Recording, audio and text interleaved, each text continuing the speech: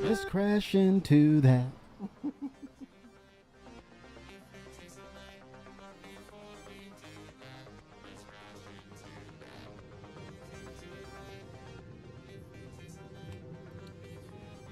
All right.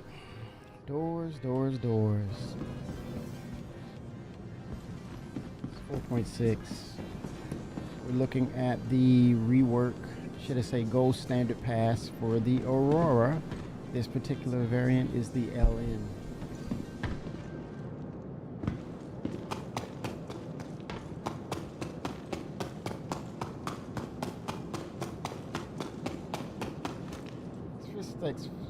Footsteps sounds like it's scuffled feet.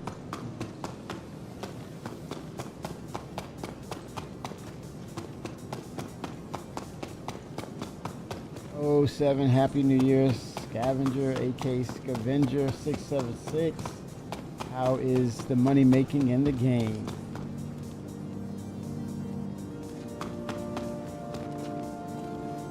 So this is the updated Aurora. Some of the things we're pointing out. Notice here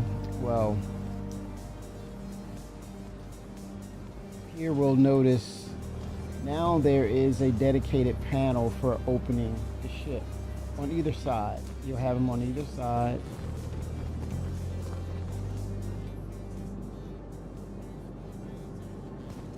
I think it's interesting right here. Quality of life right there. The fuel cell nodule. Look at that. There's an opening for it. Okay. Is it on one? It should be one side, right? Let's see if it's on both sides. Yes, one side. Good. Component bay access. Let's look at that. Component bay. Okay, they will fit underneath. It's pretty cool.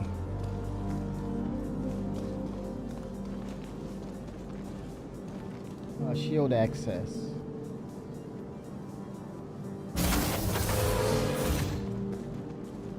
Oh, right there. There's the component for the shield. Looky, watch. I'm going to close it now.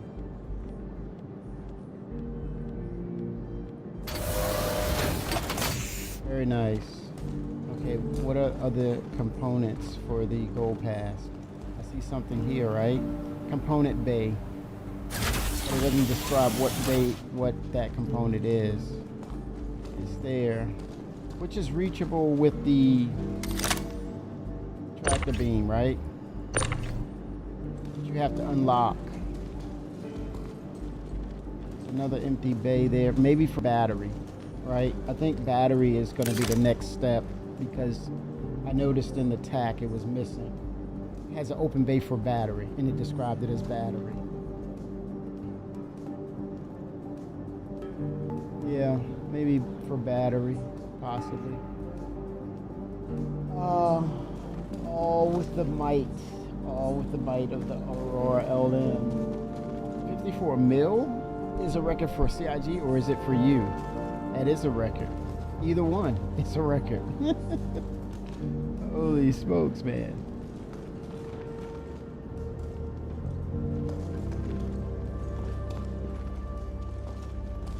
So we're going to see the stairs, the new gold standard.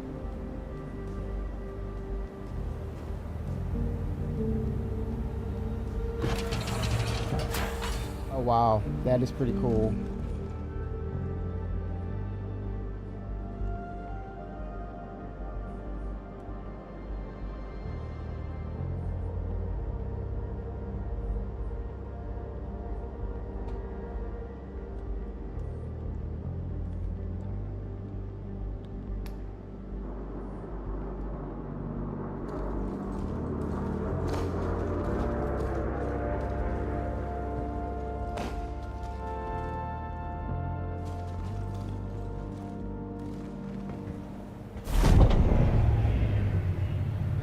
Also 2 panels, one for each hatch. Closing. And here, look, it's opening. Nice. Gold standard. Some things are very noticeable. Extinguishers here. You have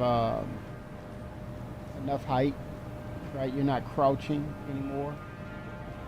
See that? You have clearance, head clearance. 07 Bender, it's been a while.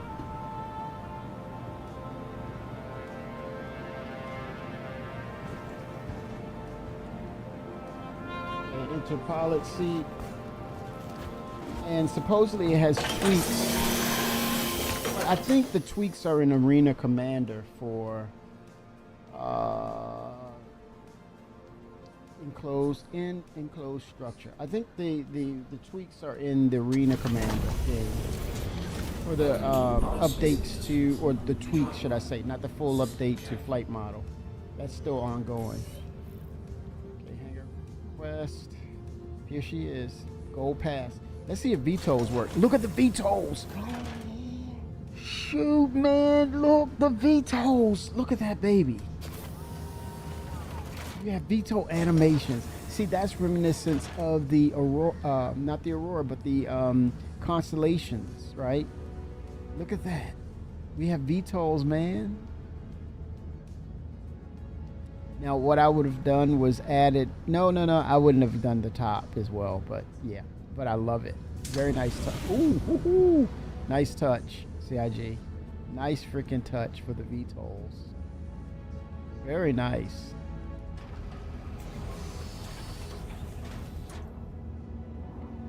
I'm going to be a sucker for the Mark II. Feels good, man. Woo! This could easily be a starter ship again, all over again, along with the Mark II. For me, this is my classic. This is the one that started it off for me, right? This started it off for me.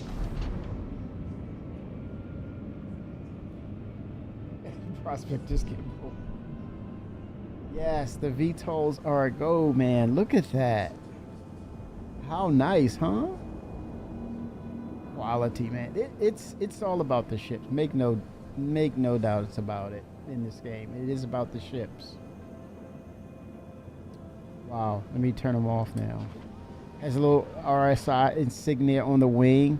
You see that little touch right there? You see it at the top of when I deploy the VTOLs. Look at that. Those nice little touches, man.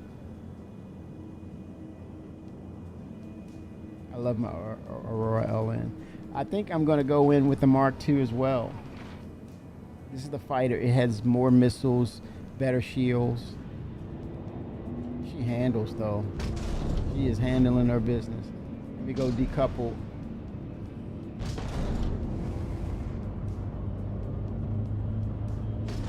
Woo! Oh, blackout.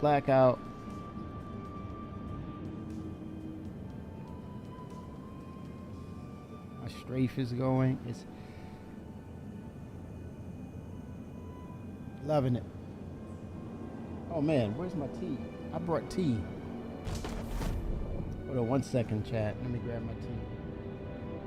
My tea.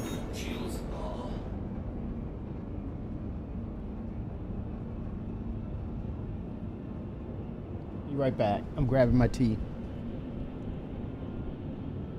07 Vic.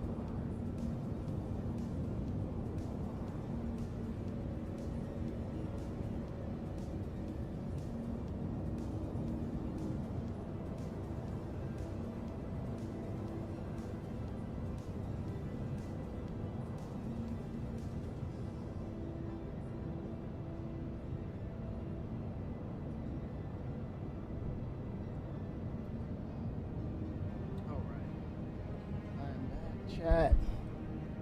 The plan is to keep the Mark ones and see what's up with the Mark II.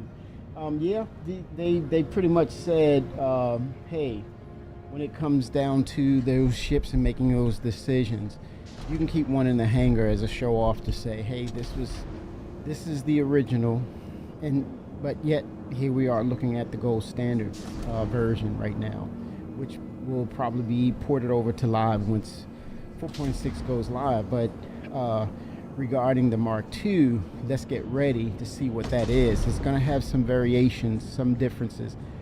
Think of the Hornet, the original Hornet, which I think it fits because the original Hornet was super tanky, and then you see the Mark II versions of the Super Hornet, more streamlined, a little more agile, quicker. So I think that fits in the universe of Star Citizen for the variants and what they bring to the table. So based on what I'm seeing here, this is more streamlined, even though it is the original. I would imagine the Mark II would be a little tankier, a little more room inside, a little more beefed up hull structure. I could see that as a variation across the series for the Aurora. But it's up to CIG, but that, to me, that would be the easy way to produce and deliver on a variant that could work in game. It's the flip opposite of what they did with the Super Hornet and then the Mark II version, not Super, but the Mark II version of the Hornet in those series. But yeah, I am not getting rid of this. This is iconic. This is what, you know, basically brought me into game with Star Citizen. I am not going to release that. It's a classic, and it's LTI. Not a melt candidate, right? At all. Yep, very happy with it. Now even more happier with it. Its capabilities, and look at that. Oh, look at both sides open. Look at that. Yeah, that's cool. That's freaking cool.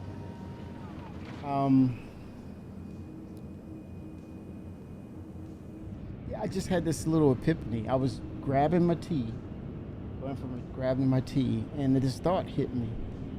Hey, with the ramped up number of people that's on the ship team, is it a possibility, or is it possible that new team members potentially, or people just getting back to, or maybe the people who worked on ships in Squadron 42 to get acclimated to the newer processes, could it be them going back to like something like this and other ships that need love, like the Reliant and maybe the Freelancer, Ramprint 07, them going back into the smaller ships and bringing up the gold standard, with the exceptions of maybe the Banu Merchantman, 600i. I'd leave that to the veterans in place in that regard. But like for the starter ships that need a lot of love and fixes to bring it up to the newer gold standard, I could see that happening with the vehicle ship team.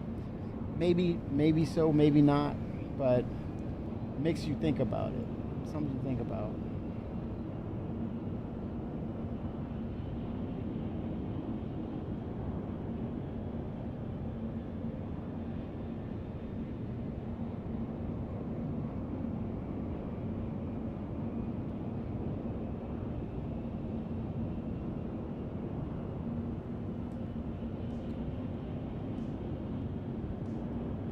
Don't leave it out. No, I think probably post Squadron 42 release, once we have a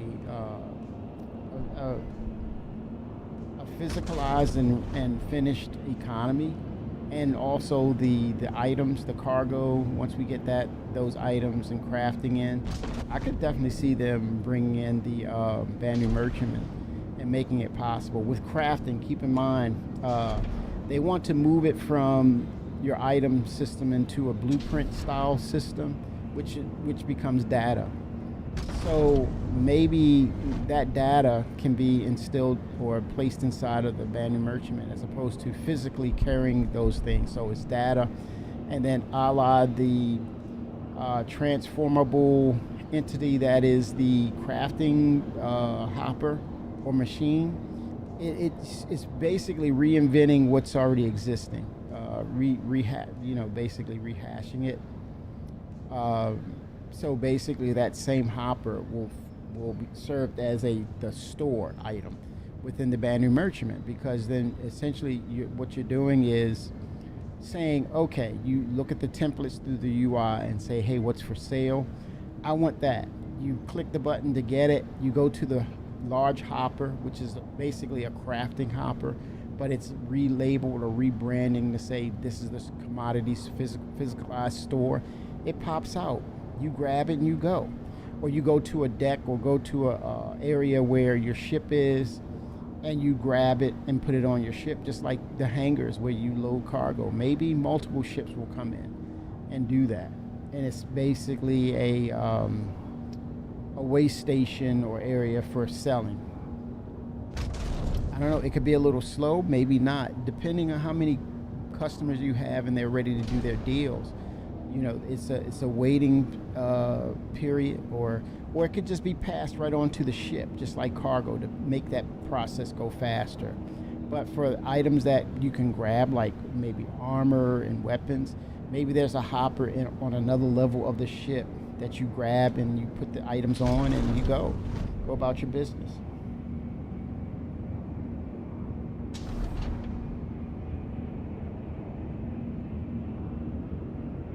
They're going to start making more ships filling in the manufacturer spread, but I hope we don't get like the CNOU fighters. What's the what is that the manufacturer CNOU?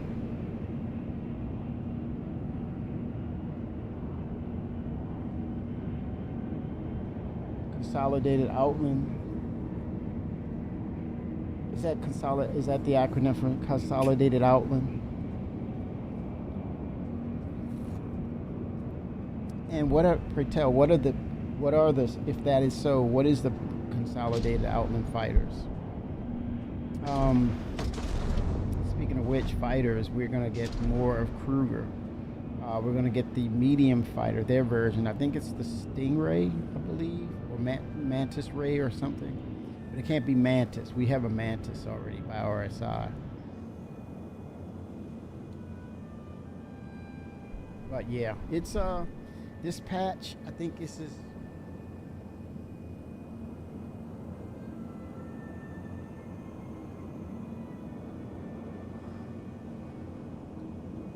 this particular patch is about stabilization, and I think it's a prerequisite for bigger things that's coming down the pipeline, like major features. So they want to have this as clean as possible, stable as possible.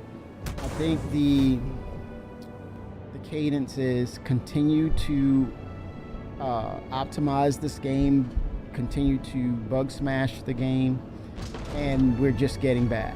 This is first patch of the year, so it's more of, hey, let's clean up what we can, but also we're just getting back. Let's go ahead and proceed to have the meetings. Let's get together. Let's discuss what the goals are, and let's keep in mind for 2026, the major goal, the ultimate goal, is potentially releasing Squadron 42 at some point this year.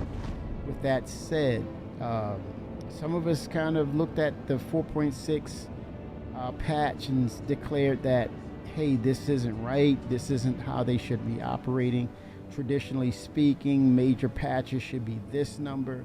Updates should be that. Hot fixes are a point, whatever that number is after the major number. So this doesn't look like your run-of-the-mill or your standardized major release patch. But again, let's keep in check of what's on the table. All cards are off the table, basically, when it comes to how are they going to make sure that they are able to deliver Squadron 42 at some point this year.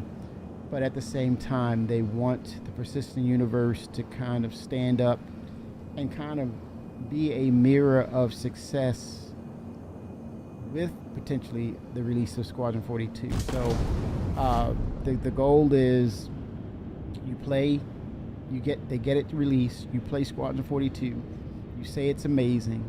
Afterwards, you say, what else is there? And so after what you see, there's only the persistent universe. It damn better be really good, because if Squadron 42 holds up to the bill of being potentially a great game, and you look over to the persistent universe and it's a buggy mess, and it's still lacking, and it's still looking to have X amount of features added to it, that's going to pull down on the success of Squadron 42. I could be totally wrong, but it's an interesting debate nonetheless. That it would make common sense that if you're gambling, you want to make sure your bets are solid. Whereas you put all the chips in for Squadron 42, it underwhelms, it doesn't do as great, and then you put all your chips, or all the eggs are in the basket for Squadron 42, well, that means the basket is almost damn near empty for the persistent universe. That's not good at all. Yeah, and I think that's fair, Ramprint. I think it's more of getting them ready to pivot if necessary. Hey, wait a minute, we were just polishing, and we noticed this in Squadron 42. Hey, I need you to come over here and do some things. It's about flexibility. I think more than ever, now that this is 2026, more than ever, with this being the first month, they better have the plan ensuring the release of Squadron 42 will be 100% ready and polished. So this helps free up developers who may need to jump in there and do some work with this type of patch where it's not too demanding on resources. I think that makes perfect sense. But yeah, I totally agree. Nothing cool will be happening until end of quarter, which is basically the deadline for your crafting and your engineering updates, which I kind of mentioned with battery backup. That's going to be the lifesaver for a dead ship, redundancy, sort of a redundancy system. All future technically sound systems have redundancy built into them. Whether you're a high-end 24-hour working business or a hospital, you have redundancy instilled in your makeup. Whether it's generators and things of that nature, battery backups, whatever the case, multiple transformers, etc. So yeah, so I would say all bets are off. Whatever it takes to get Squadron 42 out the door, but yet at the same time having the flexibility and allowing the developers to continue work on the persistent universe to get it to a good comparable level of quality with the potential of what Squadron 42, what they're aiming for. It's a mirror of quality and polish between the two. You want that. You gotta have that, as well as features that will be showstoppers for CIG. They need that.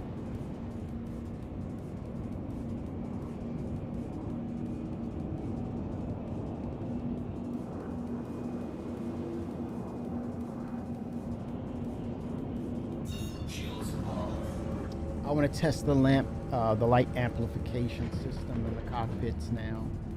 Let's see what that looks like. Gotta go to a dark area.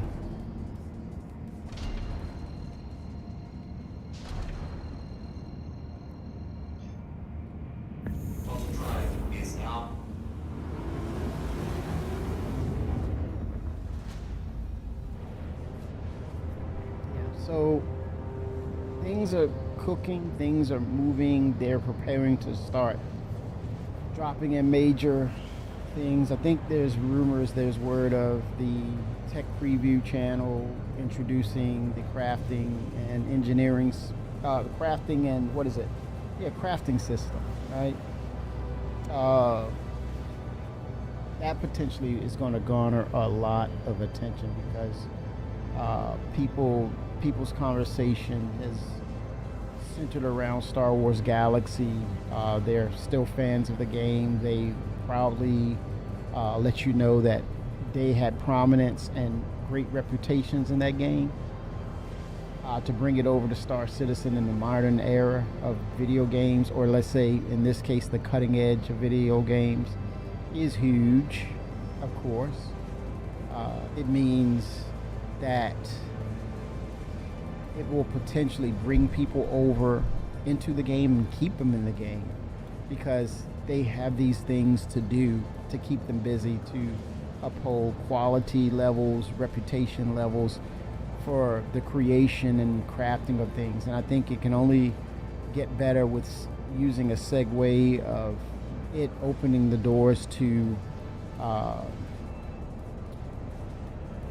crafting and replacing other components and tools and types of machinery in the game. So eventually base building, eventually furniture making. Yeah, in the game. So look out, here it comes. But I think what they will probably need is supporting features or foundational features such as dynamic server meshing to bring in the counts, bring in the volumes, bring in the numbers of players. So then they're interacting. Those interactions between larger player bases will introduce a better, or bring into the realization of there's a better economy system. The reputation is the reputation to be gained in the game is very it's going to be an eye opener knowing that your reputation goes across volumes of players, right? Your name is legendary. It precedes you in a good way and a bad way. So again, those player numbers and reputation and what you do, positive or negative, will be reflected. And I think the game needs it. It will have people adhere to things a little better or encourage them to be better with what they do. But yeah, it's looking like this is going to be a year for Star Citizen. I think it's going to be a huge year.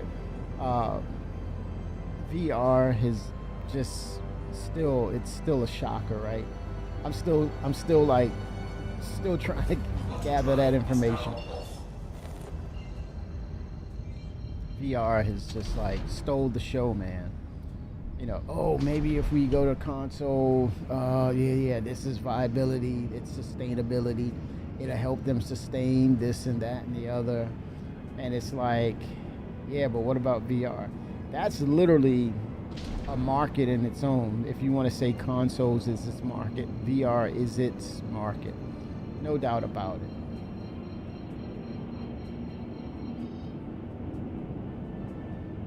Man, this ship's got some pop to it. Let me go couple this. Throwing me off.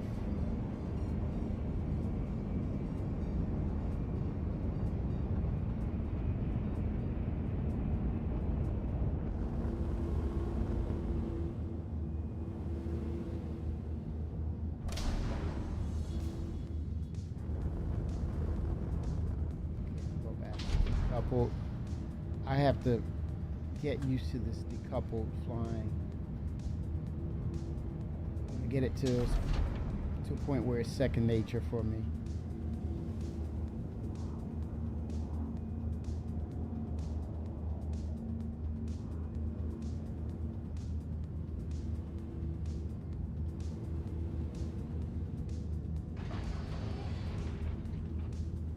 Gonna refuel real quick.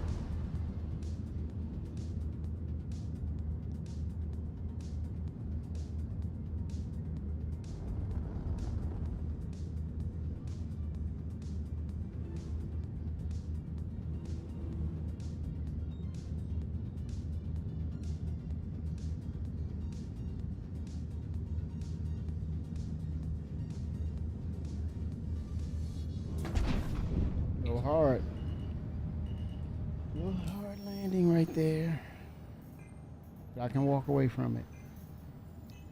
Let's see. Burning a little bit of fuel.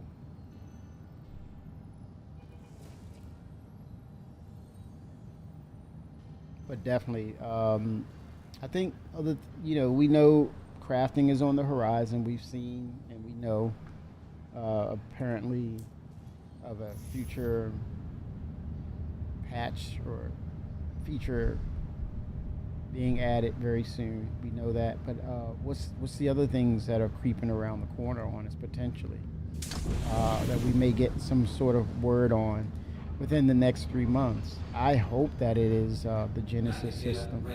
It would be nice, but I couldn't tell you where they are in the development of it. But I suspect it based on the video footage and the timelines that they've been working on this. They have a full go on this, so they've been working diligently. But as far as getting it ready to be delivered, it would be a very nice eye opener to realize that, hey, you know what?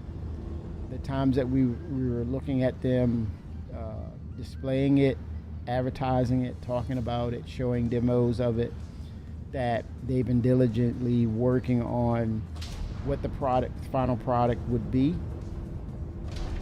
And the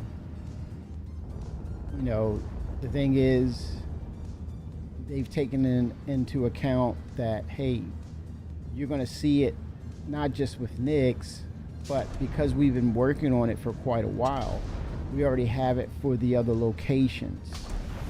But then again, the only reason why I would say probably why we won't see it for the other locations is that they want to incorporate the interiors. And that was the one thing about Area 18. I think we had a little bit of kickback by players who were like not happy that they moved the municipal works from Area 18 over to Knicks. So that shift right there, that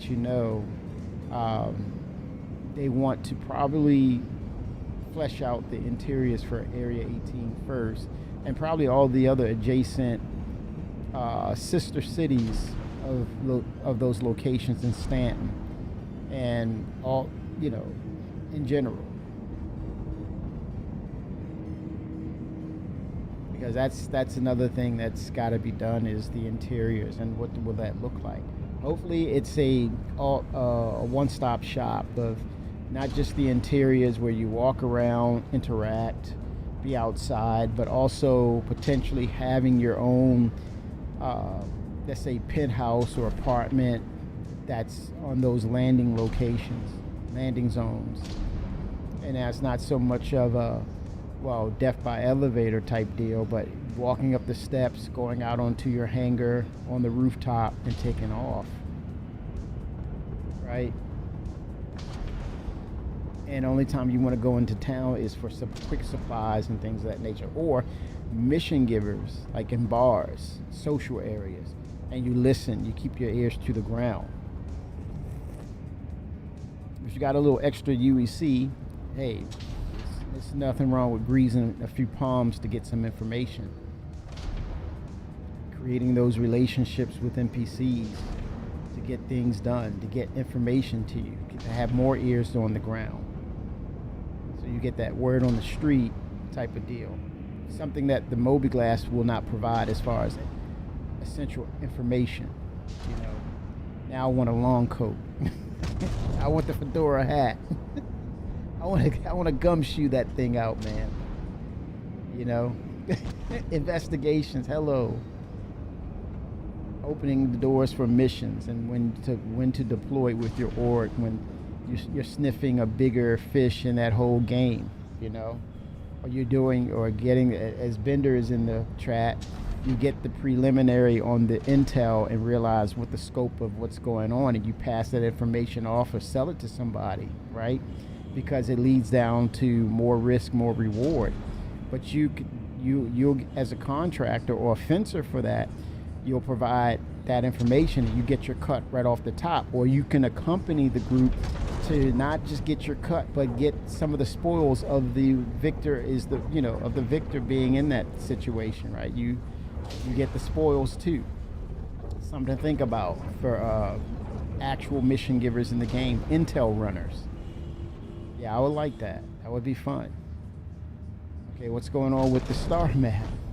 Oh, wait a minute. I may not have my freaking... You know what, vendor? I don't have the component. Oh, wait a minute.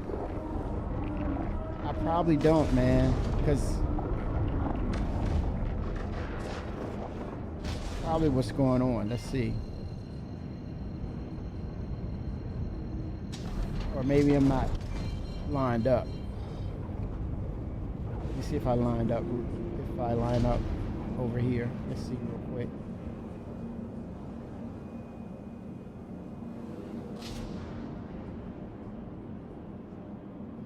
We go back to the station to line up. Oh, wait a minute. Wait a minute. This might do it. Hold on.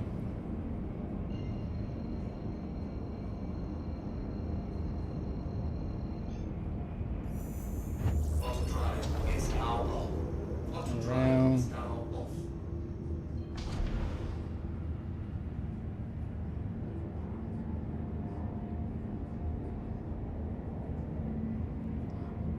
Quantum calibration failed. That means I don't have the component. Let me check.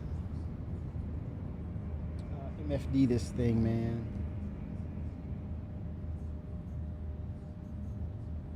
Cooler. Quantum drive. Right there. I think that is it, right? Quantum drive.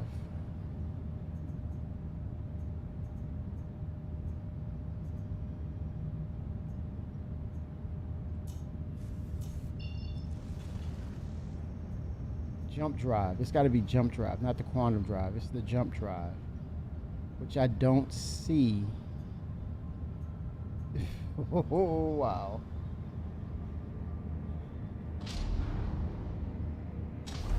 Well, this is the PT. This is the Mark. This is the new Mark, not the Mark II. This is the Gold Pass for it. So, I guess essentially with the new change with this ship, I guess it, yeah. Because it says quantum calibration failed. Okay, yep, it's saying failed. So I don't have it on this ship. Okay. Go back here. Maybe I can add it on here on the hangar or something. I go purchase. Jump drive. Oh, wouldn't you beat that?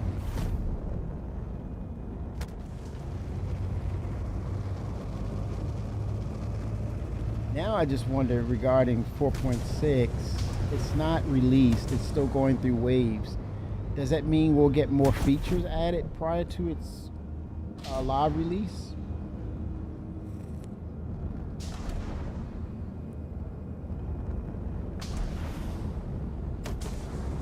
Oh, the Mercury Star Runner?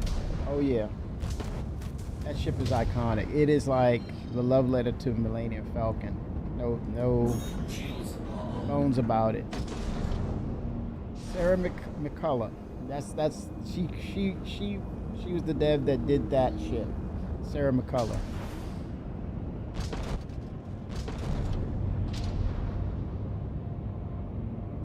She went to work for this other company that did ships. I think, what was the name of that company? Oh my gosh. And they were using NFT or some sort of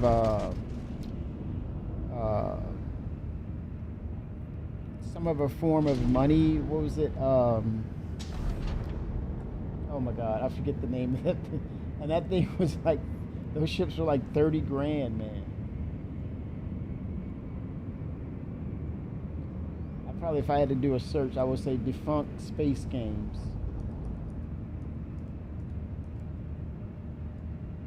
I think it's just hanging on by fingernails.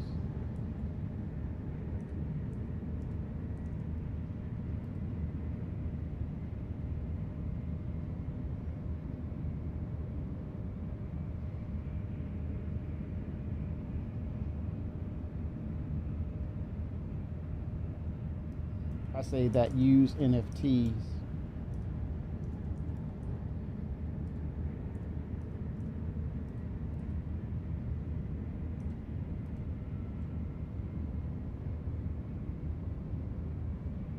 For crypto, yeah.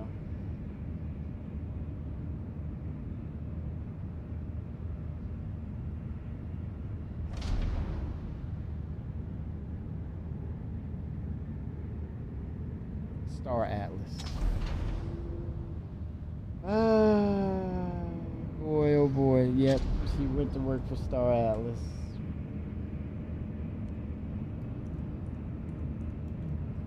And it answered the debate a long time ago about why doesn't Star Citizen use Unreal 5? It should be using Unreal 5. It's a hot mess, man. That thing tried to work as an MMO. Unreal could not handle it. It's still alive.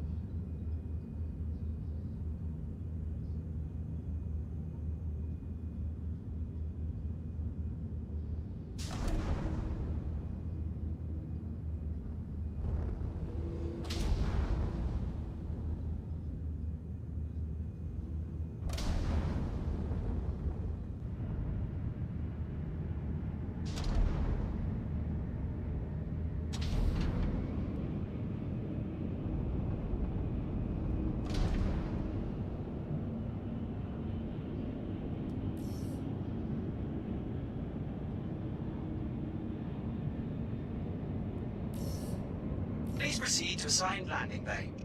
That request has already been granted. There you go.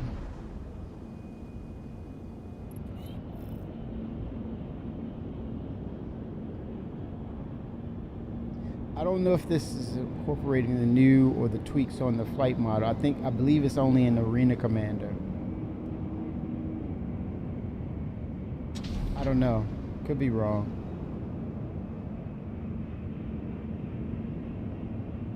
Trying to go in decoupled. Got to get used to it, man.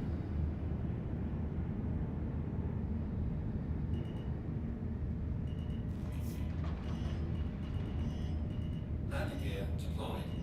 Oh shit. Oh gosh.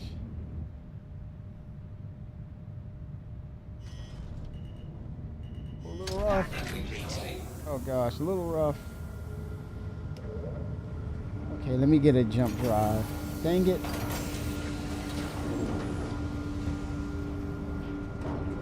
That bug's haunting me, Bender. Trolling me. Love the steps, CIG. Love the steps. Yeah, I like that feel, man. And the UI here, like that. Maybe I should have used the VTOLs when I went to land. I'm trying to pick up the variations, the differences, though. Yeah, this reminds me so much of Freelancer. Was it Freelancer? Yeah, Freelancer. That was the PU for Chris Roberts after Wing Commander. Wing Commander was Squadron 42. Freelancer is the persistent universe. I love the concept of that game. You felt like it was a real life experience. You could immerse your imagination nestled in that story. Literally. It was too easy. The concept and just you're a swashbuckler. You're a fortune chaser. And there were things waiting for you in that universe.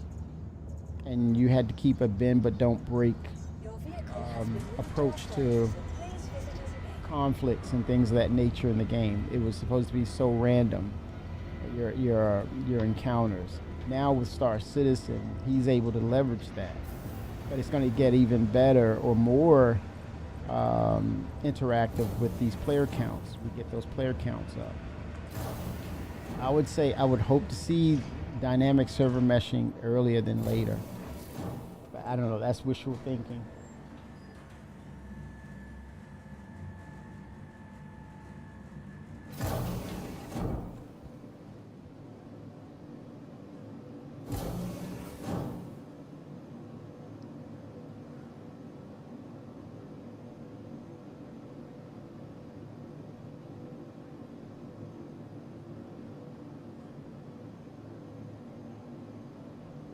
Alright, let's get a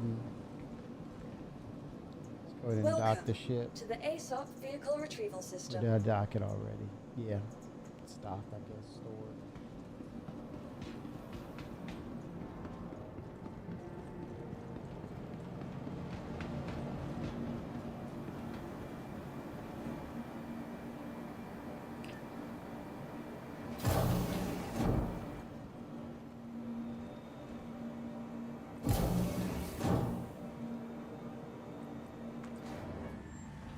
With the yawnies, man. Why do I have the yawnies?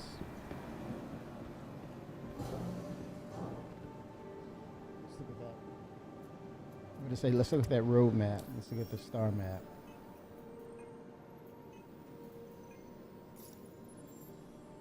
Platinum Bay all day. Oh crap! Are you serious right now? I crashed. Ouch. That was a crash.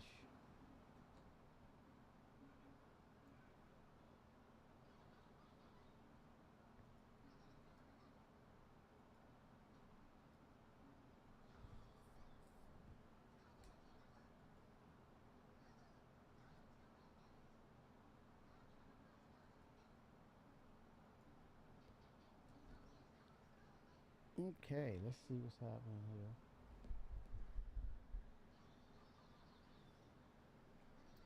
Alrighty, let's go in. Let's get it done.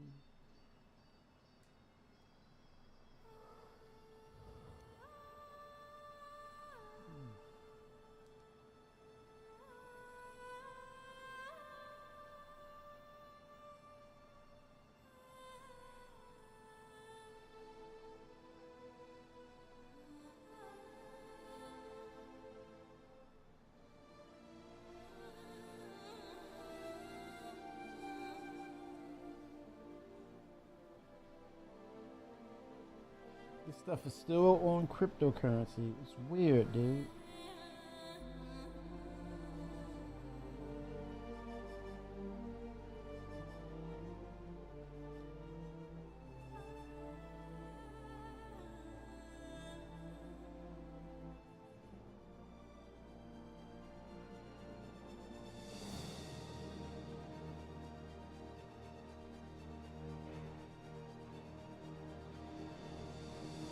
It's pretty. As you can tell, they gleaned some of it. CIG and Focus, man. You can see that. Holy smokes.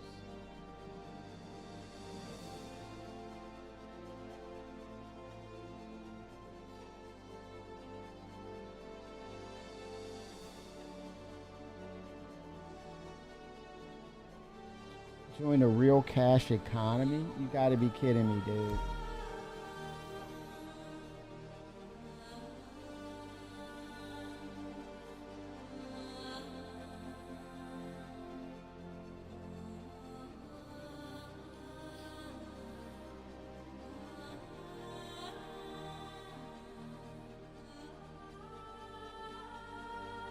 Oh my gosh, they got a ship that looks just like the Endeavor. I kid you not.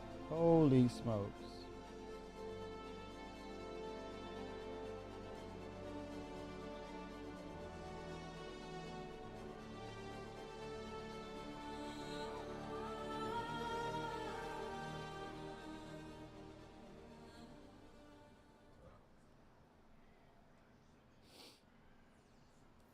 All right, back to where I was, and I was at maps. And I was trying to set a route. Hit R.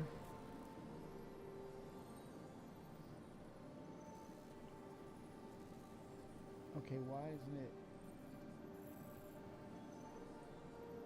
set route R? T, place pin. That's weird. Usually it's supposed to be a trail, man. It's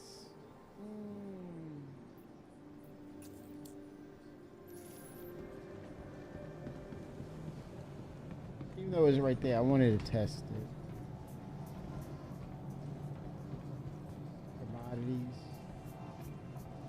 Okay, platinum. I need a jump drive.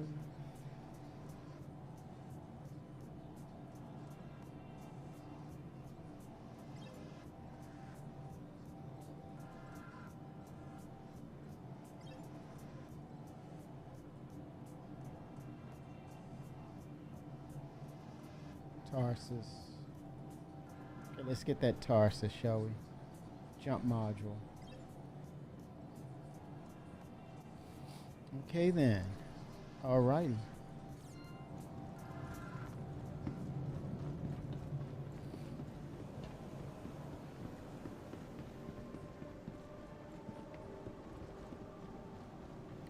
Drake. Oh no, this is admin, dude. Right here.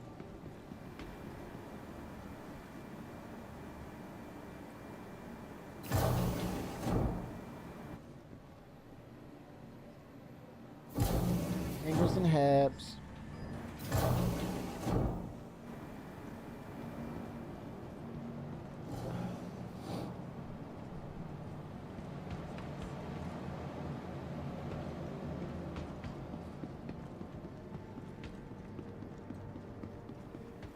Okay, let's see. I'm gonna go here. Maybe equip it. Let's see.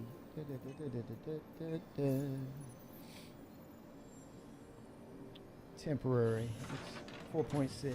Livery. Propulsion. Empty. There it is, Bender. Bender's like, I told you, Kimmy. It's equipped now.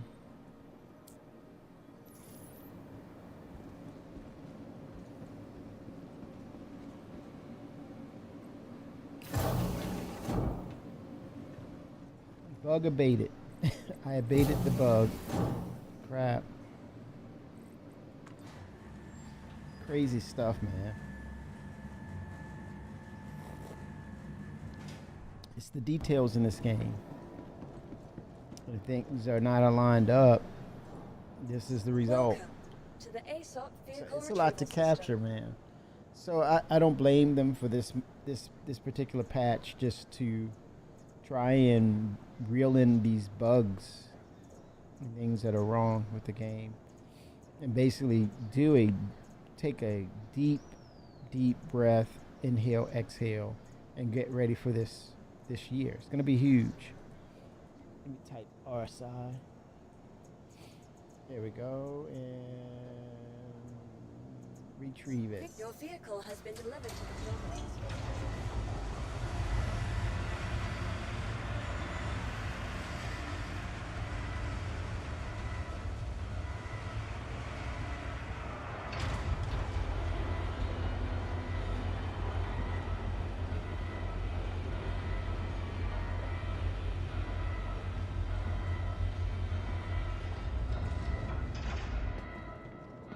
I now am the proud owner of a jump drive. Okay,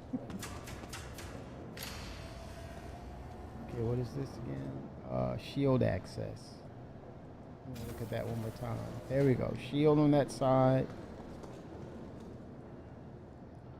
On this side, it is what?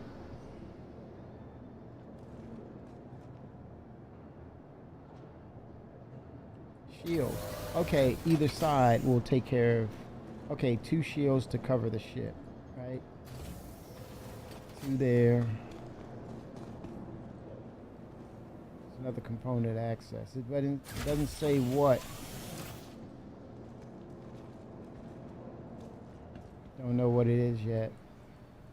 Just seems like a glorified placeholder.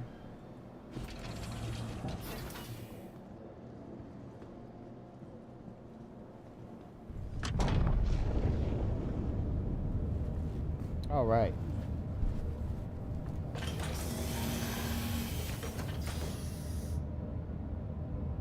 Welcome to Robert Space Industries. Enjoy the ride. System check.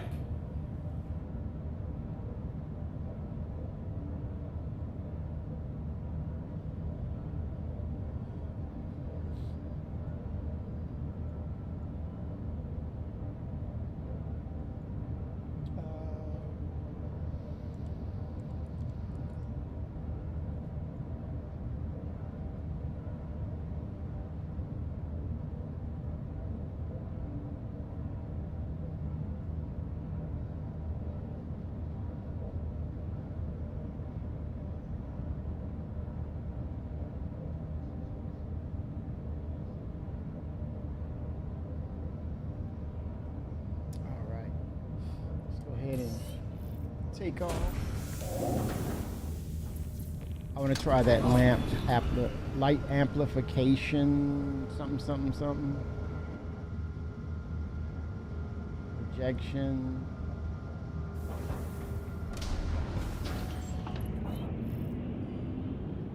Find me a dark planet.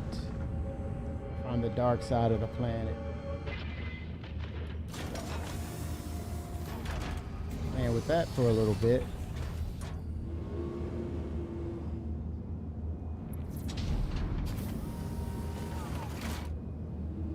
Okay, here we go. Jump point detected.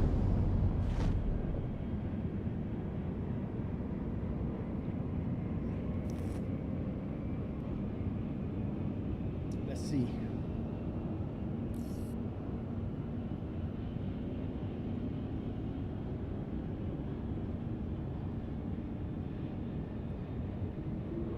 Way off. There we go. Oh. All right, let's go.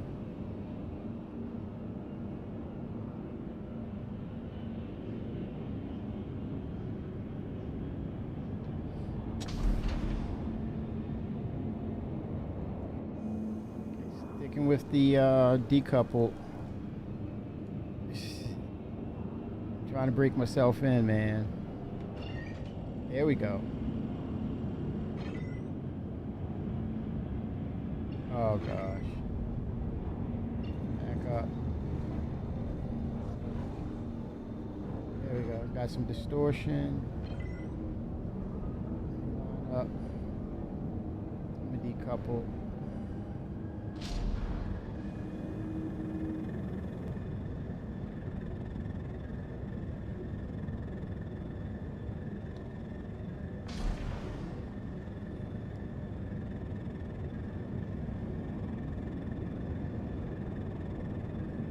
Here we go.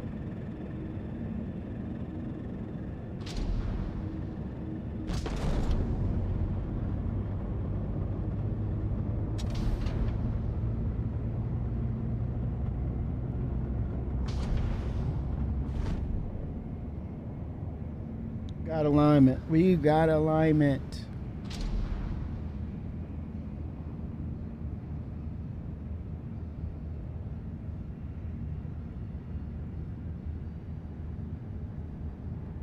We don't have alignment. Okay, come on.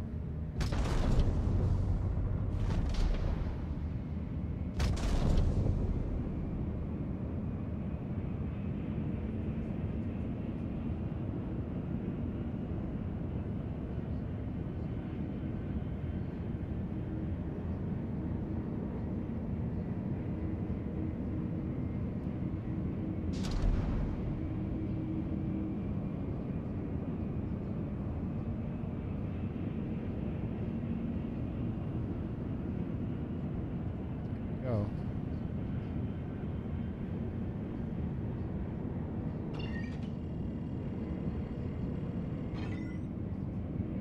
Alignment.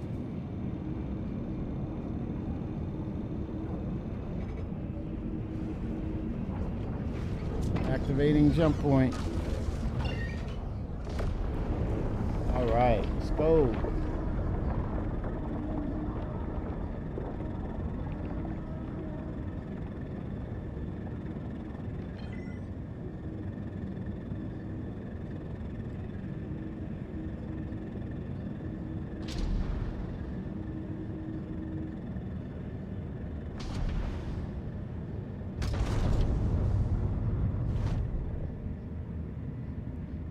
Am I lined up, or it doesn't look like I'm lined up, does it? The arcs are over here. Come on, man.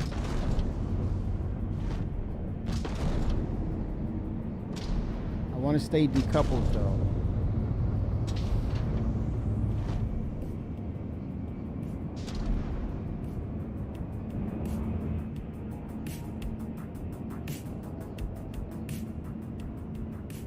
Okay, here we go. Control up.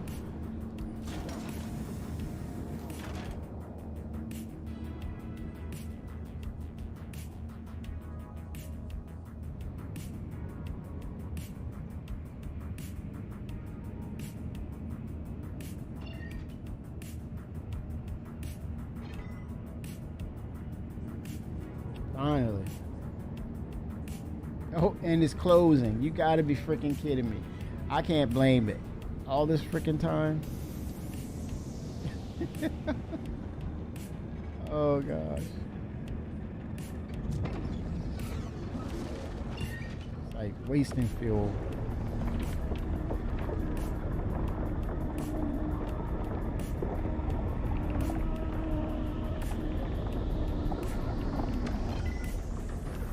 Oh, come on now.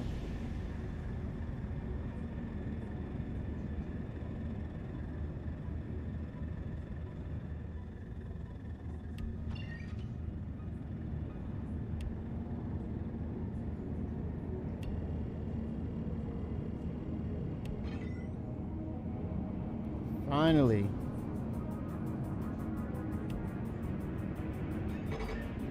Woo. Holy smokes, man.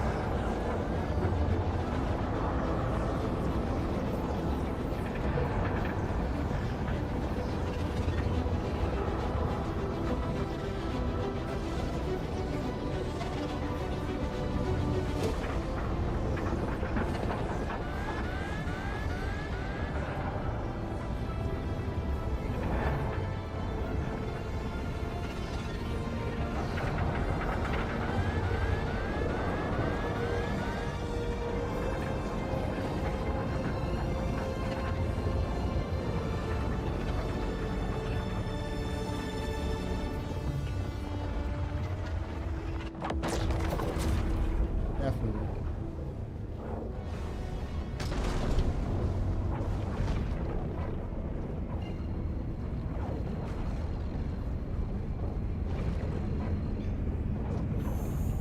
Quantum drive is now on. Quantum drive is now off.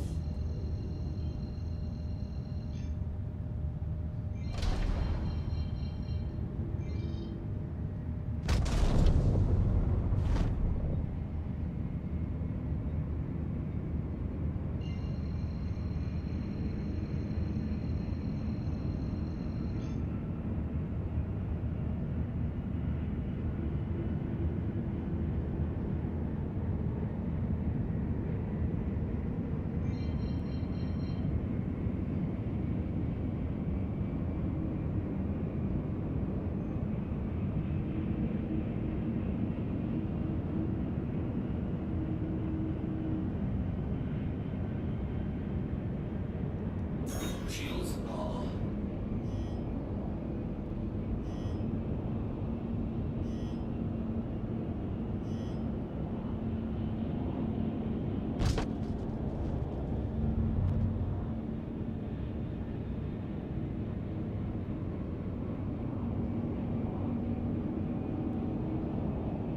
Okay, slow down.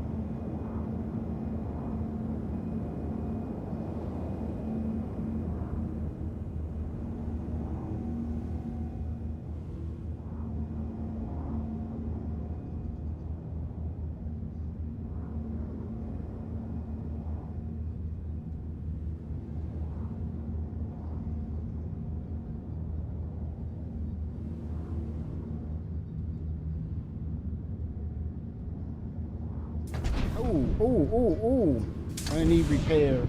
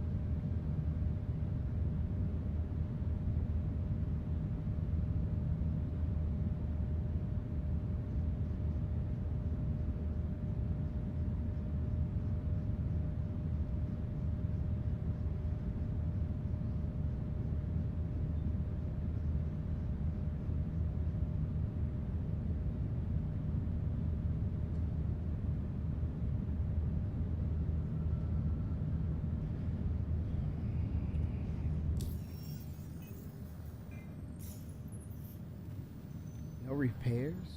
Wow, after that landing? Crap.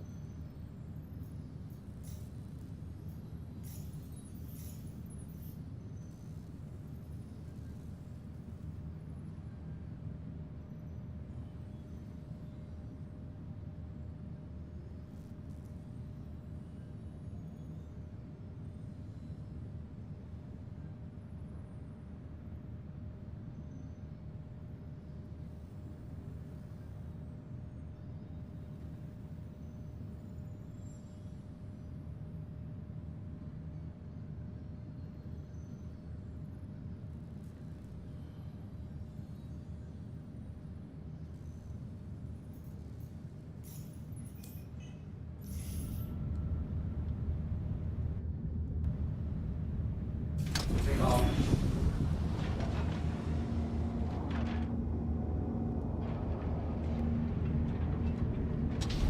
Landing gear raised.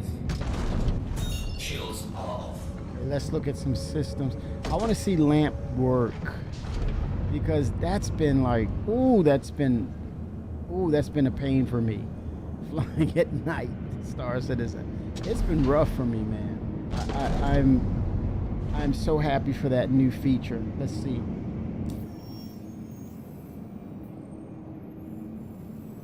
Let's see what that looks like. The lamp system.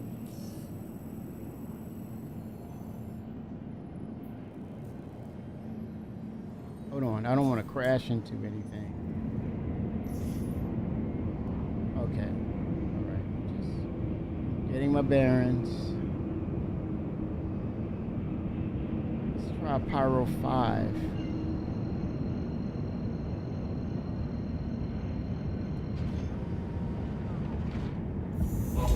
Let's try that. And I'm going to intentionally go to the dark side.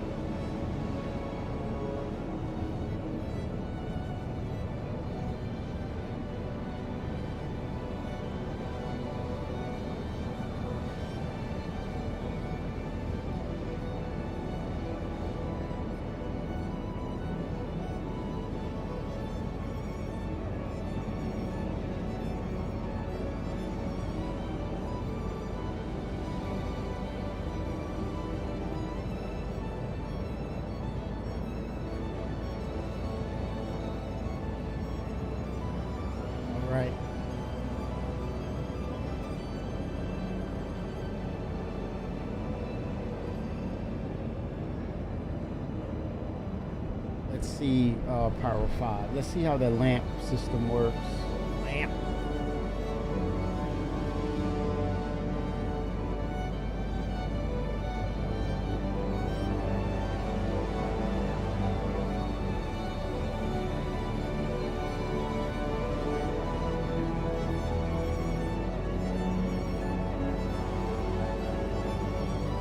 Let's look at lamp.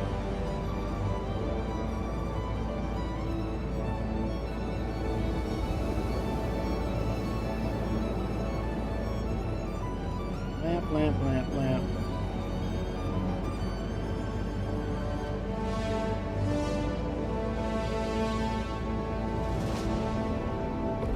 Auto drive is now off. Okay, I want to jump to the dark side of the planet because I can now. Because the game mechanics will allow it.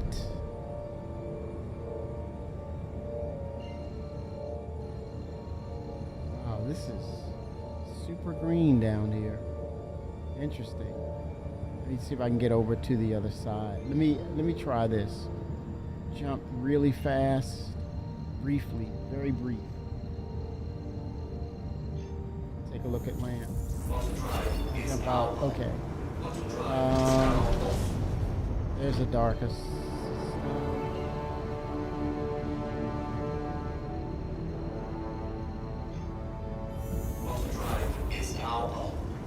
Here we go. This is what I want to see. Now, where the hell is lamp? I gotta initiate it or activate it or something. Let's see. Let's look at key bindings. I'm going to my key bindings. I've been spoiled by CIG with the key bindings. Chat, do you know about offhand? Let me see. Resource. Oh, let me see. Cockpit. Probably I would say seats, operator modes. There it is, baby. Light amplification. Okay, so where or how?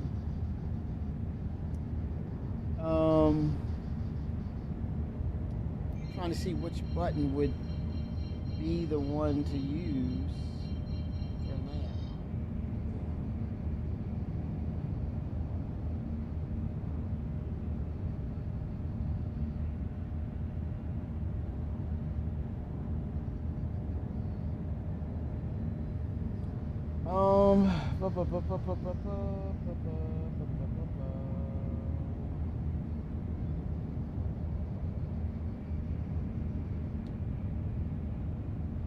I guess the middle, the middle finger.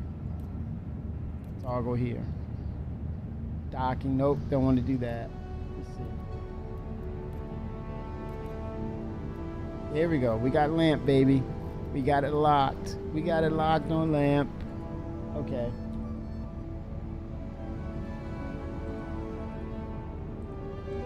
Courtesy of Mr. Roberts' neighborhood.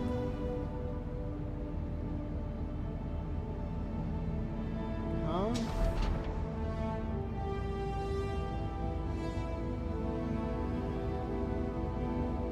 I thought it was it. Let me see. I'm gonna make sure. I thought it was the right.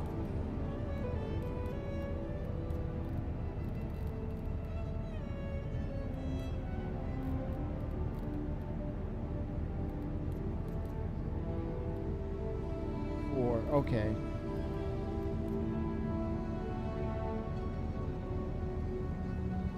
I don't see it activated yet. Hold on. Damn it, man. That was the toggle button. That was toggle for light amplification.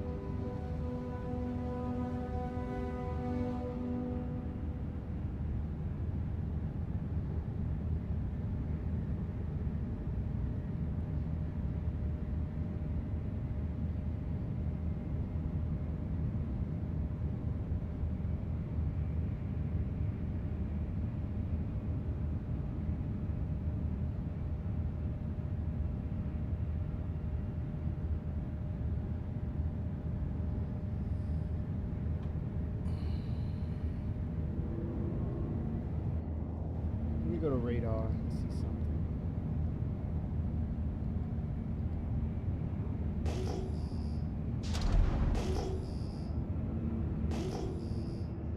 What am I looking at? Okay. Let me look at lamp again. I don't know if it's freaking implemented or.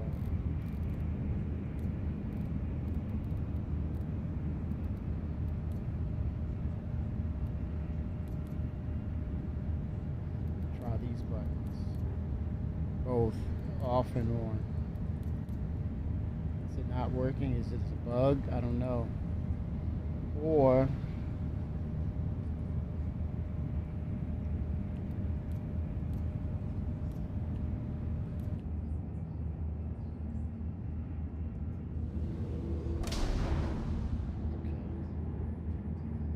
take that off.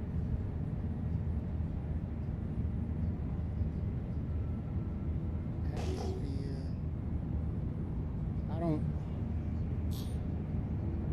I don't know if it's working because I don't see crap. Is it that I have to see a ship? Man, this might be bugged because I'm in a temporary updated ship. I don't know if it's working out. Where the hell?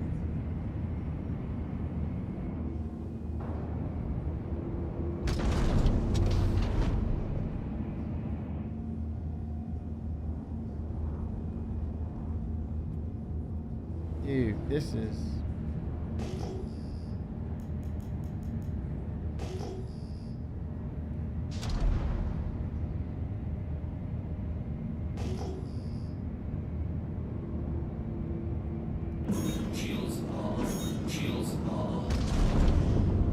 Hold on. This kind of bothers me, man. I'm not comfortable right now. I'm not getting any readings from the ground. Is this a gas? This can't be a gas giant. Or is it? It's probably a freaking pyro. Yeah, it's a freaking gas giant. That's why. Hello. Let's try Pharaoh. That's why. Okay, no bug yet. No bug yet. Alright, we're gonna go over here to try lamp. There we go. It doesn't work in gas giant, y'all. You seen it here first.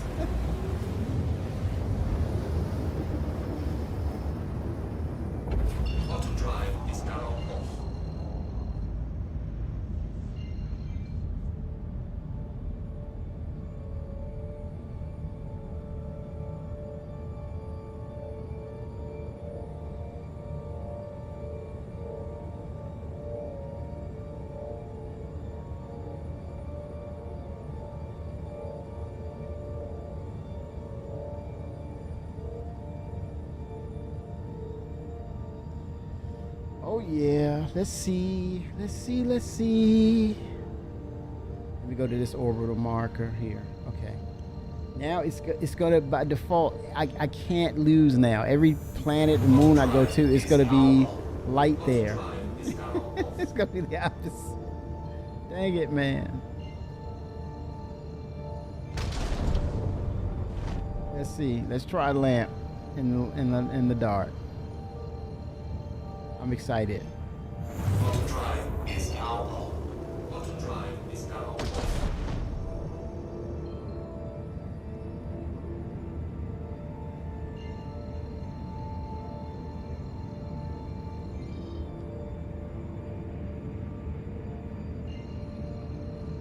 Peo Canyon Depot. Let's see.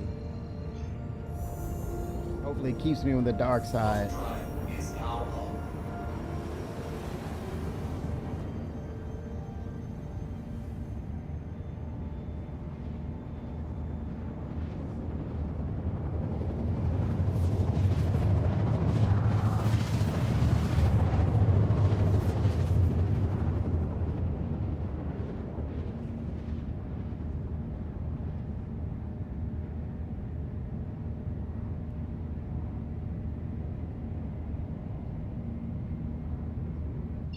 drive is now off.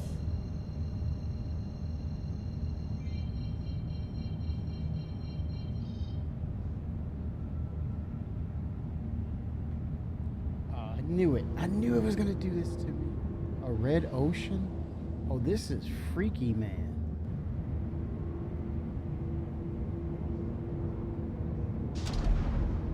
Hold on, man. Let me see.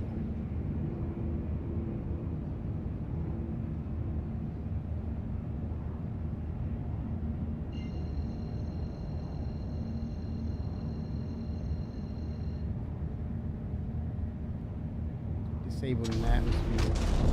Okay, let me get out of app mode.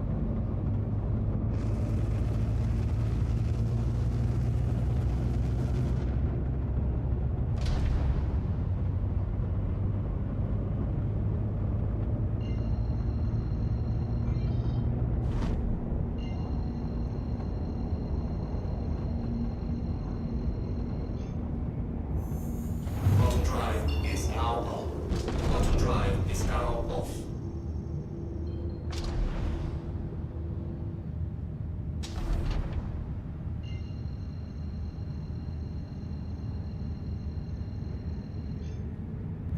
Auto drive is now on.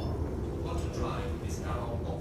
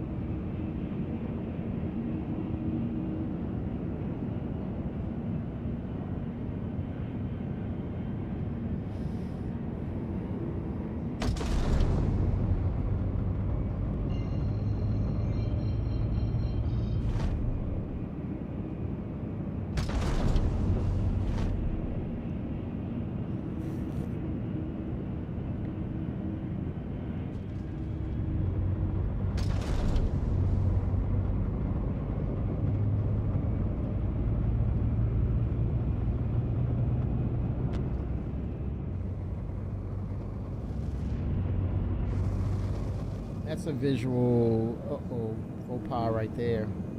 Tells you we need Genesis bad. Look at that line across. We need Genesis bad.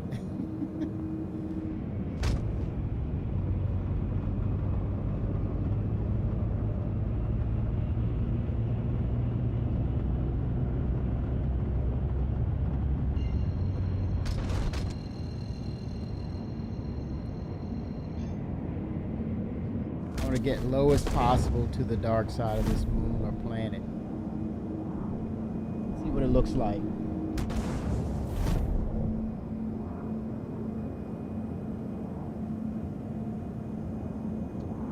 Yep.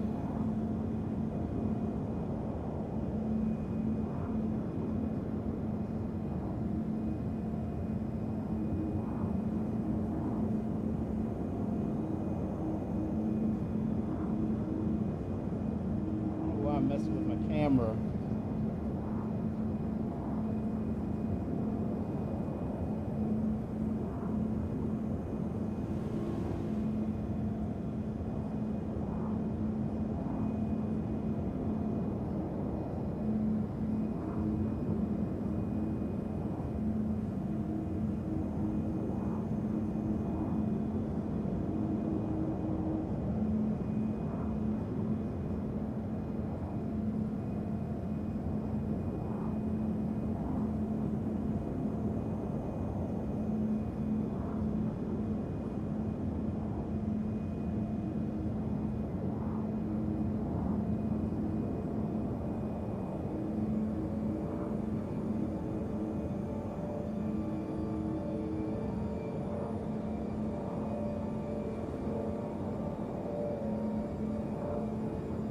so trolling my camera so badly.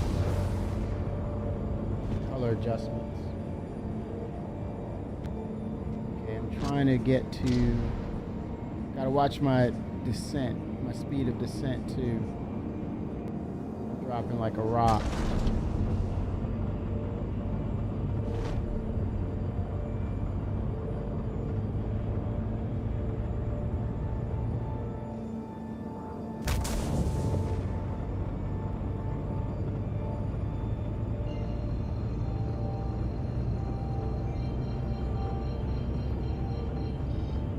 Okay, let's see.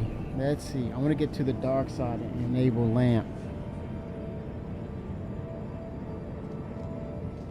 See if she works. I still have light right now. Isn't this funny? I'm busting my butt to try to get to the dark side of a moon or planet where it's it seems like 95% of the time I go to a point of interest and I'm on the freaking dark side. It felt that way.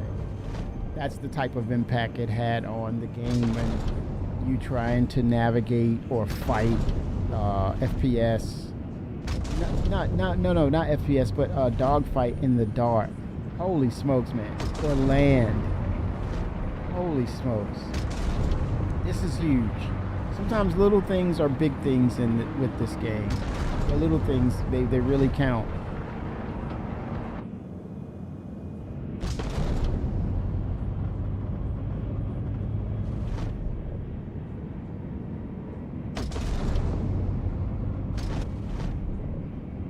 Yeah, I'm gonna start a slow descent. Here we go. I want to tailor it off once I get to 10.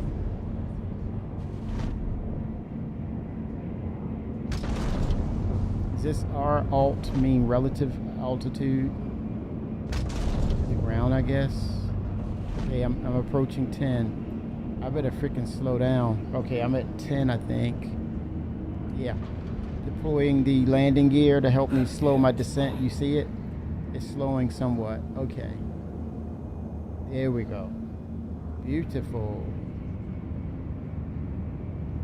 Am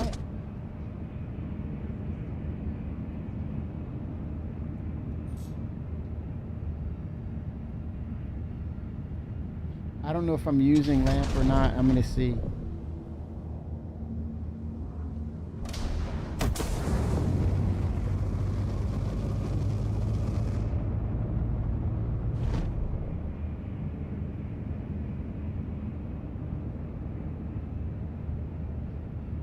Relative altitude 3,000.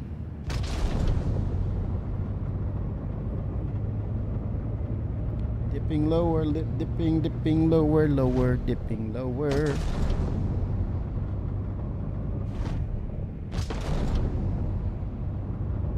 Okay, here we go.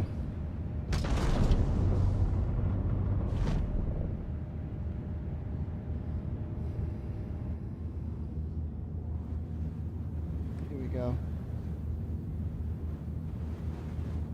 It's windy out here, man. 800 feet. So I don't know if I have lamp on or not. It's some sort of.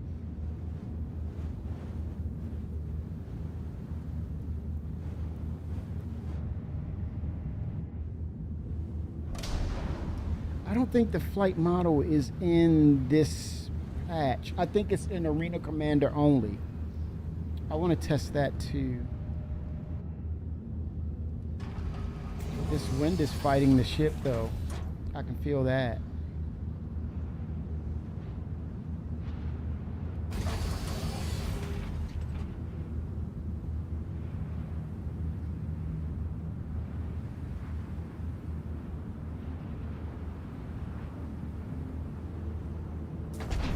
This is decoupled, so I'm at my challenges.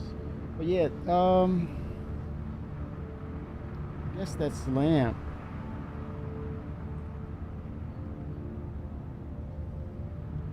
I guess it's with the ships, right? You can you can discern what ship it is. I don't know. System off. Let's see what's out here. It would be incredible if for this year, we would see more creatures than we can shake a stick at. Incredible.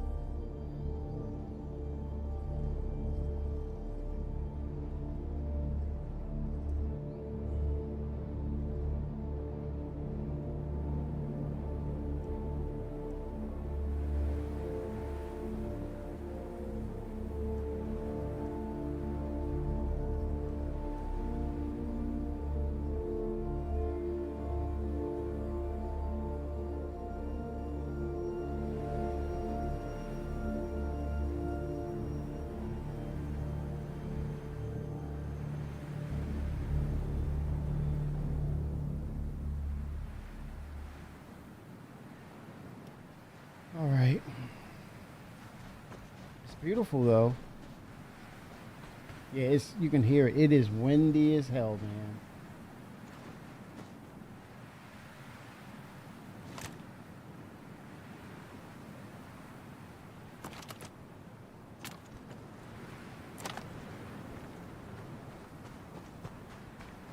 The ladder is much better.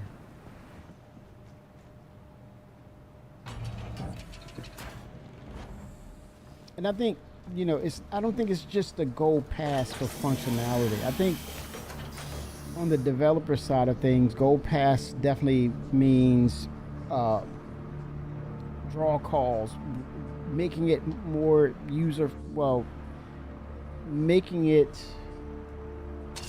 getting it to a place where it's more, it's easier to get along with all the other systems by putting in efficiencies to it. Bringing down the detail levels that kind of hinder it or call for a lot of resources. Trying to take the bloat out of these ship designs and making them more efficient in how they play in this MMO, which in turn gives optimizations back to the development side of the game. So we see that the ship will perform, it's leaner, meaner, scaled back in the sense of utilizing better performance, right? Those behind the hood, or how the sausage is made type of things with Star Citizen. Especially with the ships, specifically the ships we're talking about. And those older ships, I think that would be the priority. The smaller ships, meaning it would be, technically speaking, it should be easier to turn around, quicker, but also there's more of them than the larger ships, right? So the more you can optimize and bring to a gold standard, the better overall performances will be with your client and the server relationship. And then potentially on the business side, people falling in love with that ship again, right? Take case in point, the Reliant. If they could bring the Reliant back to not just the gold standard, but functionality behind the transformation of going vertical and horizontal, like if it was in a vertical state, it's probably second to the Drake, what is that, the Drake ship, the Info Runner ship, right? The Herald, the Drake Herald. as far as speed, inline speed, to be, pursue, like a pursuit ship, or you can, or an escape ship, and then the horizontal, probably very agile in atmosphere, like a World War II flight, biplane or so, very maneuverable. Bring that functionality and those two distinctions to the Reliant, along with its gold standard. I could see me falling in love with that ship again and saying, hey, I got to get that. I got to get the Reliant back. Shoring up what you have and making it assets, CIG, is a good thing for the business of Star Citizen CIG, as well as adherence and dedication to being dedicated to the narrative of what the game is about, and making sure that your player base is happy with what they have or have purchased, right?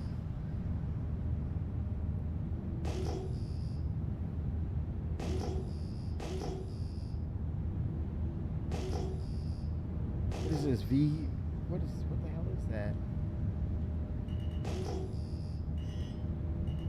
Oh shit.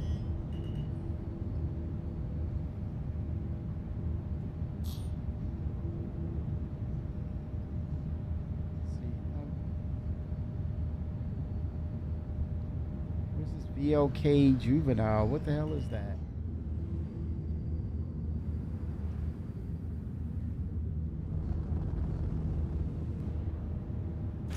Damn. Hard landing, man.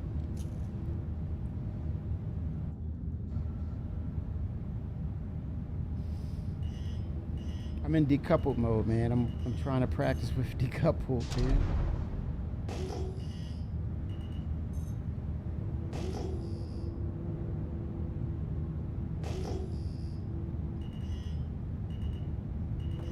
Damn.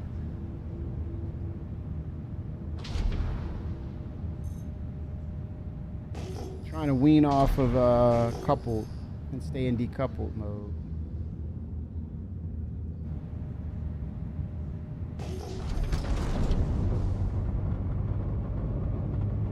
I guess I'm getting lamped to some extent. I can see a little bit, I guess. I don't know. Is it working, or it's not working for this particular ship because it's gold standard and they maybe didn't add it? I don't know.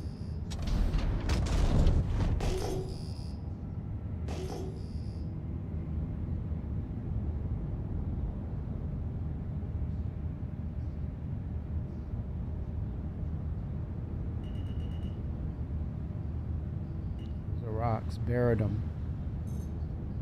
Baradum.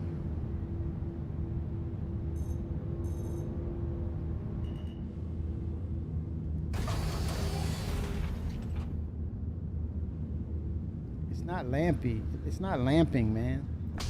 Doesn't seem to be, right?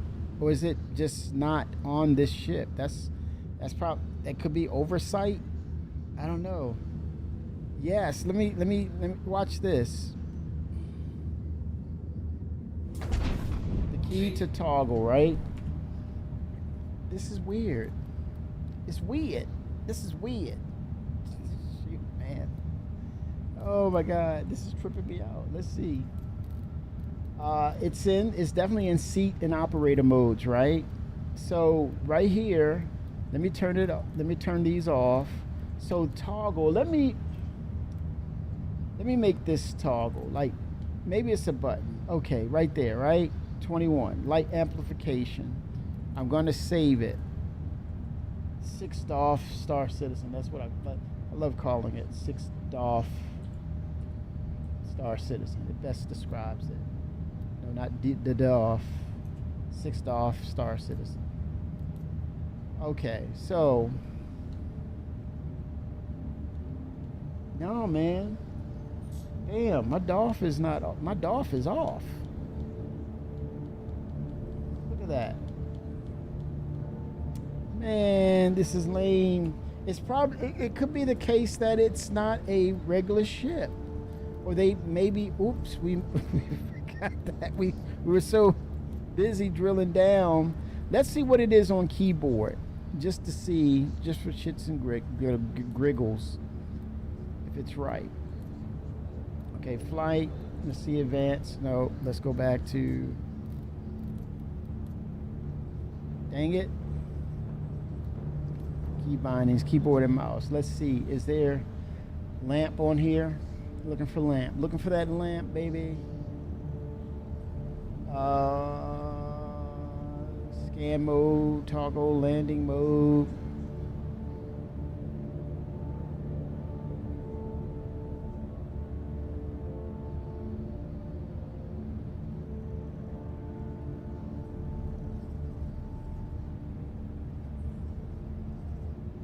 So target. Odd. Let's look at. See, it seems to be only here. Seats, operator modes. It's down here. That's toggle, light amplification.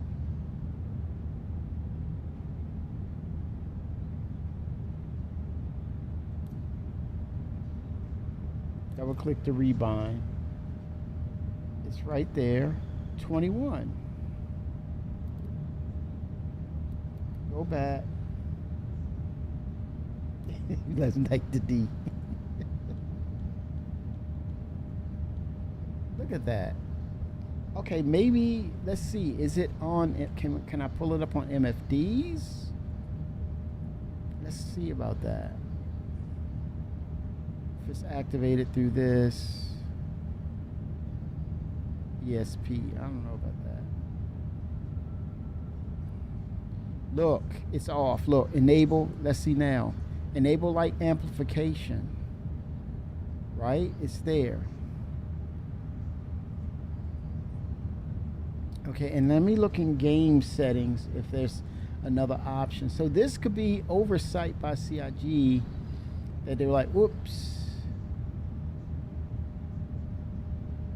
Report crime automatically if notification is ignored. Oh, damn. Look at that. A new law entry. If you get crimes, if you create, if someone targets you in the crime stat, it goes in automatically. Holy smokes, man. Let's see if we have something here for a lamp.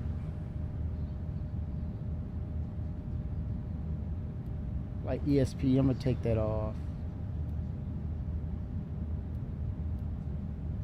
Let's see, gravity compensation. Nope, I don't want that either. When?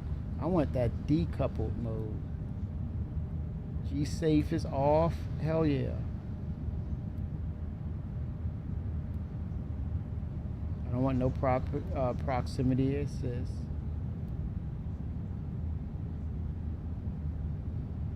Draw missing power from other pools when assigning. Okay, I like that.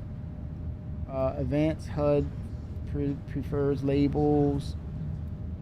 Okay, look, pilot, light amplification enabled. Yes. Default lights enabled.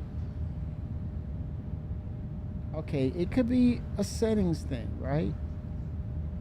That's why we're testing, right? Bringing in awareness.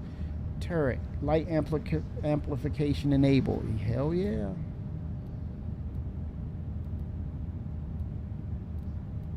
Okay, let's go with that.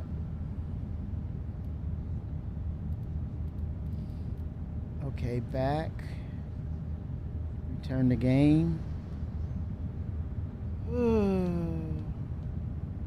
you think it's lamp enabled? I don't feel, it doesn't feel lampy to me. Flip that thing to the keyboard. Yep, so left Alt and L. Okay, let's try that. Let's get a little lampy up in here. Nope. It could have been missed.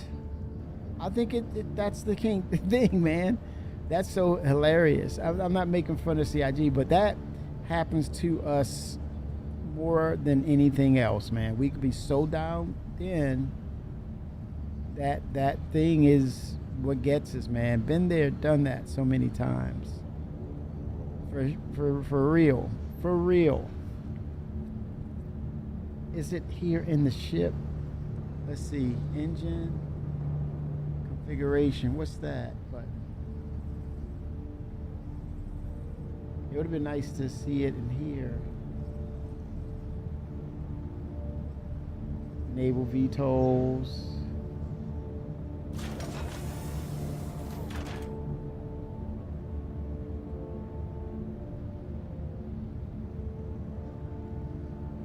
No. Okay.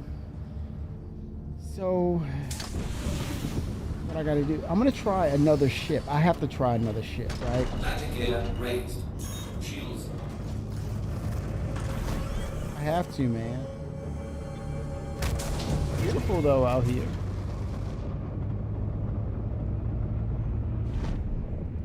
Shields off. Shields off. Cruise control. Get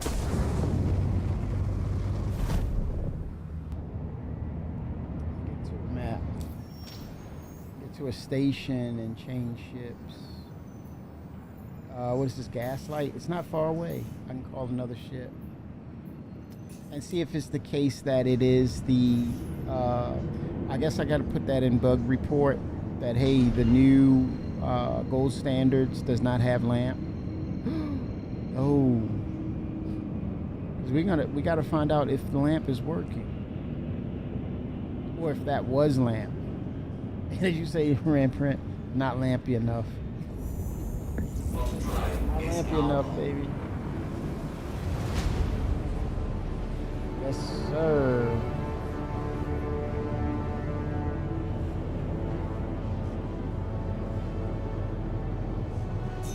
Fuel is at 75%.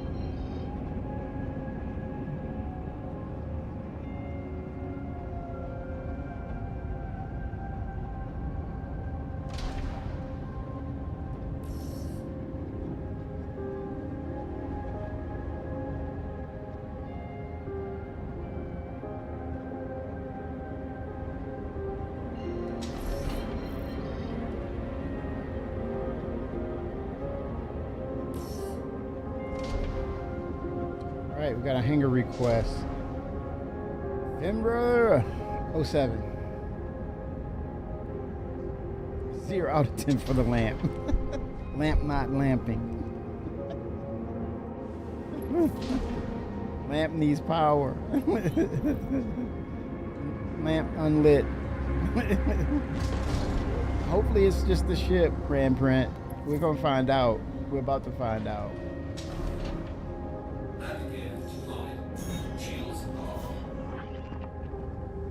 I gotta take coupled off.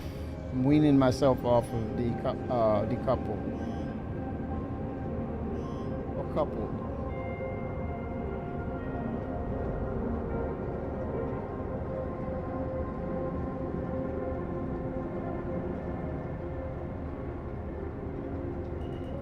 Pull up a regular ship. Oh crap. Oh. Oh shit. Oh shit.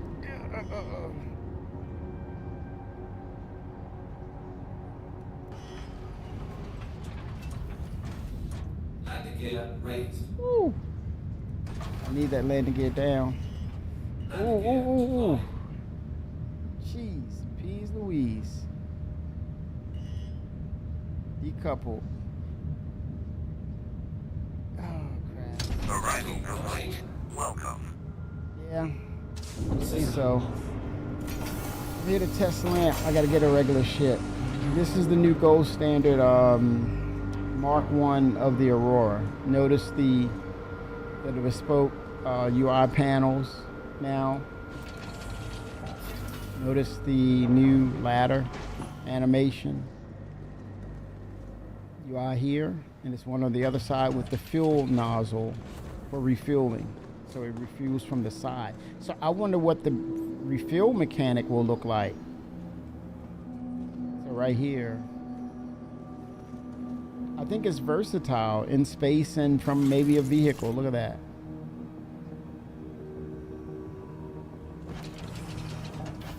Nice. Real quick and tight animation. All right, so I'm gonna despawn this ship and I'm gonna call up a regular ship and see if it has the lamp capabilities, because that could be oversight on CIG's part. They probably, God, we didn't put it in there. I'll put it to the issue council if that's the case. Not a bug, but just the issue. Quick ship to pull up. Let's try Arrow, right? It should work. Or Pisces Rescue. I like flying the Pisces Rescue. Shouldn't take long to call it, right? There it is.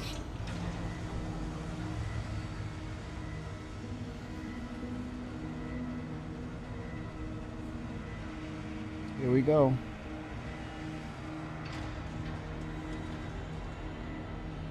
All right. Let's give it a go.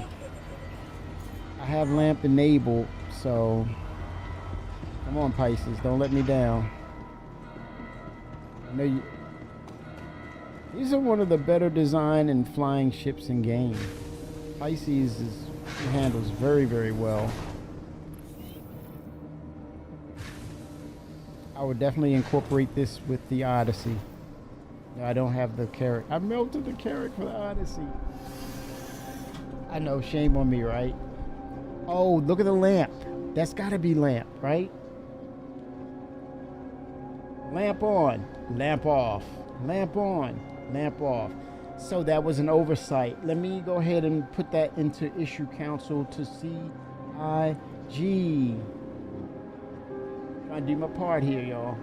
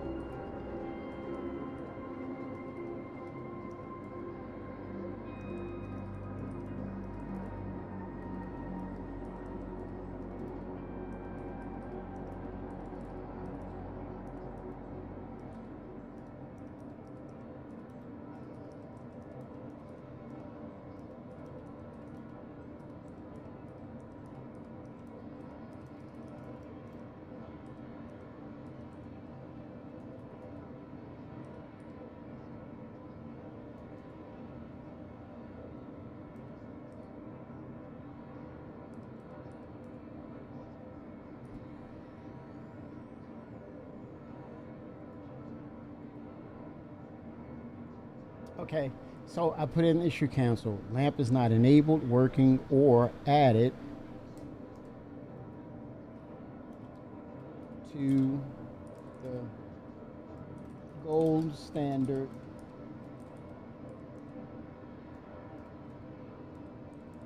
Aurora LN.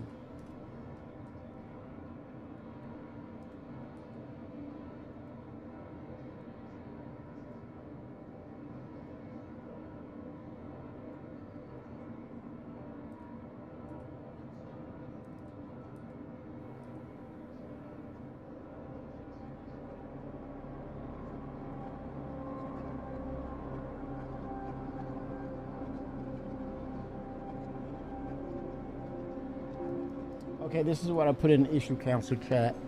Lamp is not enabled, working, or added to the gold standard Aurora LM. Lamp is not enabled, working, or added to the new gold standard Aurora LM. I verified by calling up a Pisces rescue and using my keybind settings. The lamp works for the Pisces. Please check all variants of the Aurora. Publish. Yes, doing my part, man. Home on. Yeah, look at that. That now, there's your lamp. I love it.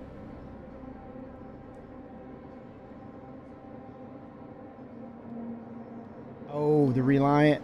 Do I have it, Randprint? You want me to check? Let me see if I got it. Let me see if I have it. I checked that ship. Let's try another ship right while we're here. Lamp is lamping. But I could see that happening though, Randprint. When you drill down and then you hand off and you do a task, you could be so dialed in. Or if that task has proved to be problematic, you don't see those other things. I can see that. But yep, this is what we're here for.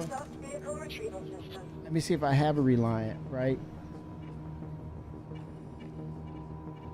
I got rid of it. But I think they had one hanging around for a reason for me. But it may not be here. Let's cross your fingers. Nope, they don't have it. What other ship should we test? Oh, that's destroyed. Plane. Your vehicle has been moved to a storage facility. Any ship in mind? Let's see what Drakes look like. Drake Vulture. Your vehicle has been delivered to the following location. No, we still need global illumination, Finra, yeah, for sure, because you're in like areas where, well, actually, it's yeah, we do need it because it takes it out from, it removes it from the devs having to do it by hand. Definitely, we need it, and it does it more accurately. It's more balanced and it's more efficient for the engine as well. No doubt about it. It's more systematic, the global illumination system. But for lamp and areas like especially if it's successful, it's gonna probably come over to the helmets, especially like in caves, dark caves and creatures and such. Gotta have it, man. Got to have it. All right, let's see what's up with the Vulture. So the Pisces was anvil, right? So it had a lime or a light green, right? Let's see for the Vulture, Drake's version of lamp. And it's just like the style of the manufacturer. I hope we have different variations, right? A style guide of it. Let's see. Lamping on the yeah, see orange. Look at that orange tinge. Yes, I love it, man. Oh, this is good. This is great for the game, y'all. So Drake's got that Halloween kind of thing, like it's spooky because there's no ejection seats. You're gonna die. Okay, Drake is working. Welcome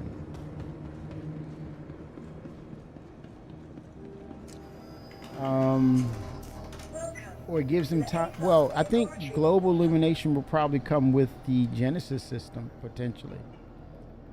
Origin, right? So I have an Aegis in this thing. I have a Titan. Let's see what Origins look like. What color is theirs? Can't use white Origin. Can't use it. Oh no.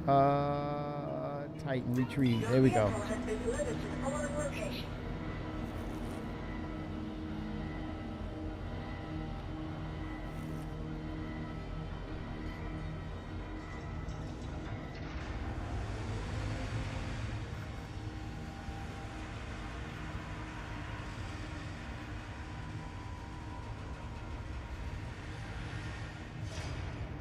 Your vehicle has been moved to authority authority.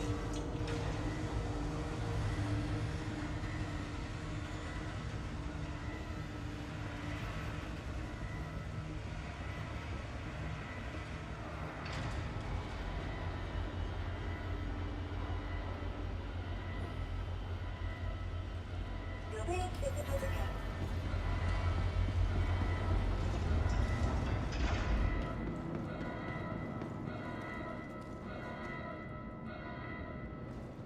Oh wow, that. Whew. I don't own per se a. This is pretty straightforward, well designed ship. Let's see the lamp on the Origin ship.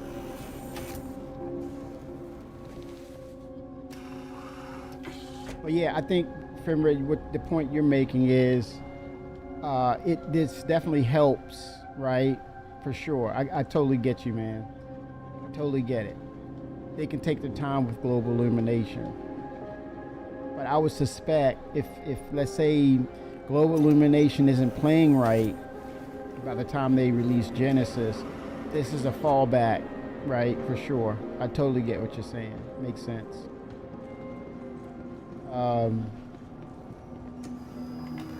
Let's see here. Welcome to the ASOS vehicle retrieval That's what about? Oh, that was Aegis. That's not Origin. I saw that dirt around on the walls. Sorry, that wasn't Origin. We did Anvil. Oh, what about Aopoa? What about Argo? The Atlas. What's the Oh, that's the Geo. Let's try this one, the Argo. There go the Argo. Let's try Argo. See what there's. Now that's the vehicle. Let's see what lamp is looking like. You're being visited again. Goodbye.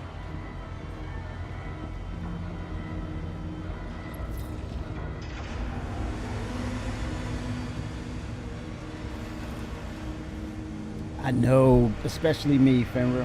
When you said that, you're definitely talking about me. Facts, man. Facts. Holy smoke, that used to just, oh. The bane of my existence in Star Citizen. Dark, dark, dark side of the moon.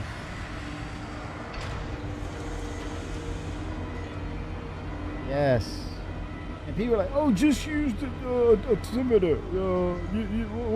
Weren't you using it? I'm like, dude, come on now. Velocity and we're supposed to be getting the base building version of this, right? At some point. Let me see if the vehicles have lamps. Probably not. It's probably just the ships. But I'd be shocked. But then again, CIG might be on it, man. Let's see. At least we get to see, right?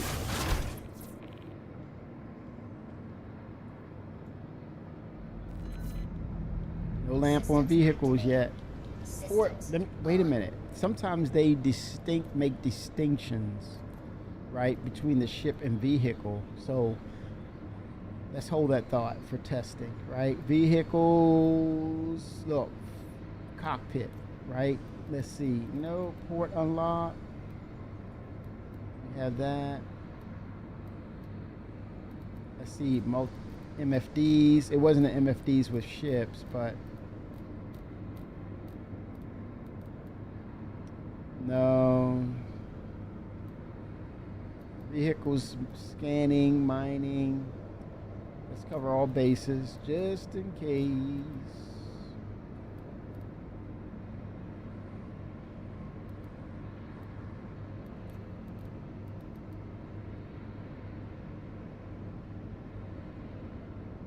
Okay. No, not this time. They're not ready yet, I don't believe. 4-8 ped tracking.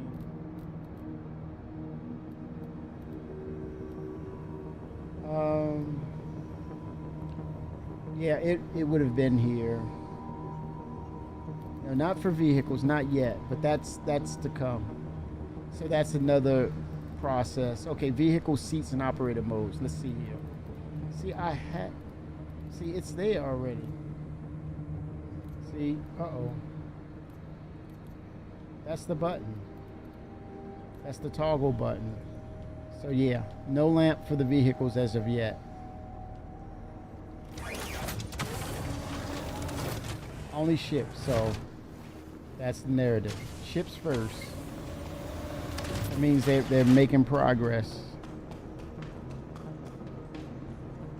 Now it could be that particular ship. They may have other ships that may have lamp. But I think they specified it was ships, right? All right, let's see what we got here. To the ASOS vehicle retrieval system. We did Anvil. Saw what that looks like. Let's try the Argo MPUV. That's an Argo. Your vehicle Let's see. has been delivered to the Now that's a ship. Let's see how far they've reached. Do I have any drinks? I probably don't have any drinks. Sustenance. Yep. Might have to buy some stuff in here.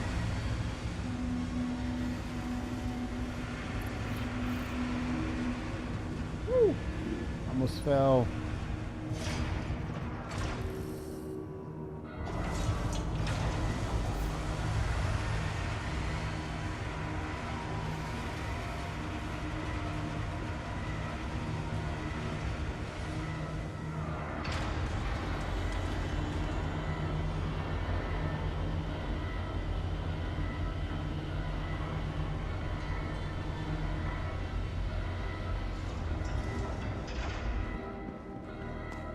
This is Argo's version. I'm imagining that it's going to be orange as well, like the Drake. The manufacturer. Maybe, maybe not. Let's see. We're about to find out. Oh, it's like a yellowish tinge. See, lamp on, lamp off. Oh, you know, that's kind of cool that they do it specifically in this area and not over here. That's kind of cool, man. Little bit of immersion.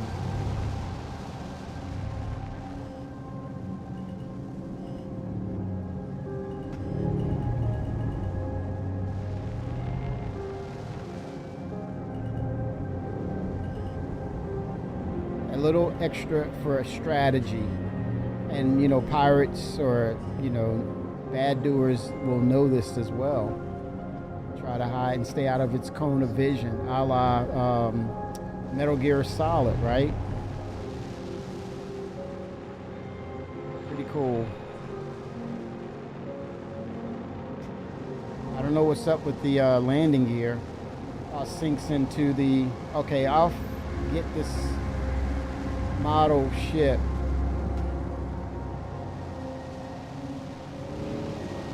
Yeah, it keeps sinking into the not the ground, but the pad itself.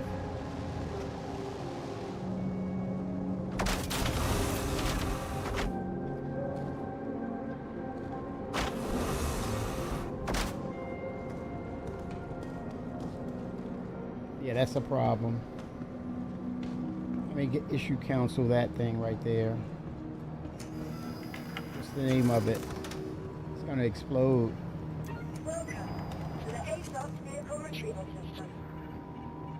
Okay, I see it right there. Go over here to issue counsel.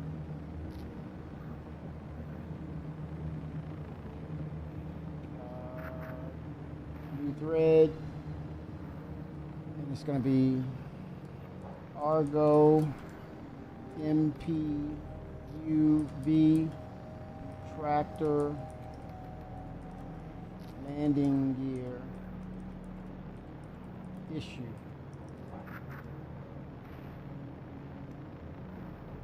The landing gear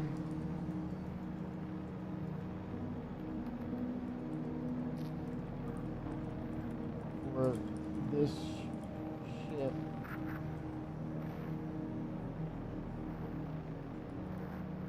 partially is embedded in the ground while inside the hangar. Specifically in Pyro. What station am I at, chat? Let me see. Let me look.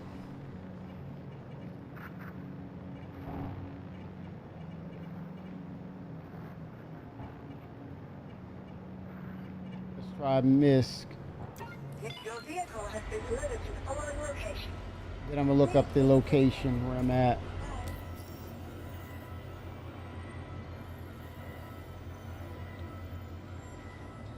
At the Gaslight station. Uh-oh. And publishing. Got it. Another bug. Report it. I gotta go get something to drink.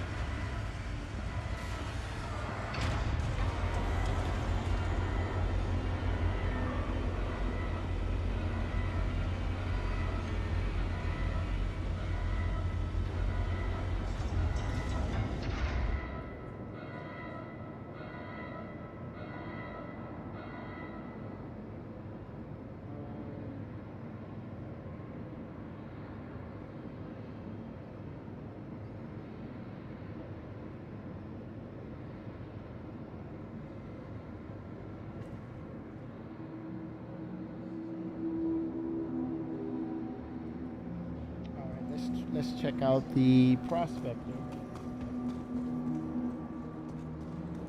And I need to get some drinks at the in the station. Sustenance is low. Hydration is very good.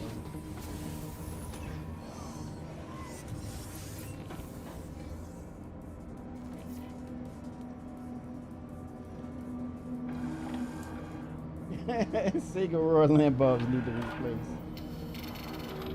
Okay, there we go. We got lamp. This is the Musashi Industrial Space Concerns lamp. That's off. I'm gonna turn it back on in 3, 2, 1. Turn it off in 3, 2, 1. Yep, functionality is there. It's like a bluish gray. I like it. And unlike the Argo, they put money into making sure the whole cockpit is illuminated.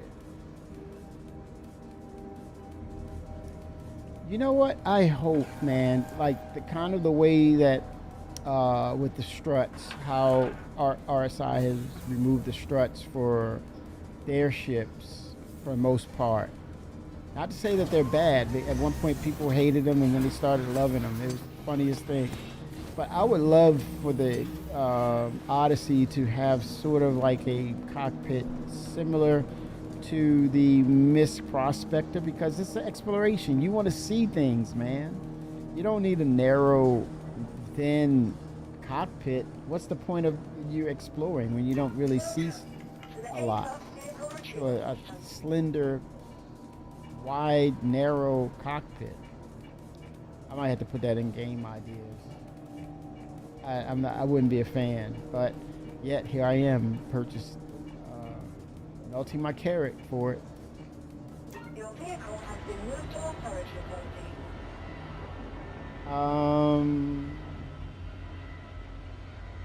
This is Tumble. What about the RSI Medevac? It probably doesn't have it, but let's see. For giggles, let's see if it has it.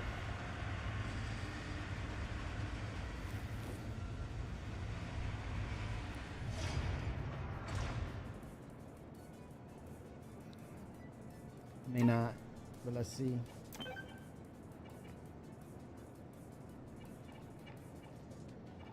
The Your NERSA. vehicle has been delivered to the following location.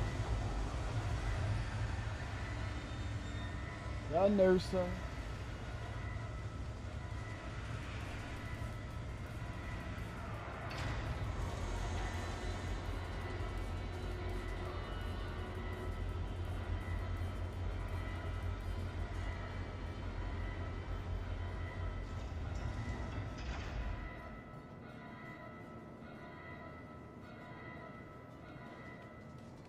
The NERSA. Your vehicle Let's see if she has it. Goodbye. Oh, I have the lights on by default. That's kind of cool.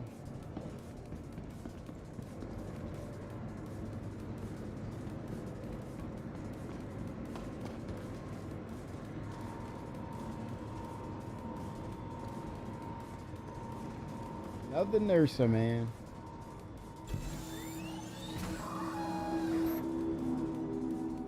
Purposeful vehicles. I think I went and snagged the PDC. Personal, what is that, the defense turret or something, PDT? No lamp yet. Yeah, no lamp yet. Welcome to Robert Smith Industries. Welcome to Robert Smith. Enjoy the ride.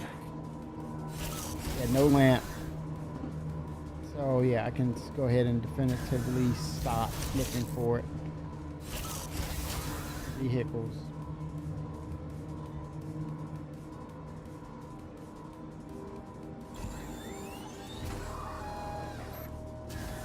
I mean, I'm telling you, man, Star Citizen, it is definitely about the ships, vehicles, definitely. Let me get some nutrients. I'm at 17, I'm messing around here. Or get to the clinic. I'm gonna get some drinks. Some recycled water. Ugh. It doesn't feel right, man. It just doesn't feel right. Just does not feel right.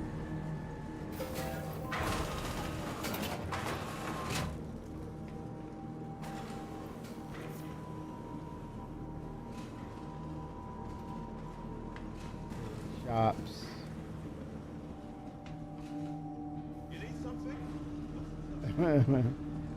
Sterilization pen. Immediately.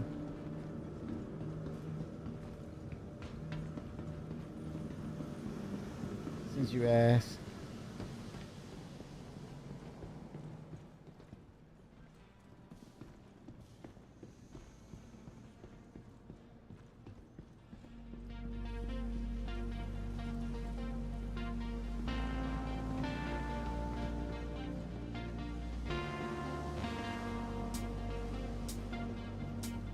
Ship parts. I need, let's see what's in the map.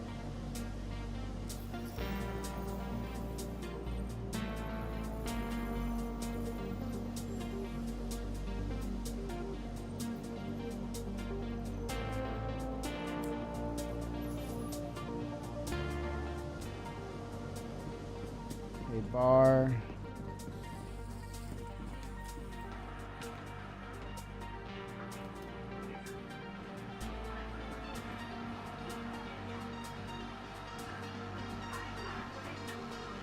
There you go.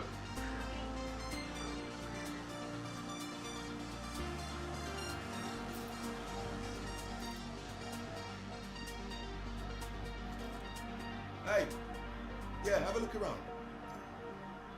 What can I get you? Love his voice, man.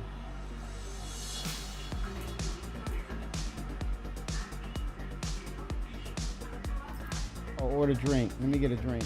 Drink. Beer. More hydration. Schmaltzy. Schmaltz draft. It's all yours. Thirsty, man. Uh-oh.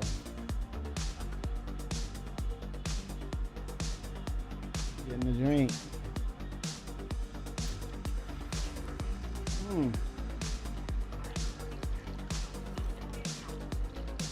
Oil-based beer.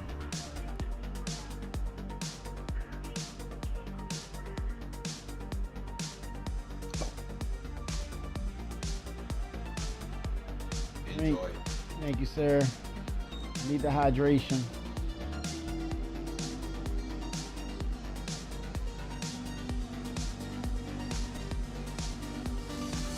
Nothing. Okay, that didn't work.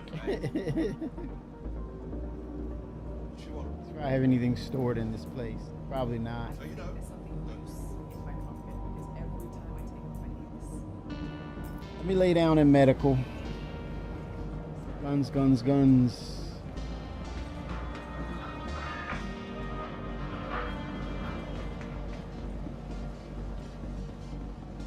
Ship parts. Let's see if they got sustenance here. Hopefully. So, anyway.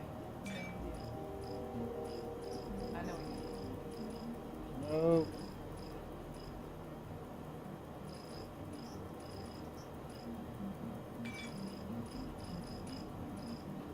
Let's try. Let's go to medical. Let's lay down for a sec.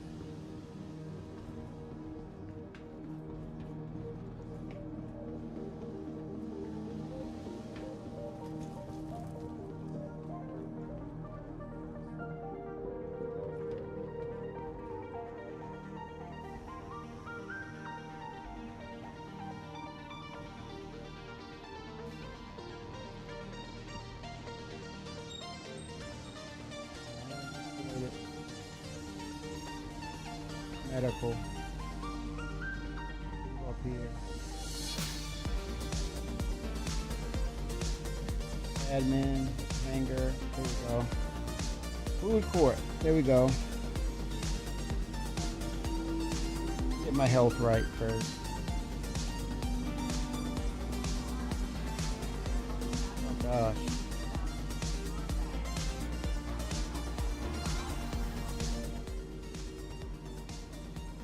Floor 9, room 2.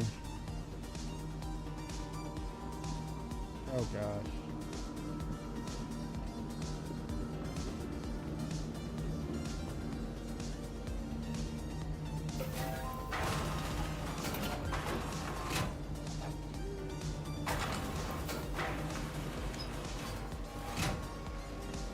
Get my health right.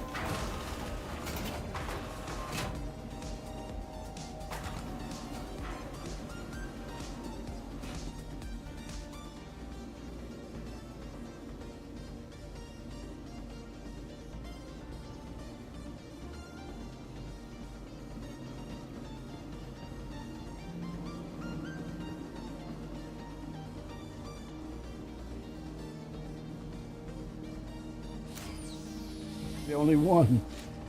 Other than the other one. Oh boy.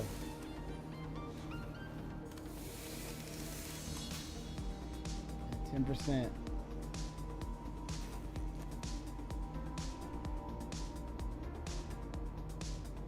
Here we go. Oh boy.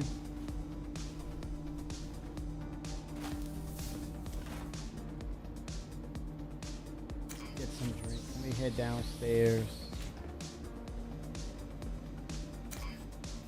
Oh, elevators this way. So much trash. I can't tell, man. What's what? I need to have a cleanup committee. Make that a gaming event. Clean pyro. Oh gosh. Whoa.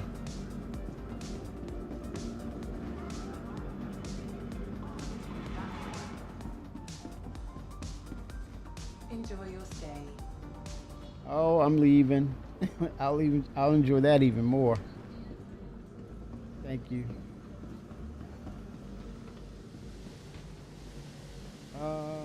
Shops. It says food court. Okay, over here.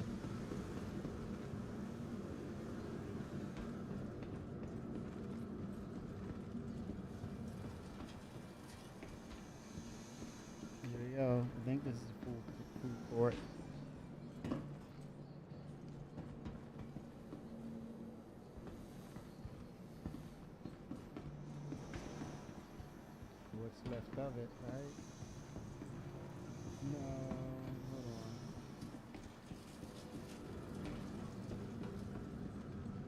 on. Abs.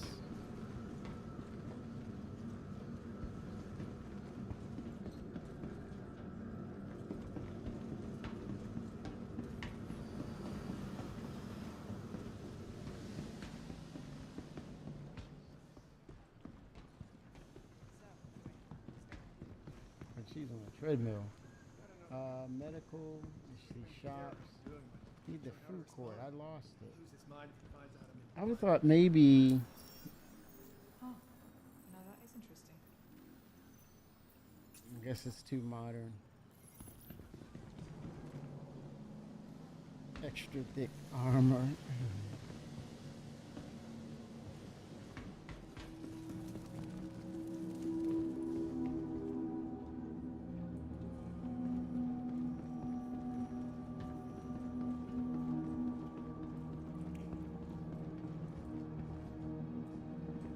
Exit here.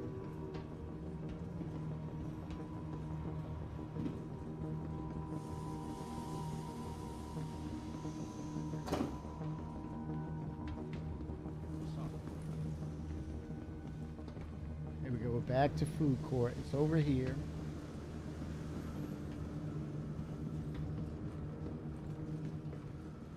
Hangers, habs. It says habs. Nothing new in your world. Just another day then. That's the habs. So this is where it's a little tricky. Let me go back where it stated food court.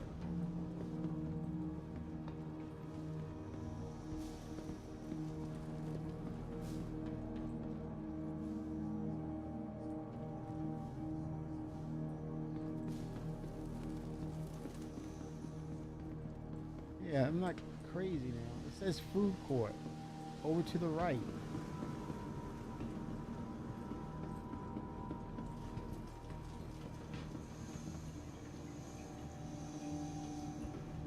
But this is the Habs though.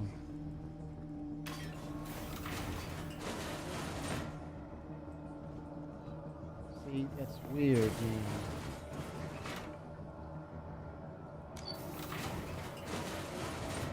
Direction arrow is misleading.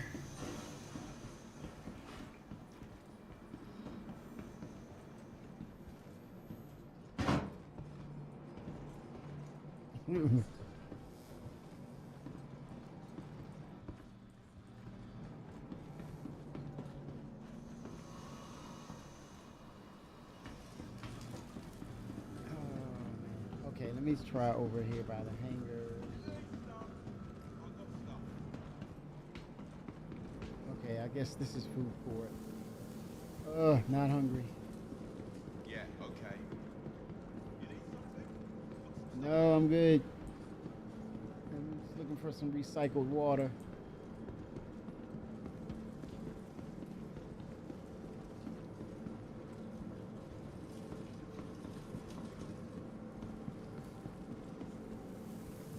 Oh boy. What will it be? I don't know, man. You tell me. Oh boy. Shit for sale. Got shit for sale.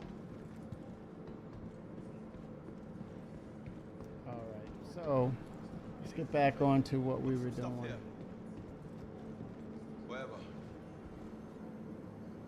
Call the ship. Welcome to the ASOP vehicle retrieval Yeah, system. have a look around. You need stuff. I got stuff. Aegis, we did see. I think we kind of looked at Lamp for most of the ships. Crusader, that's a new one. We haven't seen Crusader yet. Vehicle selected. Your vehicle has been delivered to the following location. Please visit You need stuff. I got stuff.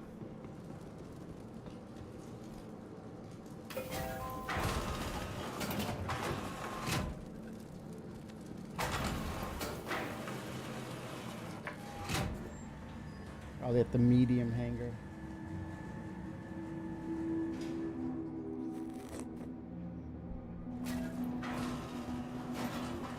let's look at the Star Runner. See what she has going on as far as lamp. Yeah, lamp is viable. Lamp works well. We may start to see scopes for our rifles, guns, be a little more prominent to add to that level of the variety in game. But I think at the end of the day, the X factor will be the lamp incorporated into the helmets for sure. But then what's the counter? Flashbangs, right? Bright lights to bring white light of blindness, right?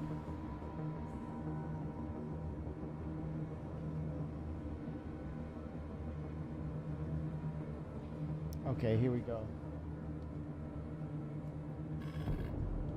Oh, I don't think they. Crusader Industries, a journey worth I don't think they've gotten to. Systems on. Have they gotten to Crusader yet?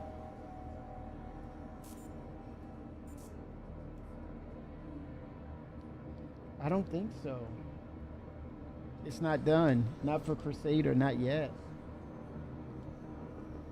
Okay, so there we go.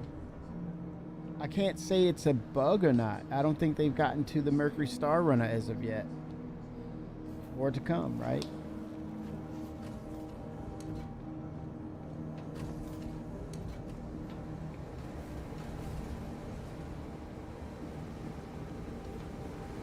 I can't say it's them missing it. It's just you look at the number of ships, excluding vehicles.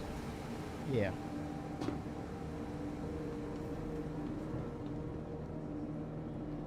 Hence why we're still in PTU. They're probably adding it as we speak. Okay, so that's Star Runner. Let's look at another ship. I don't think I have another Crusader ship. Welcome to the ASOP vehicle retrieval system.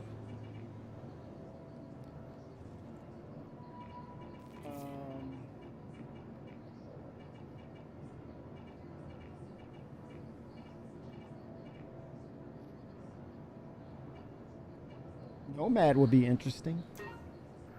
Consolidated Outland, yeah. Why not?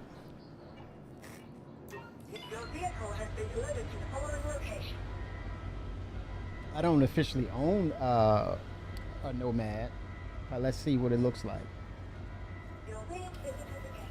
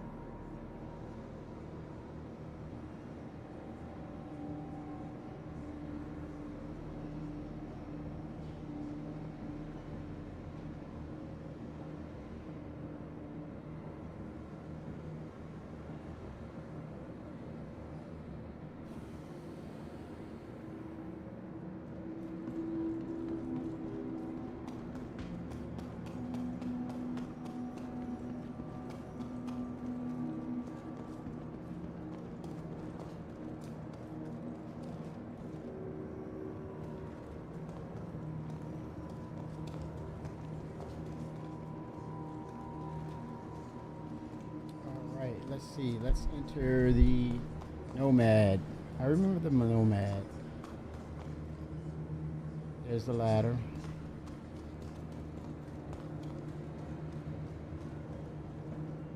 Consolidated Outland. Remember those days of the Nomad.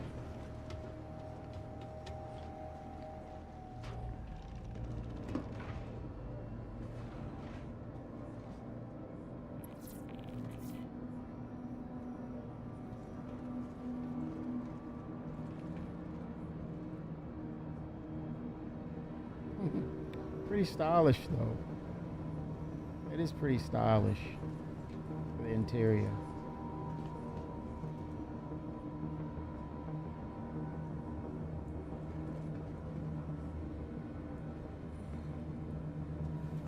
A sea lamp in the Consolidated Outland style guide. It's just clean, man. It's just clear. I like that. It's white. It's clean, clear. Very nice. Beautiful.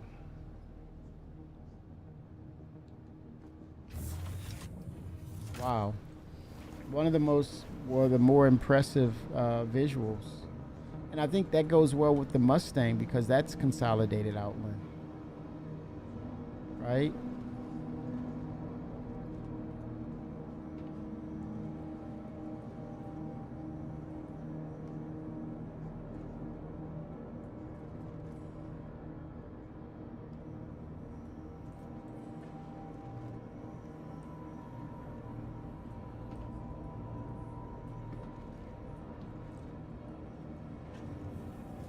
Toilet. Is this storage? Okay.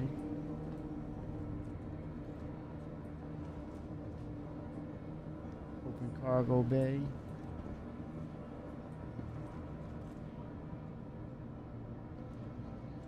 This is weird.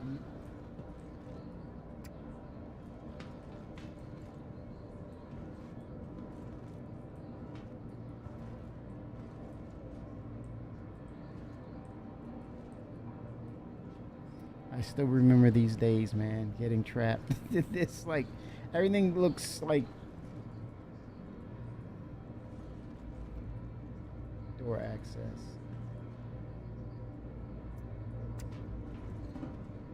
Alien ship vibes.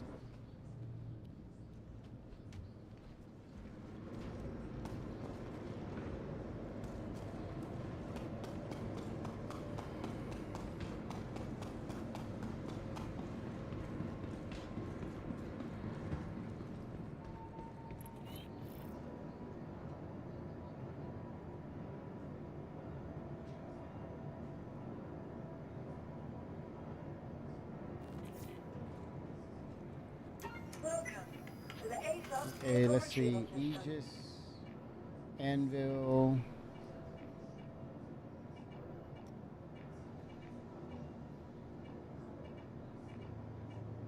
Nothing for Crusader, right? We did see Drake.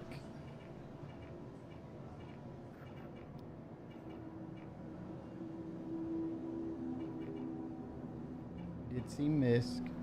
Kruger is another. Let's try Kruger.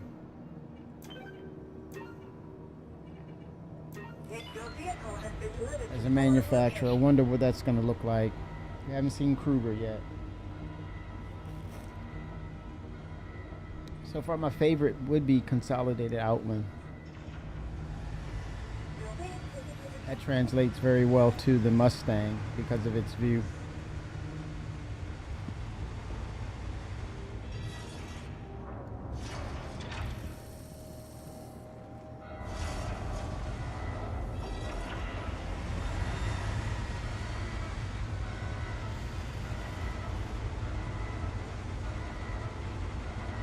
Second chat.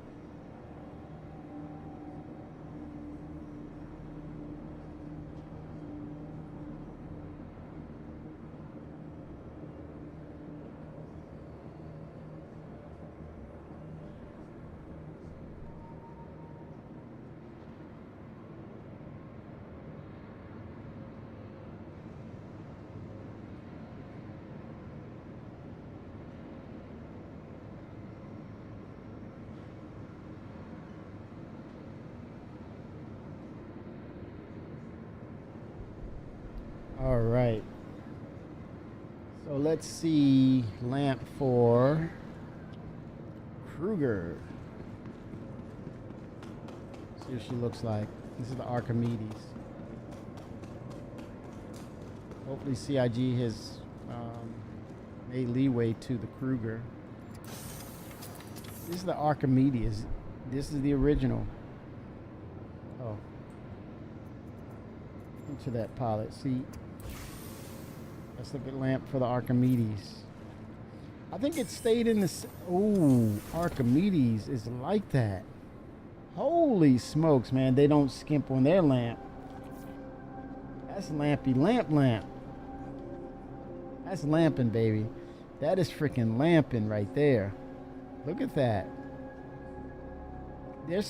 They've kind of stuck with that style guide. You got to give them credit. With the Wolf and the original Archimedes, they've stayed with that theme.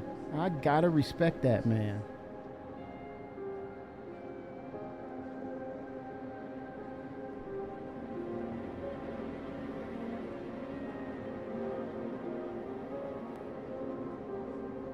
Oh man, she's lamping really nice. Which is, I think, it's going to walk towards or segue over to the global illumination because we kind of see it. We literally see it, man.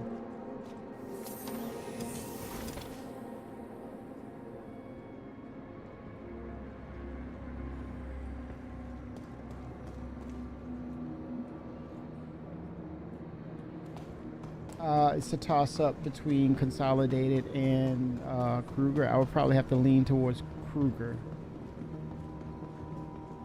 Number one spot. Very refreshing. Welcome to the ASOP vehicle retrieval system.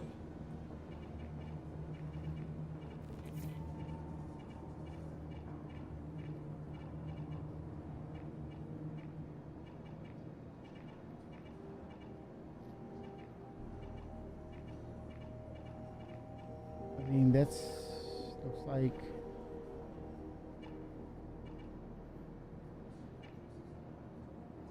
I think that's pretty much for me with my ships.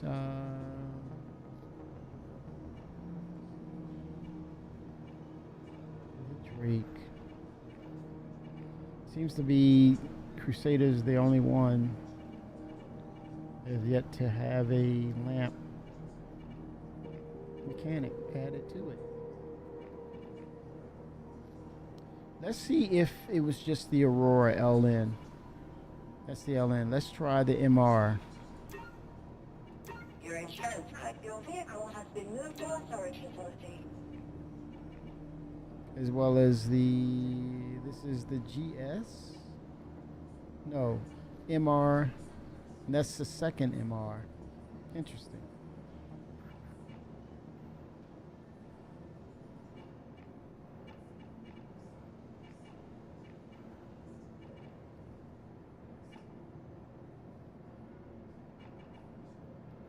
And this is the Hornet. Let's try the Hornet Ghost Mark II. It's still Anvil, so it's going to be the same, but let's... Different footprint, though. Your fleet visited again.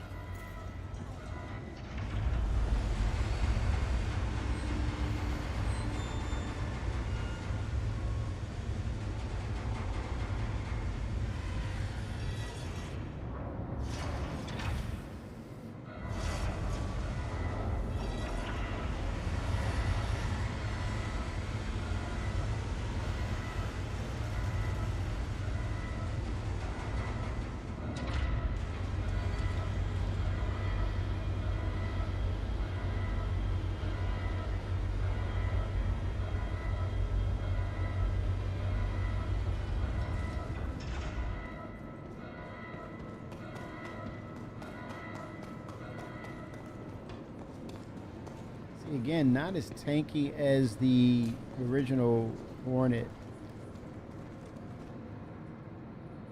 which gives you that variation within variant style, right? Same manufacturer. Hence why it makes sense for a Mark 1 and Mark 2. Oh, look at that. I'm lamping from the get-go. Yeah, that's stout, man. Look at that. And it has that this is like, it looks like post or before PBR became a thing. Physicalized base rendering. It used to, it reminds me when I was inside the Constellation for the first time, and it didn't have the physicalized base rendering, and they went to that. This is kind of that effect. Very well rendered, but it had that animated feel to it. But recycling it and looking at it this way, it makes sense that it's animated, it's projected. This light amplification system or mechanism. Looks good, man. It fits the bill. It fits the bill. And you see it activated inside the cockpit to some extent through the, look at that. That's like equivalent, what you see through the side there, it's equivalent when you're looking through the lenses of your attachment on your rifle that had light amplification. Man, I'm digging it. Yep.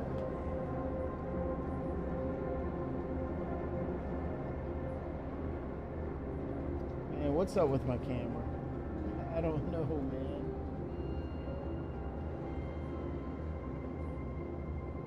I'm just...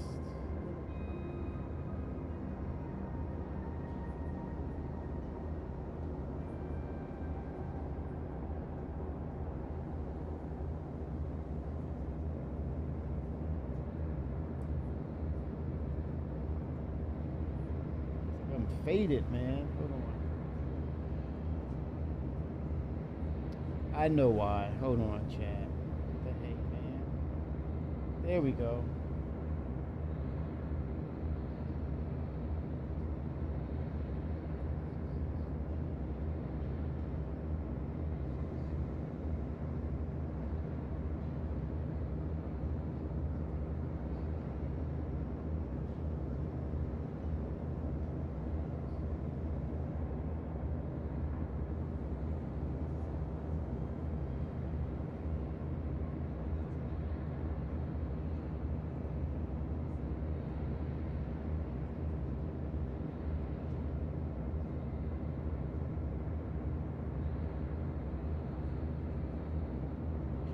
Bad today, man. Not so good on the camera today.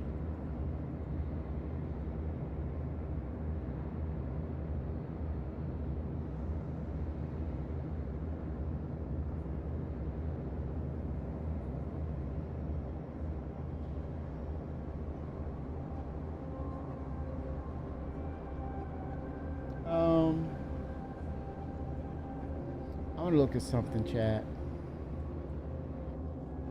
Something I was had looked up. I'm ghosting, man. Space Ghost.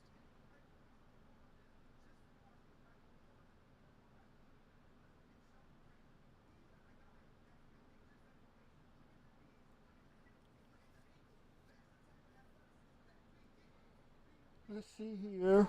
Oh my god, man. Oh boy. Okay.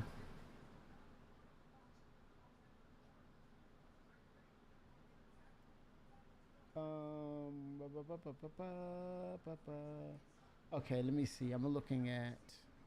Let's look at this little video right here. This little ditty. Let me show you this little ditty.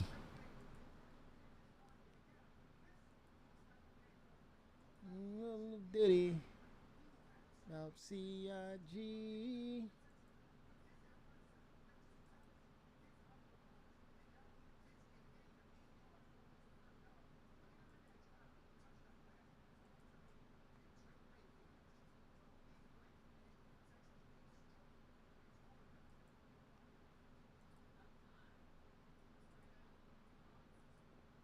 All right, let me see. Where was it?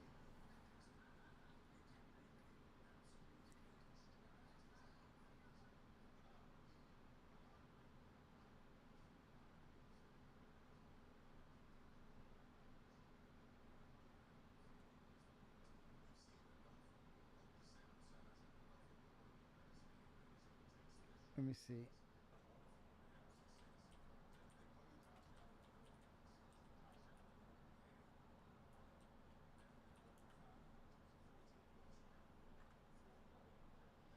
Let me try this one.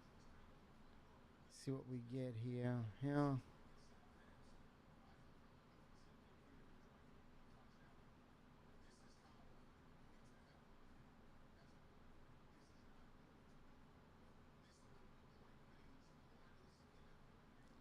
I'm gonna try this one, CIG. I mean, chat. What's the difference?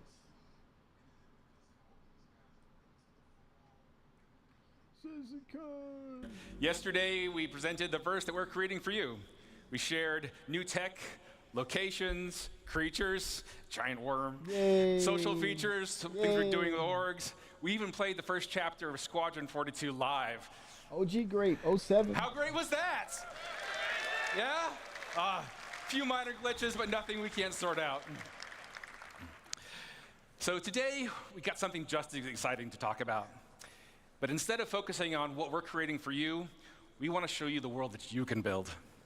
With crafting, we're going to give you the tools. Yes, this is where we are. This is the cusp of what's coming. Tech preview, let's go. We're talking about the crafting, baby. We're talking about getting back into the game. We're about that life that is Star to create your own Citizen. loot, to build your own home. This is what's Crafting up. will fundamentally change not only how you play the game, but why you play the game. Now, a lot of us forget this stuff, man. A lot of us forget this. But look at this, all these items here. Is that a crafting table? So, what is crafting? Why does it matter? Why should you be as excited as I am about this? I'm excited, dude. I don't know if you're excited more than me. I just don't know, but we'll see. We'll see. Or Vickers. Well, first off, crafting is a profession. It requires its own set of tools, the knowledge of how to use them. Crafting offers progression. You become a better crafter by learning new blueprints and upgrading them. Upgrading the blueprints? Crafting builds on the existing gathering professions. Exploration, when you baby. go out and you collect your materials for crafting, we are adding new depth and meaning to those activities. Crafting provides customization. There isn't just one way to craft something. Like I said, we have upgrades. How you make and upgrade the things you craft is sometimes just as important as what you're crafting. In addition, you can earn cosmetic upgrades, craft unique items, even subscriber flair. But nowhere is this versatility more obvious than base building. We're going to have nearly limitless options for how you construct your home, how to customize your base to meet your own goals. Most importantly, crafting gives you a lot of new choices. The choices will impact your goals in the game, your interactions with other players, and eventually how you see the game itself. So where do we get started with crafting?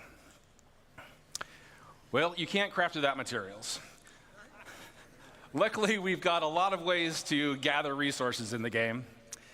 And crafting is designed to complement and expand on all of these existing gathering professions, as well as future additions.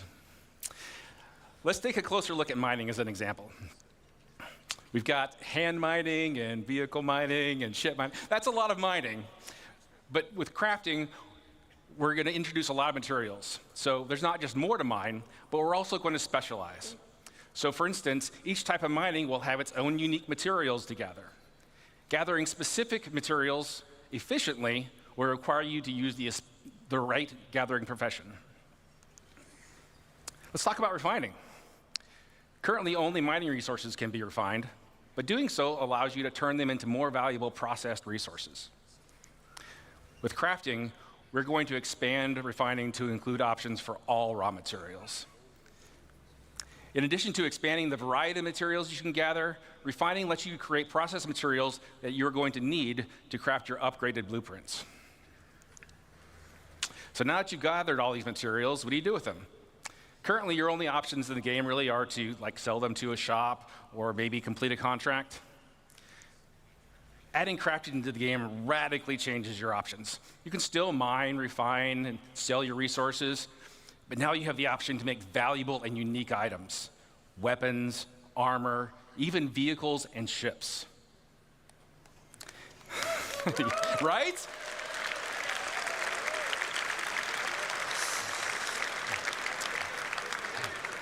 And by valuable, I mean that the crafted gear that you create has the potential to be better than anything you can buy in a shop.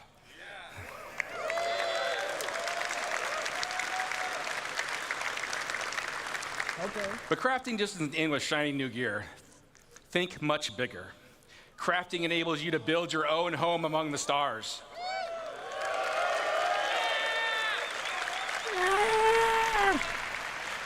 You choose to make a farm, a hunting lodge, an industrial complex, your own trading hub, a military outpost, even a sprawling town with your friends and org mates.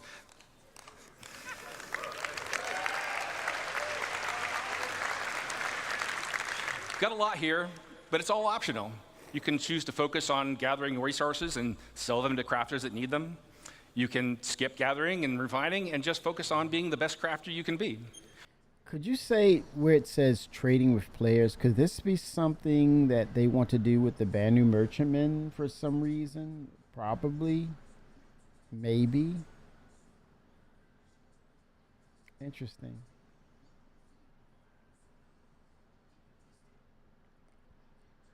Improving your gear. That's pretty cool.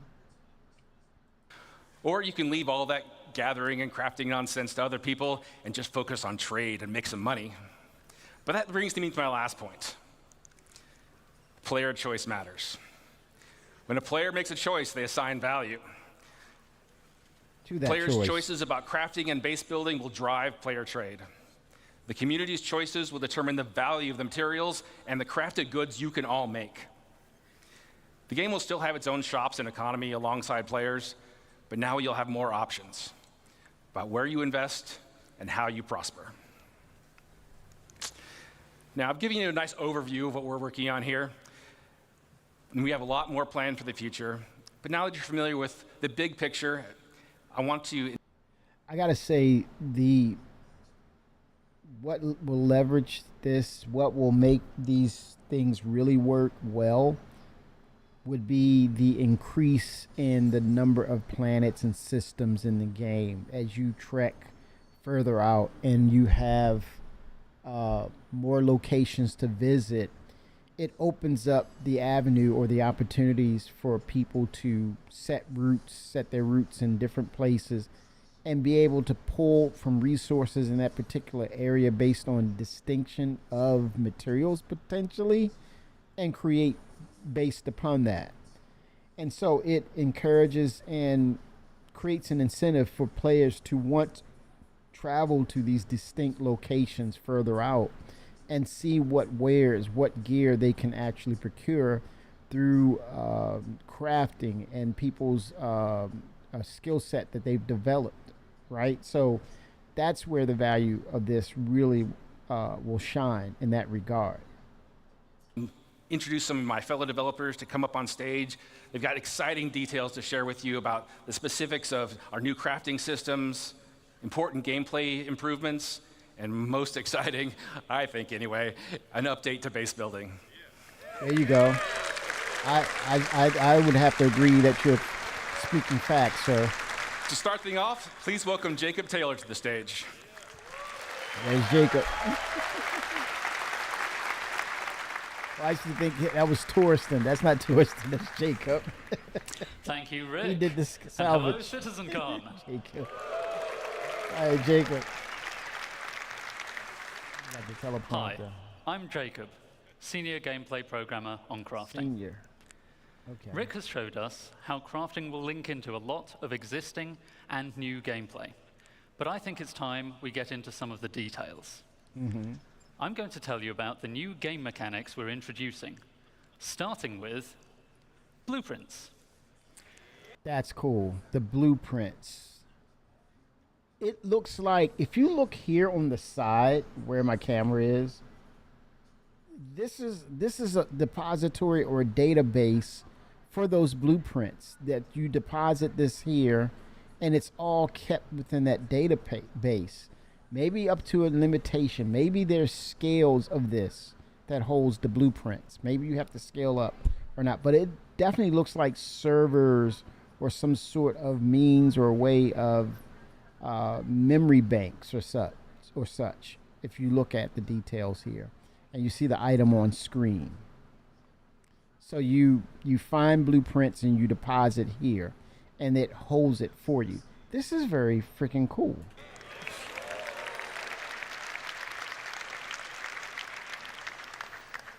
Before you can craft anything, you'll need a blueprint. Blueprints provide the recipe to perform all kinds of crafting processes, including refining. You can acquire blueprints through various activities. Some you can buy, some you can find, and some can be unlocked or... You have to find them through mission givers, right? Task and ventures, or missions, and you find them, you discover them. Earned in other ways. You can also upgrade your blueprints through research. We'll go into more detail about what this means a bit later. So, blueprints are the recipe, and Rick already told us the materials you gather and refine will be the ingredients. But there's a bit more to it than that. We have a new concept for materials: material quality. Quality is a property we're adding to all resources you can gather. That's an abstract measurement of how good it is at being whatever it is. You can think of this as the purity of a metal, or the ripeness of a fruit, or something along those lines. This quality will be carried forward from raw resources through the refining process to influence what that batch of materials is best used for in crafting. Interesting. High quality is more desirable overall, but is more rare, and there are still important uses for low quality materials. More on that later. All raw materials you find in the verse will have a quality rating that's generated based on some rules, the same kind of rules you heard about from the Planet Tech team yesterday.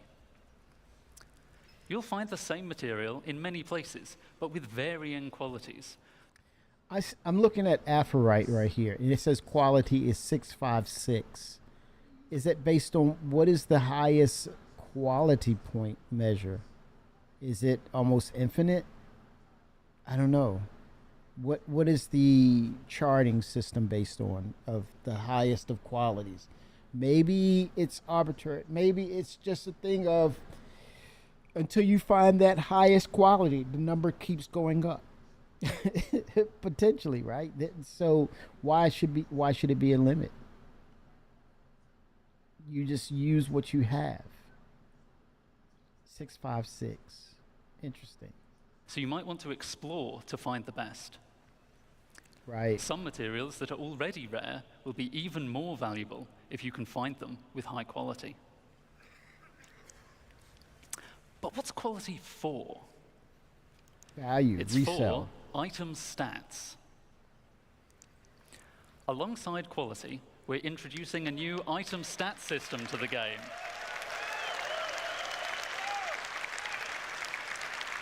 So this is potentially what we'll be seeing in pretty soon, right? So modifiable properties, damage, armor, handling, wear resistance, and more. This is like if you loot items too, it will have that same state. You're able to provide customizations, and there's a progression of that customization. And its value, I think, to get it back to a pristine state of quality, potentially. Or where, based on its raw material limitations from its original state, I think it's locked, possibly. I don't know. But these are the materials. You have aluminum, you have some plastic, you have some copper involved, you have some hadanite involved. And usually hadanite is for hand mining. So it looks like between copper and hadanite, it's like you may have to use your ship, you may have to use hand mining, right? And then plastic, I don't know, that's some sort of different element you may have to purchase or buy from a company. I don't know. Or is it some sort of other ship or mechanic that will create this for you? And then same thing, aluminum, mining from a ship, or you buying it from a location. So, and look at the quality under the script. There's 3 SCU. There's a single SCU, but you look at the 3. It's at a value. It has a Q at the back, but it's a value of 544 versus a 901 quality. Here, the plastic is a 608 quality. This is a 224 quality, but it's interesting. 345 quality, 446 quality. So what is, when you take these numbers and you bring it into what is called the Volt Pulse pistol, you can almost see the materials in it. Like you see the plastic handle, blue. You see the copper, I think it's in the casing here, I guess. The aluminum is mainly the shape of the gun itself, the upper part of the gun. This could be the insides of it, maybe cooling for the insides, because it's a Volt weapon. But yeah, the stats is based on integrity, wear resistance, misfire chance reduction, fire rate, and then this is the upgrade side. It can go from 1,000 to 1,034. Bullet velocity, it's equal. Effective range is equal, 25 meters. Head heat per shot is the same, 2.5. Cooldown is the same, 50. Weight, 1.5. And then you can modify it and get it lighter from a 1.5 to a 1.46 kilogram. Interesting, man. These stats right here. Completion, they're crafting it, is 66% done. The condenser is working. You have Hadanite, it's part of the condensing, autofill. This is going to be pretty cool. The blueprint and then the material. So we're looking at the material screen, right? Then the blueprint, I guess, is this, the gun itself. Very interesting. This will allow relevant properties of craftable items to be affected by the quality of materials used to craft them. For resources, just a single quality rating is sufficient to provide variation, but craftable items have such diverse purposes that we need a more detailed system to provide both progression and customization options. This is coming soon, y'all. We aim to have meaningful item stats for all craftable items, but some examples would be the damage and fire rate of a gun, the wear resistance of a ship component, or even the satiation provided by eating a hot dog. So the material, this is inventory system, right? Isn't it funny how the roadmap mentioned the inventory system? I think, was it January? That's a hidden thing, end of January, right? And could that be a 4.6.1, or could it still be 4.6 because it's not live yet? But to me, this screams inventory system. Let me move myself out of the way so you can see the other freaking items.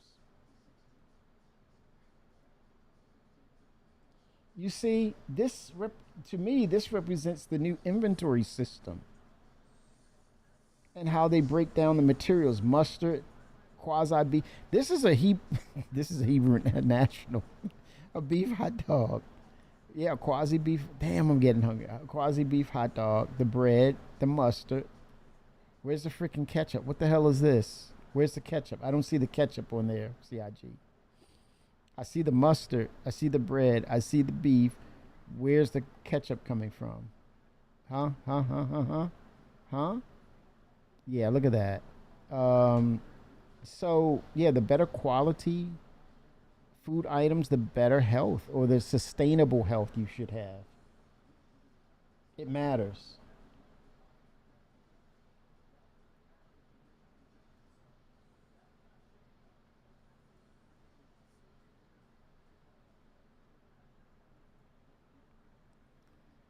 Very, very, very, very, very, very interesting. I like it. I love it. I love it. I like it very much.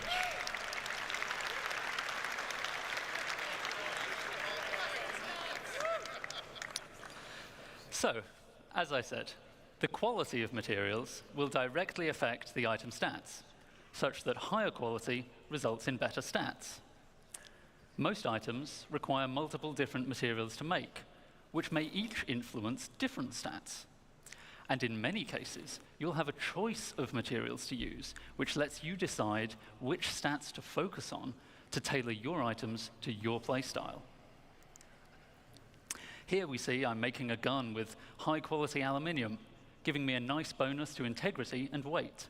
But someone sold me low-quality copper, so I don't get as much fire rate bonus as I could have. To go even further, researching your fabrication blueprints allows you to build higher tiers of an item with improved base stats. So a higher tier item will be better than a lower tier item that was made with materials of the same quality.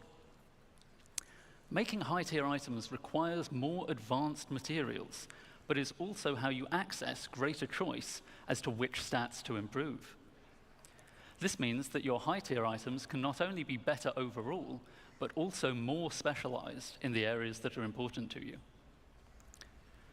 Most items will have tiers 1 to 3, with tier 1 being the most basic version of the item, and tier 3 being a highly advanced version made with appropriately impressive materials. Nice. But you can also craft vehicles.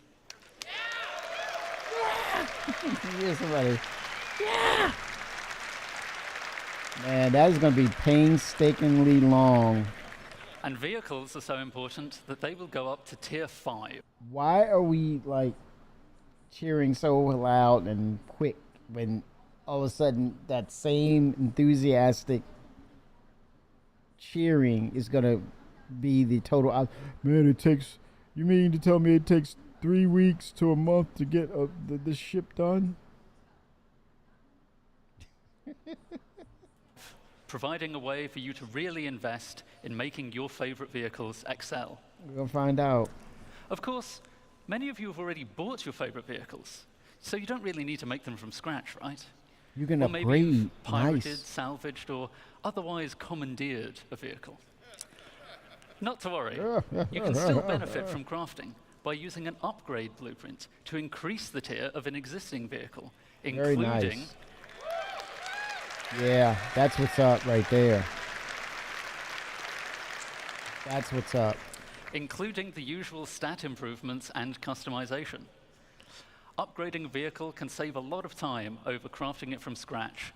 So what scares me is, will you be able to do this with the Crucible and the Vulcan on the fly and faster? Maybe that will be the advantage of those ship types.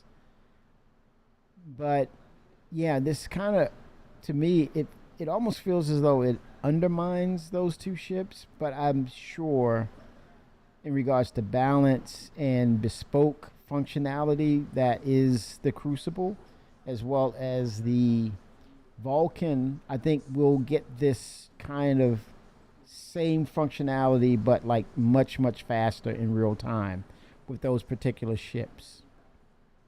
I wholeheartedly believe it, because then why have those ships? As opposed to, if it's doing the same exact thing, why keep it? Why have it around? a convenient way for established vehicle owners to bring the benefits of item stats to their fleet. Let's take a look in-game at the difference it makes to have high-tier equipment made from high-quality materials. Yeah. See how the recoil is reduced on our high-tier gun. Tier 3 is on the right. The spooling is faster on a high-tier quantum drive. Yeah. Damn. Yep. This is it. Here we go. And a high-tier scraper beam is much more effective. Oh yeah. Tier 3 is kicking ass. Yeah. So, That's an overview of crafting's key game mechanics. I'll now hand over to Torsten to walk you through the full crafting process. This Justin. Thank you, Justin and have a Taylor. good day. Torsten. Torsten. There you go, Torsten. Torsten. Thank you, Jacob. Hi, I'm Jacob, it's Torsten, Jacob lead system designer Taylor. of the CGP system design team.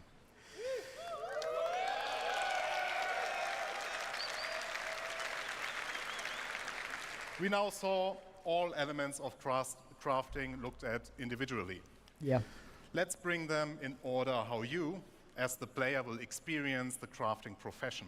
All right. You will start with acquiring the correct blueprints as the first step in the crafting process. As Jacob already mentioned, blueprints can be acquired in multiple ways. Let me give you some examples here. You can purchase commonly available blueprints, earn them from reputation and mission rewards. I think the purchasable ones are kind of going to be your middle of the road, your average versions. The earning from reputation may have a higher tier than the ones you purchase. And I think the mission rewards will kind of be some sort of algorithm or procedurally set to say it's so random. You may find something super rare based on that mission, or you might find something just serviceable at any given time. So potentially speaking, it could be that way. Even find them in loot crates. All content in our game could reward you with a blueprint. Yes. Some blueprints will be challenging to find, so players working together may find them easier to acquire. While you may find a blueprint on a datapad or other portable device, the blueprint itself is not a physical item. It's You data. don't collect them in a box or stack them on a bookshelf. Blueprints are digital. Once you claim one, it is permanently added to your personal library. That is awesome. Bender, you getting this? This library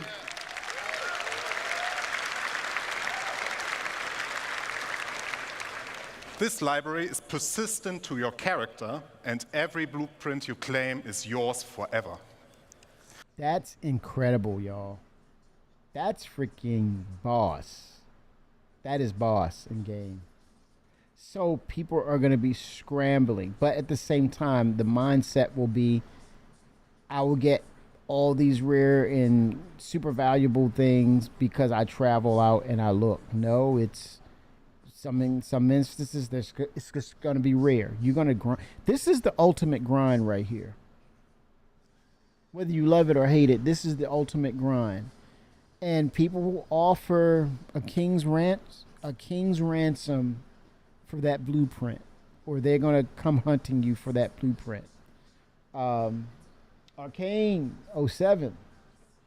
So more to come, but yeah, I'm looking at the Fabricator, and it's about data. It's about, what if we find, or we go Tomb Raider style and find ancient remnants of stuff or tech.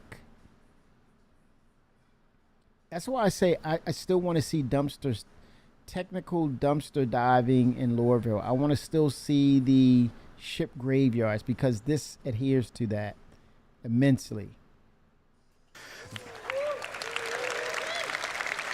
They cannot be stolen or traded once claimed. Oh, wow. But it does not just end with acquiring blueprints. Happy Friday, Arcane. Those tiers of quality that Jacob mentioned are unlocked through blueprint research. Research requires a research data bank which can upgrade your blueprints. Upgrading here means that you unlock a blueprint that allows you to create a better, higher tier version of the same item using more advanced materials. Note, you will still have access to the lower tier versions if you want to craft the cheaper version. And sell them. In order to A lower upgrade a price. blueprint, you may need to perform certain actions. In this example, we need to craft 100 volt pistols and have one with a higher fire rate. Other examples would be collect resources, complete missions, or acquire research data from the Science Guild. Research is time intensive. in addition to the action requirements. It will take time for the research data bank to process your research data Hellfire. and unlock the upgrade. You are also limited in how many research projects you can pursue at once. Now that you have your blueprint and you decided what to craft, you also know what resources to look for. Every blueprint you find will have unique requirements in their resource needs. This is the ultimate grind, y'all. I mean, this is but see, again, I kind of lament this aspect right now because we're in a limited space. As huge as Star Citizen is, we're in a limited space. I just hope and I hope and pray that we have all those systems for 1.0 and more on the docket, because the bigger and more spread out these systems are, the more there will be actual quests to go out and a reason to look around the planet, all these locations, caves, installments of things out in space or inside of mountains. I mean, the more locations we have, the better this grind, or the more fun it becomes. And I think it's the perfect recipe for adventure on a sci-fi scale, as opposed to Skyrim and those type of games, that kind of quest type thing, you know. But this, I think this is the ultimate grind, but I think it will really find its stride once we get more systems in the game, beyond 5, 10, 25 to 30 systems in the game.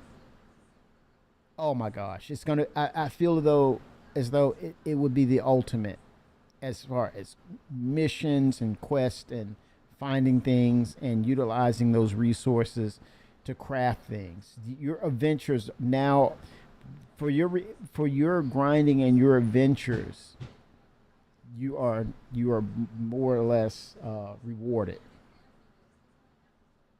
1 second.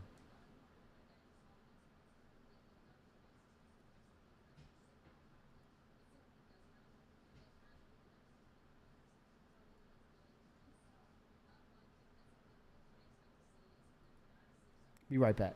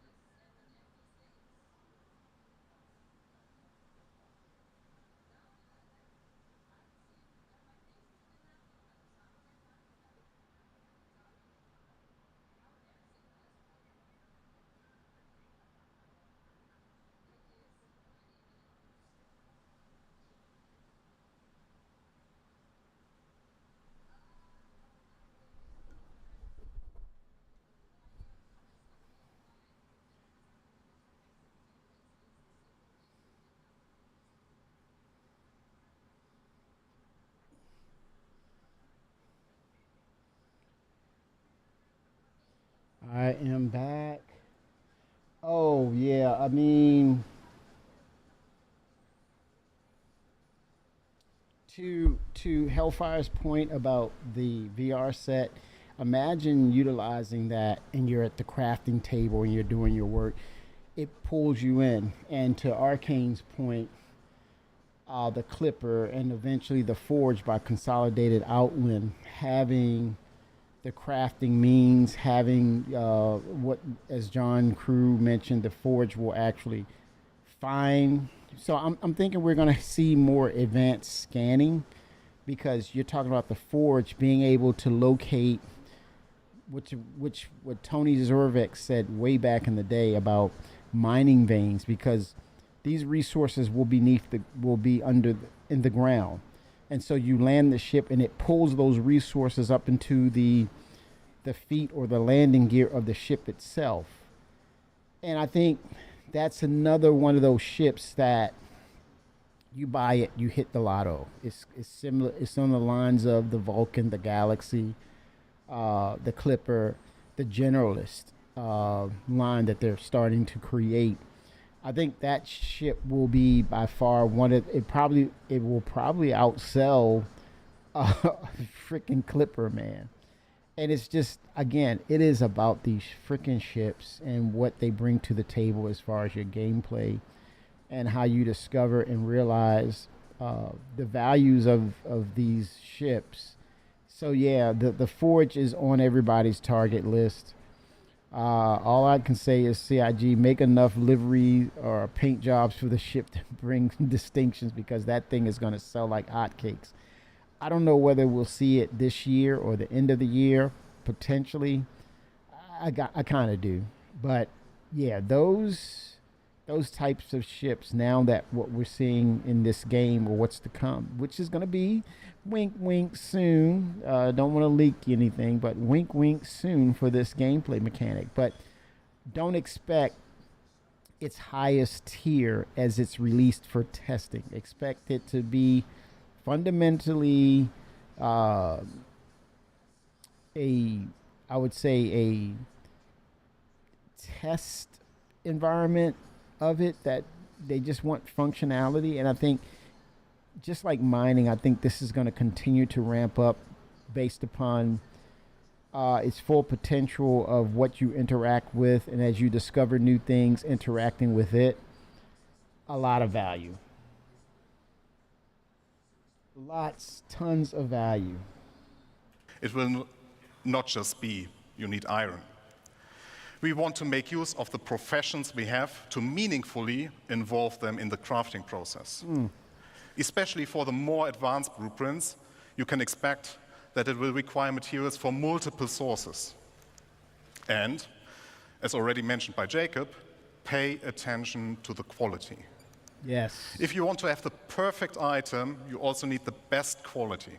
Grind, baby. Here, the That best takes way to grind. find the best resources is to get out and explore the world. Grind. If you want to find the best hidden materials, then you get yourself a top quality radar. Once you collected the raw materials, the next step is Arcane, all I got to say to you is get in line. Get in line. You heard me. Get in line. refining them. Refining, like crafting, requires blueprints. Refining blueprints take primary, secondary, and catalyst materials and produce refined materials. Catalyst materials. This is some sort of alchemy or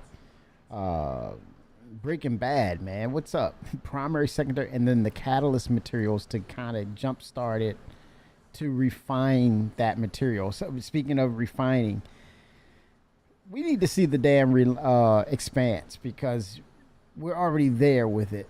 Kind of what they said with the Carrack. The Carrack now will have a gold pass with the updated repair area station within it, which will be crafting of your components to fix them, right? So, man, it's very refreshing. It's an immense eye opener to kind of see that.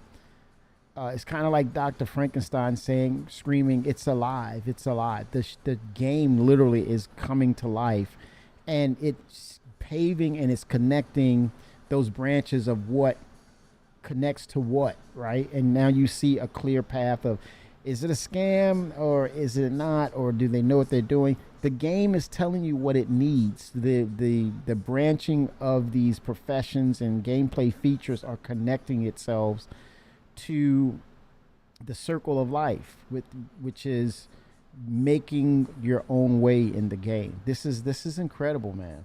Potentially. The rule is very simple. The quality of the primary raw material defines the quality of the refined material.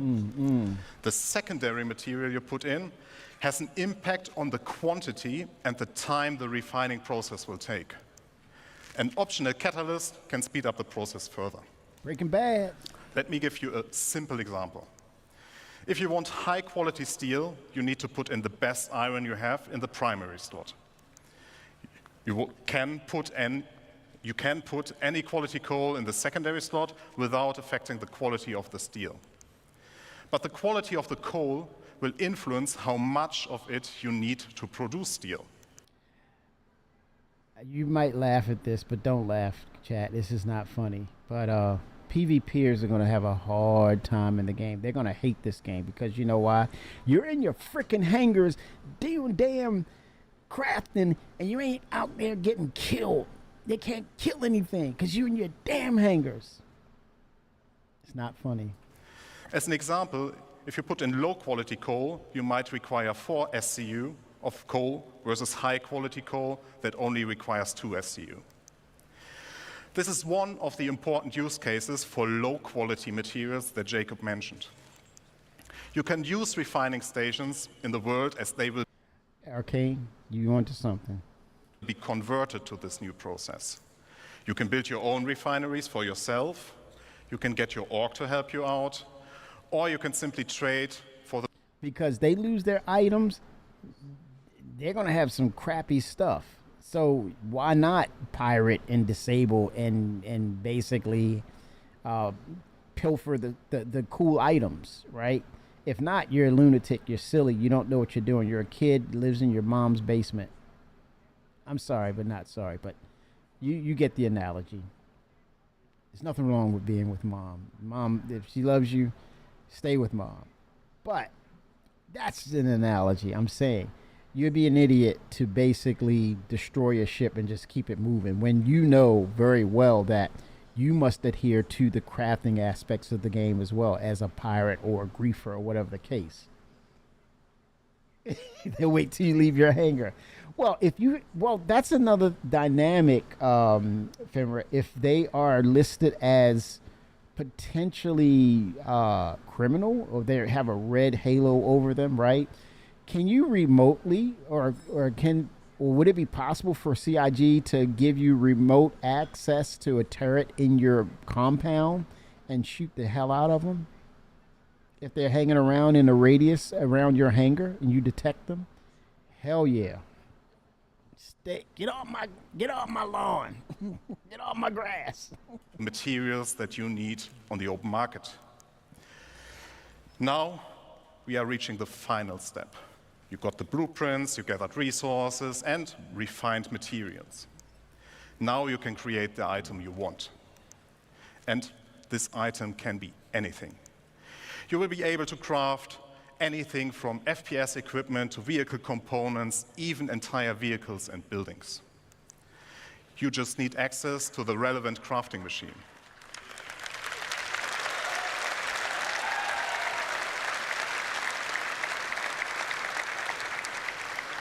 Talking about crafting machines.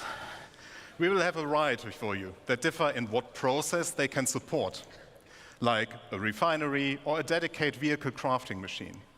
We will also find them in various places. There will be communal ones like the station refineries you already know, player-owned that can be in your personal hangar, a vehicle, or your base. Yes.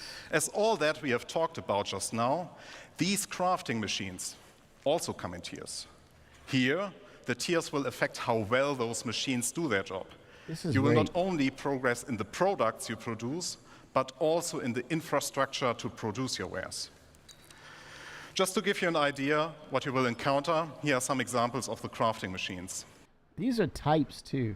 Fenrir was saying hacking, that's a possibility, but depending on where you are, but also you have the capability of defensive mechanisms in place.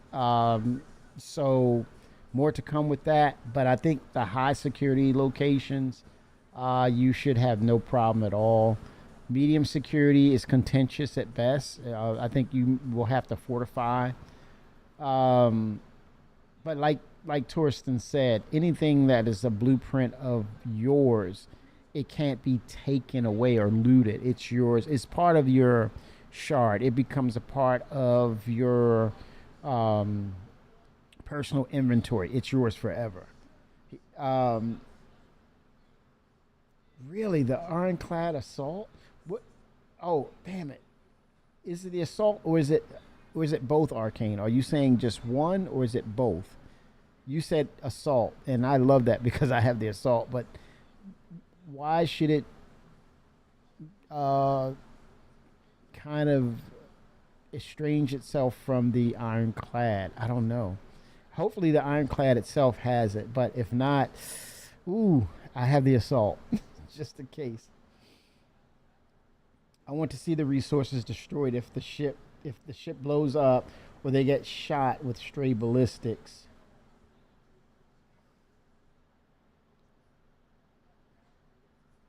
The materials, I think materials are open open game to everything, but the blueprints you can, in other words, it's the same concept of what they did with the looting system, the temporary looting system in place, that they kind of stopped you from looting the armor and things. But I think that's temporary. I think once we get the crafting and we get the templates, now we go back to the you're taken down. You can fully be looted with all your items are open game for piracy. So you just have to go back and recraft those things. It's just work. Only the assault. Are you kidding me? I hit the lotto again, Arcane. Oh my gosh. The Cargo Master, assault, vehicles, transport, and repair. Nice. And I ended up I upgraded to. I didn't melt. I upgraded to the from the clad to the assault. Holy smokes! It's looking at you, Rizzy. We'll encounter here are some examples of the crafting machines. Here on the left, it has item fabricator. In the middle, it's chemical fabricator. I would say, are we seeing or hearing more echoes of the Endeavor can use this on a higher level, as well as the nutritional, or all three of these could be part of the Endeavor as well on board?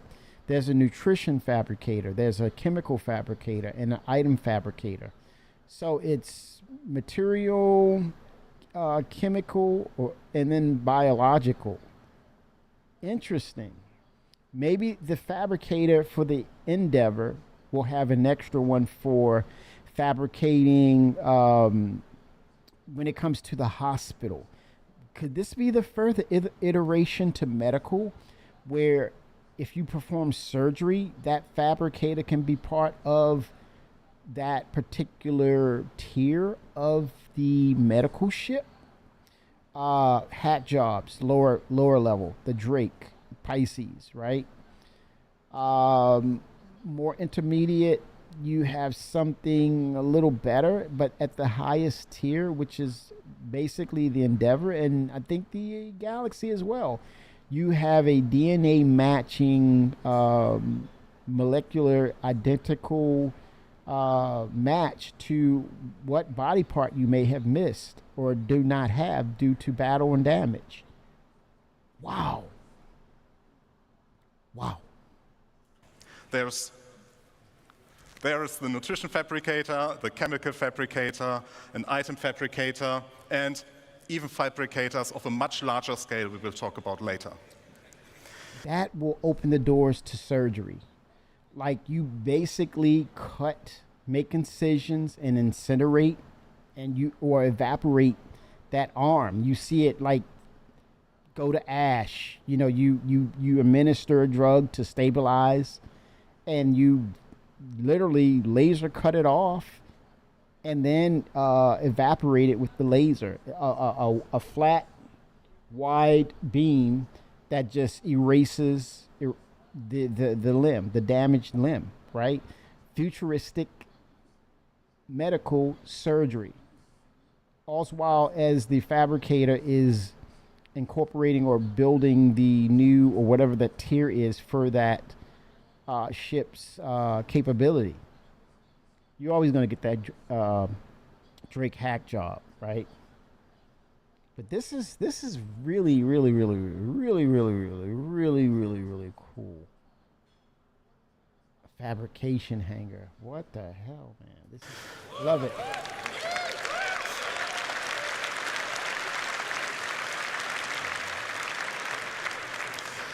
Talking about scale, I would like to talk about the future of crafting and the scale it will have in the game that you all know, and how it will change the game moving forward. As you all know, we have a lot of items in the game, and they Yes. all require their own unique blueprints.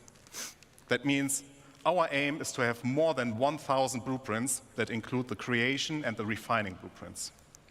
And each of those can be researched to unlock tier upgrades up to tier 3 or tier 5.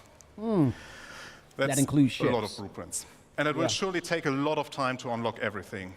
So I, personally, Yes. recommend that you, as the crafter you are, focus on a specific field first and extend your knowledge from there. Collaborate and coordinate with your friends and fellow players. Yeah. If you're part of a group, we invite you to share responsibilities with your org mates. Maybe you will be the FPS crafter while your friend is a ship crafter, but they know a ship component crafter specialist. Very nice. There's a lot of content, and it will continue to grow over time. Multiplayer, baby. You are free to be a generalist crafter, a specialist, or something in between. This literally opens the door. This opens segues into dynamic meshing to increase the player numbers first foremost, get the stability to that. But then you're talking about introducing and opening the doors for the larger orgs to come in and kind of perform this work by everyone has their assignments and they fan out and come back to the central point of recreating what's needed, maybe larger ships, the components, and basically an assembly line of crafting and production on a scale that is like mind-blowing when you're talking about an MMO of actually working together and collaborating together. So it opens up the doors for high scale for orgs or specialized functionality with the smaller orgs. It has everything for everyone.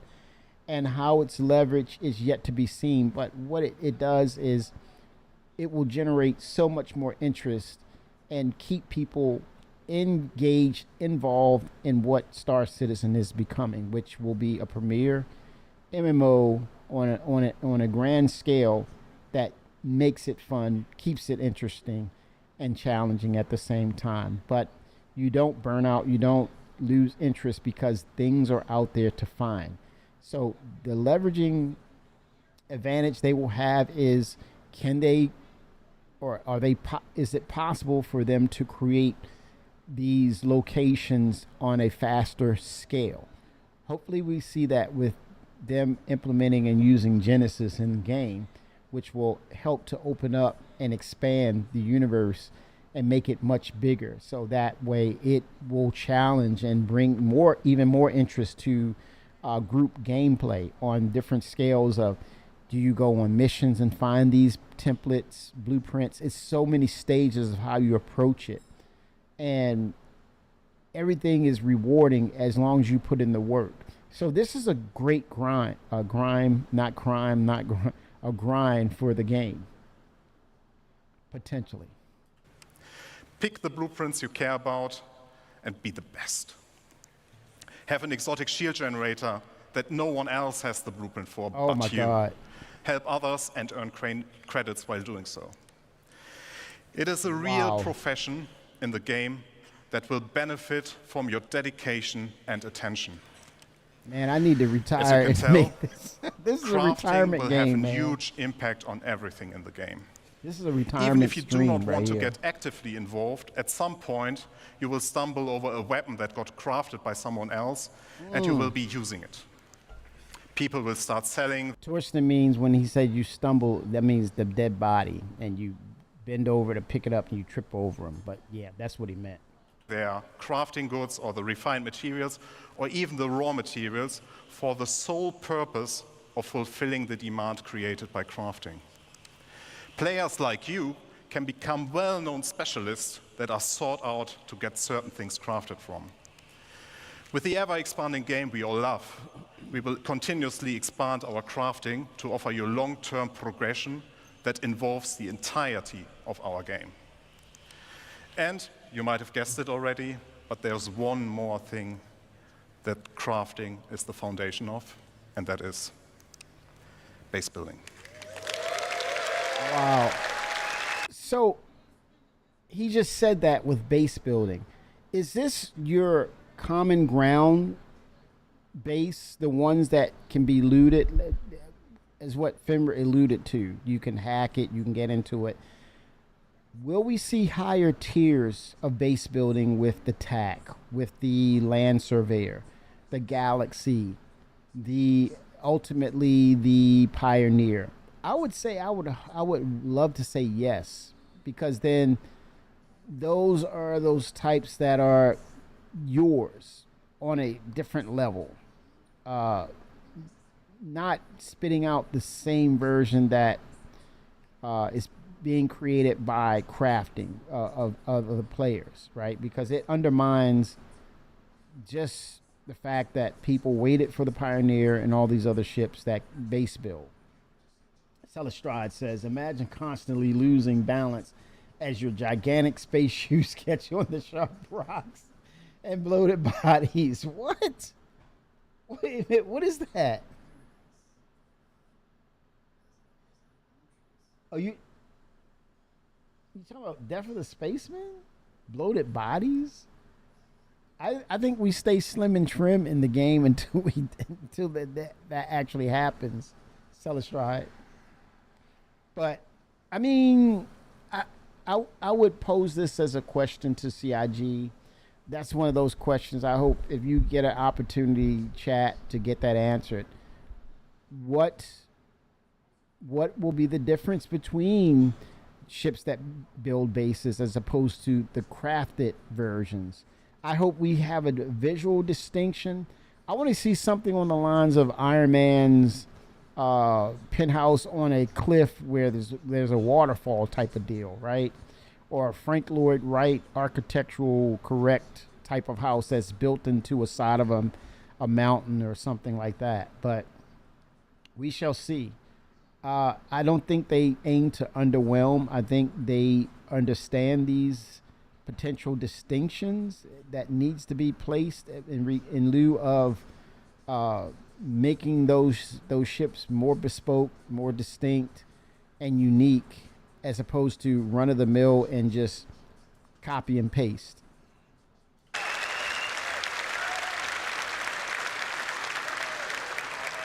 I will now hand over to Luke. Enjoy the second part of this presentation. Thank you very much.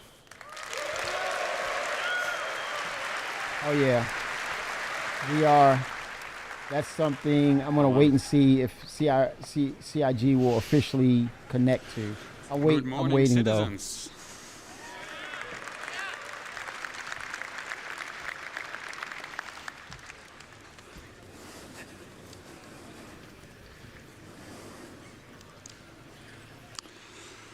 Who's excited to start talking about this next topic?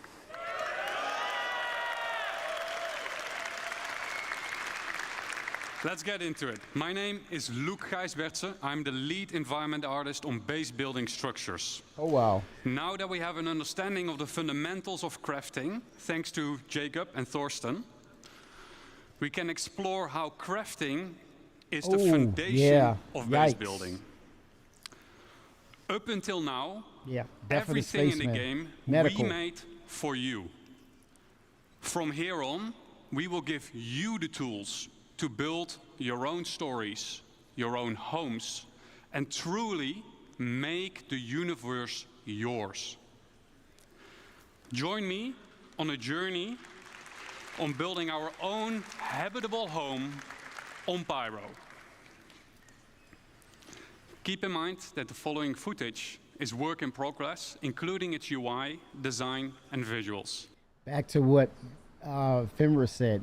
He did state that this is Pyro, so this is low security to no security. So keep an open mind with that, and keep that thought in the process of in what we're watching, because this is Pyro. Open shop, open house, open doors. We're super excited to share this with you.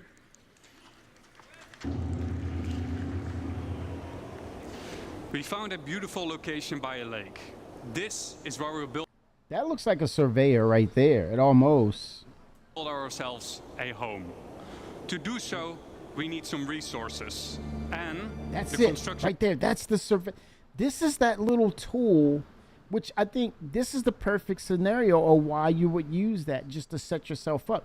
That's the surveyor tool. This is what Todd Pappy showed initially, but this is a further iteration of graph that. card. Graph card. Construction. Let me go back to what he called The it. construction graph card allows us The construction on graph card. I gotta Keep have in this, mind man. that the following footage is work in progress, including its UI, I call it the design, surveyor. and visuals. And we're super excited to share this with you. This is huge, man. We found a beautiful location by a lake. This is where we'll build ourselves a home. To do so, we need some resources and the construction graph card. Oh, wow. Gotta The have it, construction baby. graph card allows us to survey the land, claim the land in a lawful system, and it allows us to build structures. As we've already found the location and don't need to claim land in Lawless Pyro, we Yeah. can straight dive into building our base. Keep in mind, the following UI is work in progress. Yeah, but I love it. Oh, it goes into that bird's eye view. Land claim, new structure, existing structure, resource management. I think this is leveraged through Maelstrom to some extent. And it also will require Genesis to kind of support this system. I think it's a conjunction of the two that will work together to make all this happen.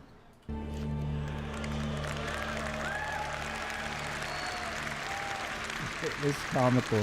A survey drone that deploys from the top of the card gives us a controllable my augmented God. view of How the land. beautiful. In the new structure mode, we'll pick a small basic structure and hit construct. For this demo, the construction will be instantaneous. Yeah. But in the final product, Grind. this will take you quite some time.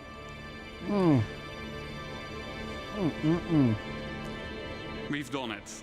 We've built our first structure. Let's have Yeah. a look on the inside.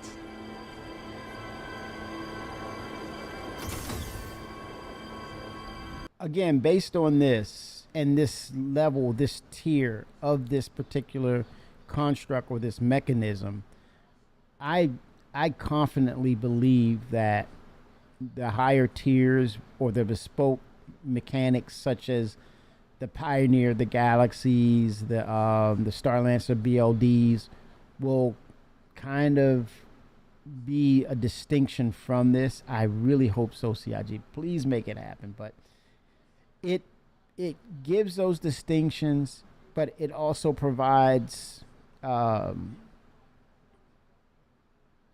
respect to the owners of those ships. That's fair, man.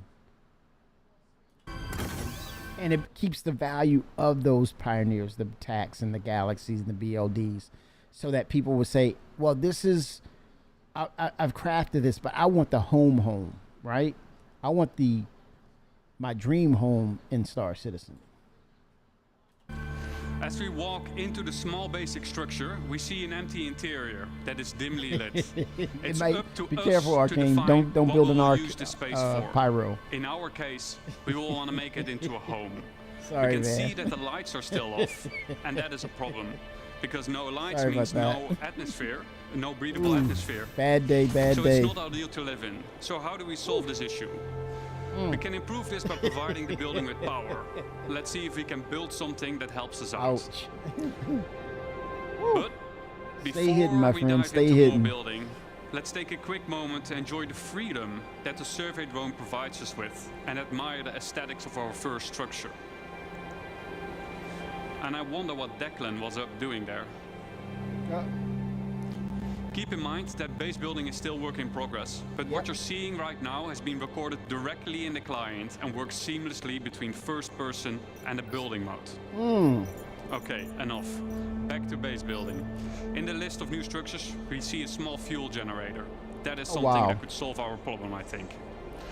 Power providing structures need to be hooked up to other buildings inside construction ER mode, but we'll explain this later. The fuel generator is one of several structures that provides power, each with their own benefit and drawbacks. Fuel power is quick and easy to build, but it requires a constant supply of fuel besides its regular maintenance. If a structure is not maintained, it will halt its activity. Players will need to maintain fuses to keep the building operational.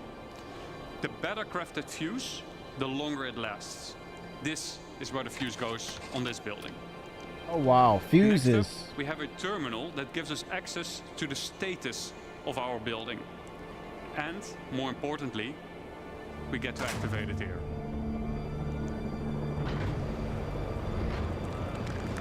Holy smokes. The question is, do we need Genesis and Maelstrom to be released first for this to happen? I think the base building is further down the line, so probably. That should do it. Let's see if we got power in the building now. Oh God. As you notice, some of the crates in the background have disappeared, as their content has been consumed during the construction process of the buildings. It's automatic. And it looks like Declan is now hooking up the power to the building. I wonder what he was up to earlier, though. Tesla would be proud. Wireless connection. Wow. Declan has been busy decorating the place.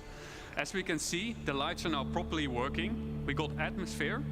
And we can start to use the item fabricator now that there is power. Always handy in case we need a fuse. Let's have a quick look at what we've done so far. We've decorated the place. Ah, got you. So we made it our again, own this little home. is demo. It's fast. We hooked it up in the demo. with power.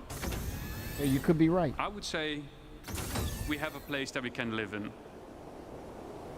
It might not be much, but I think it's just enough to call it a home. Don't forget quality levels.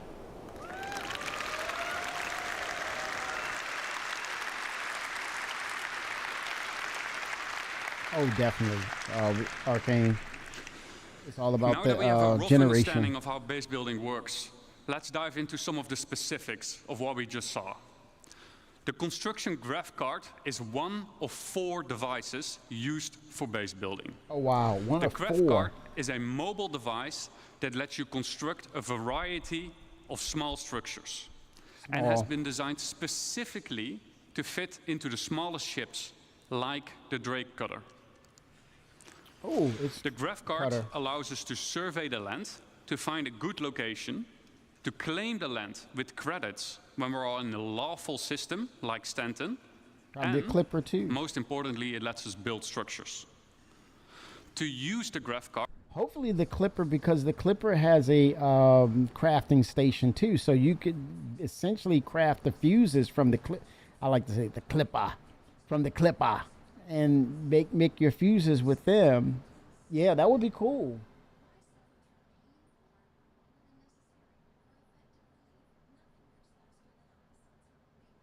Correct. You got to have a ship or some sort of device for crafting.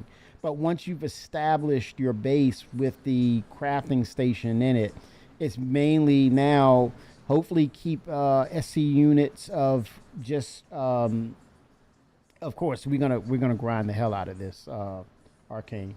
We're gonna grind the hell out of this. So you're gonna have storage containers just for that alone. You know? Just for that alone. And my salvage ship. This is why I said to people, I said, get the RSI Salvation, even though you may not think you need it at the time. Now you're realizing, I could probably, store that, the Salvation and this cart in the ship, and you can go out and procure your resources or salvage with the RSI Salvation. I mean, just saying. We will first need to deploy it. Yeah. Once deployed. But Arcane, if you're in a community of players, then everyone has an assignment. Hence, the social tools will come up. and they check off, hey, I did this list of things. And then, the leader will say, here's this list, this list. Let's knock them out, or place those assignments on each person, right? In the group that lives in that particular location. So again, MMO style gameplay is around the corner. We just need the foundational pieces to support the higher numbers. They're moving, man. We see 2 small construction zones inside the card, and the interactive screen gets revealed to us. From here, we can deploy the survey drone from the extended top part of the card. This survey drone gives us a bird's-eye view of the surrounding area using augmented reality mode, ER mode for short. Let's have a look at some UI concepts of how this augmented reality mode will look like. Here's a concept of construction ER. From here, we get a more detailed view of the land. Where can and can't I settle? For an example... Wait a minute, there's a new element, Kiptazine. 20,032 SC units, quality is 703. Kiptazine, never heard of that before. Interesting. Inside a nature reserve, construction will be prohibited. Oh, wow. Are nearby areas flat enough to place my structures on? Are there any underground extraction deposits nearby? And if so, what are their quality and quantity? Oh, wow. Let's say we found a good place to start building our base. Then next up, we need to find a good place for our first structure. On the left-hand side, we can see that we're now in structure creation mode. Underneath that, there is a list of structures that we can build. Once you have chosen a structure, you'll drag it onto the terrain, that will be shown then as a physicalized hologram. From here, you can move and rotate to find the perfect position for your structure. Now that we have chosen a position for our structure, we will need to supply it with crafting materials. Just like the crafting interface that we saw earlier, this is where you choose the materials, and the better materials you choose will result in a better structure. Once you're ready, we'll hit the craft button on the right bottom to send the construction drones printing to the buildings. The automated construction drones will take off from the construction graph card and fly to nearby resources to fill their internal storage, and then fly over to the construction site to print the building until their internal storage has been depleted. The construction drone then repeats the loop by filling its internal storage again by nearby resources. Printing buildings will take some time. Keep the construction supplied so that you don't delay the process any further. Let's say our building did just finish printing, then what? Then we need power. We need to power the building. All structures will have an unpowered and a powered state that we can manage inside the resource manager. To provide structures with power, we can easily link generators to structures that need power in the resource management menu within Construction ER. We can also link multiple buildings together. And we can assess the power consumption and shortage of, inside this resource management screen. Keep in mind that operational structures, like power generators, require maintenance of their fuses and sometimes need supplies coming in and going out to be managed. Now that we have a structure and power, what can we do next? Then we can actually upgrade our structure. Structures can be upgraded from tier 1 till tier 3. The better material you provide, the better the improvement will be. Just like Jacob and Thorsten explained in the crafting presentation. Tier upgrades can, for example, improve the structural integrity of the building or make its resource consumption more efficient. To really make your base feel like home, you will want to decorate your base with a wide variety of furniture pieces that can be bought, crafted, and found in the universe. It's up to you to define what you want this space to be. Do you want to decorate it as a hospital? Do you want to make it into a workshop? Do Do you want to make it into a luxurious bedroom? It's up to you. Furniture can easily be placed and moved using decorative ER mode as a hologram. This is so your furniture can easily fit through doors. This feature is accessible through nearby construction devices, allowing you to place down furniture pieces or even crafting machines that otherwise wouldn't fit through the door. And you get to place them directly from your local inventory. The less trusted among you, or anyone settling in Pyro for that matter, may want to mag-lock their furniture into place so that only you and your friends get to rearrange your decorations. And best of all, decorative ER is not exclusive to base building and can also be used for personal hangars and ships.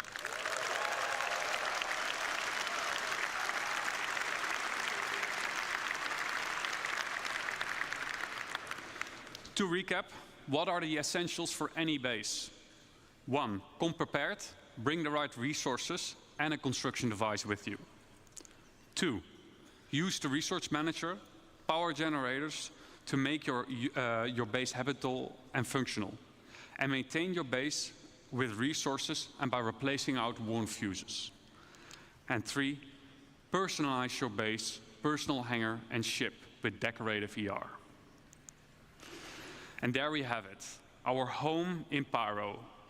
Now that we have an understanding of the basics of base building, we'll explore how you can go and make more than just a home. But before I hand you over to Declan, the designer behind base building, I'd like to say a quick thank you for those who made this presentation possible. So a quick thank you to Eddie, Brandon, Jack, Dan, Mark, Xiao, Stefan C, Dom, Stefan T, Carl, Joel, and Rob for your efforts and dedication.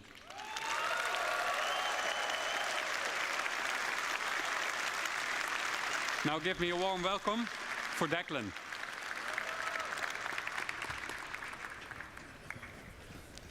Deck. Nice one, cheers. All right, thank you, Luke. Good morning, everyone. Morning. My name is Deck. I am the system designer behind crafting and base building, and we've just seen a nice little base, right? That's good for cabin in the woods. Maybe you want to place it down next to big redwoods, go and explore, or a place to stash some loot you perhaps shouldn't have. But do you want to see a big base? Oh yeah. Good, because we're going to industrialize. So we're going to set ourselves a goal before we do a video, and we're going to create a base that's capable of crafting something that's bigger than the item fabricator can handle. It's been a bit of a spoiler already as to what it's going to be. So to kick us off, called in the help of a friend who has a specialized, not yet revealed base building vehicle, and he's built us this. It is the construction hub. This has 4 automated drones compared to the GravCarts 2. They can build small, medium, and large buildings. So far, we've only seen small. Automated drones are capable of building 1 structure each simultaneously, so 4 is quite a big advantage. Oh wow, this is crazy now. These are large orgs, man, or seriously dedicated people to get this done. We'll pop into our construction AR and we'll get down a generator, we'll connect some buildings together just so we have a place to call home before we begin. What the hell? Yeah, this is a lot further ahead than we thought. So we've settled on one of the brand new underground resource deposits, and we're about to exploit it using this. It is our extractors. This particular one is a large solid extractor. We'll also have liquid and gas depending on which type of deposit that you've settled on. We have our output grid here where we're getting all the brand new resources up out the ground. You need security, man. I'm telling you, you're gonna need security. I'm telling you. And it is important to note that once these things are set up, it's not a case of just free resources forever. On key structures like this, there are fuses which will occasionally need replaced, as well as environmental wear which can be fixed using crafting materials. Protective defense turrets. You're gonna need it.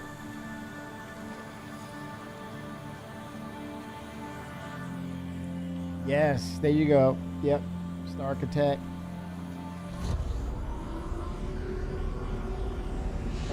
Or specific. Yeah, this is specific to the industry, but yeah, for base building, it's all interconnected. Holy smokes, man. Oh, this got to be now Lorville. We want to turn those raw resources into the more valuable refined materials. We saw the process talked about earlier with Thorsten. Plastic bag Of course, heads. we want this. It is our refinery. Once again, there are multiple types here. This one is the large solid matter refinery. We have liquid and gas again, as well as biological, depending on the type of materials that you're using and want to produce. Refinery has input and output grids. For input, as you might expect, is for the resources which you're going to consume, Oh and my then the output gosh. is for the resulting refined goods. This is a terminal where you would select which blueprint you want to use, and This is therefore which insane. type of refining method you want. Large orgs. We're talking to you. Wow.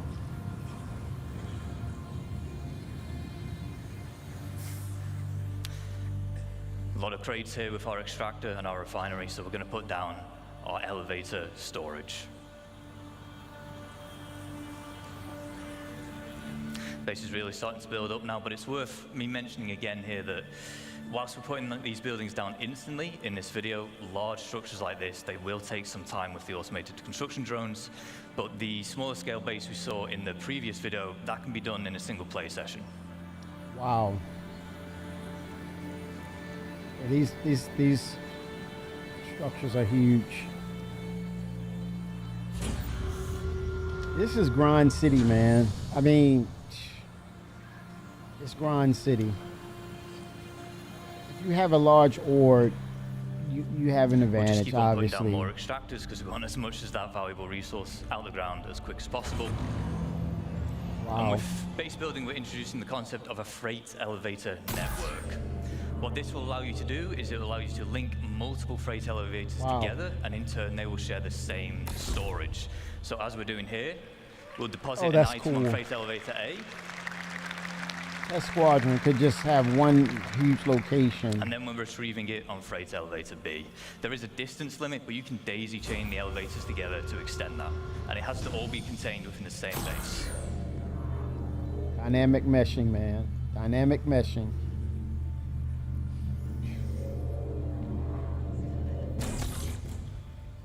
Wow. That's a lot. Now, as we expand, we might want to invite more people to join us. This is easy to do. There will be permissions that we can set up, granting people access to our base, and they can even build their own structures if they wish. We can also give them access to existing structures, which is how you can form your org storage using those freight elevators.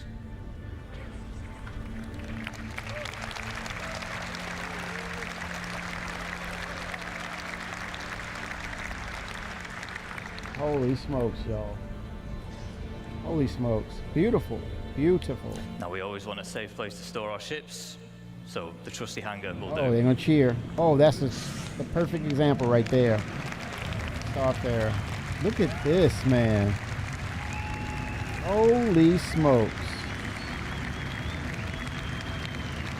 This is an MMO. You can see it has this large, we call it a foundation tile. It's quite special in that it can actually deform the terrain around it, making it easy to place such a huge structure like this. You can also Wow. place other buildings on it, so it's easy for making large, Maelstrom. sprawling bases. However, there is one final piece of the puzzle that we need to achieve our goal, and it is this, our very own fabrication hangar. Oh, wow. Does anyone want to guess what we're going to build in a fabrication hangar? A Bengal. An Idris, maybe not an Idris, if I'm honest. We'll have a drive around, we'll go to the entrance and we'll see what's in store for us. A Bengal.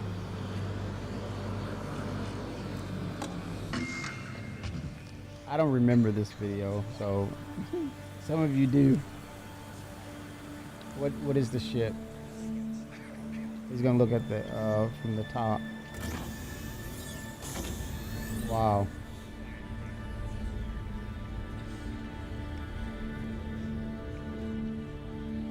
This is Greybox, man. They Looks like whatever it is, it's just about finished crafting. You gotta be freaking kidding me.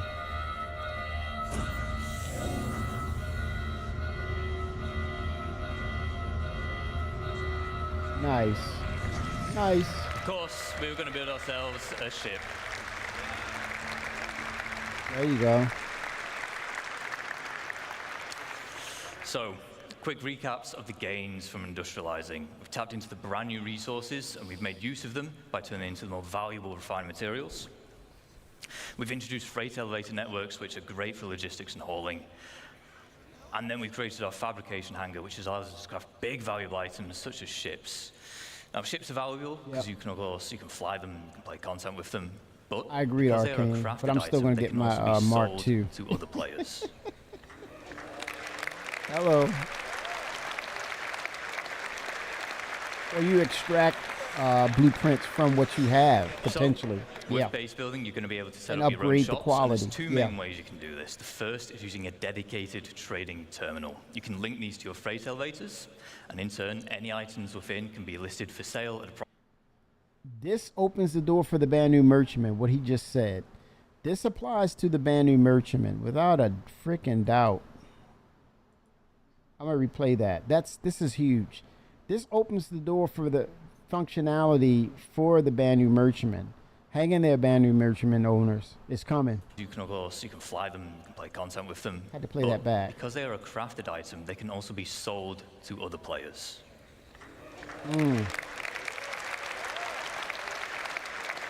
Right there. That immediately should tie into the Banu Merchantman. Because if you're able to store materials on the Banu Merchantman, why shouldn't you be able to create stuff? Or, I don't know. This changes a lot, man. Wow. So, with base building, you're going to be able to set up your own shops, and there's two main ways you can do this. The first is using a dedicated trading terminal. You can link these to your freight elevators, and in turn, any items within can be listed for sale at a price you deem reasonable. This includes resources, refined materials, and so on. So basically, potentially the Banu Merchantman would have the same functionality. The difference with this is locked and basically set in one location. With the Banu Merchantman, they can come to you via the social tools of communicating to say, hey, I'll meet you so and so here.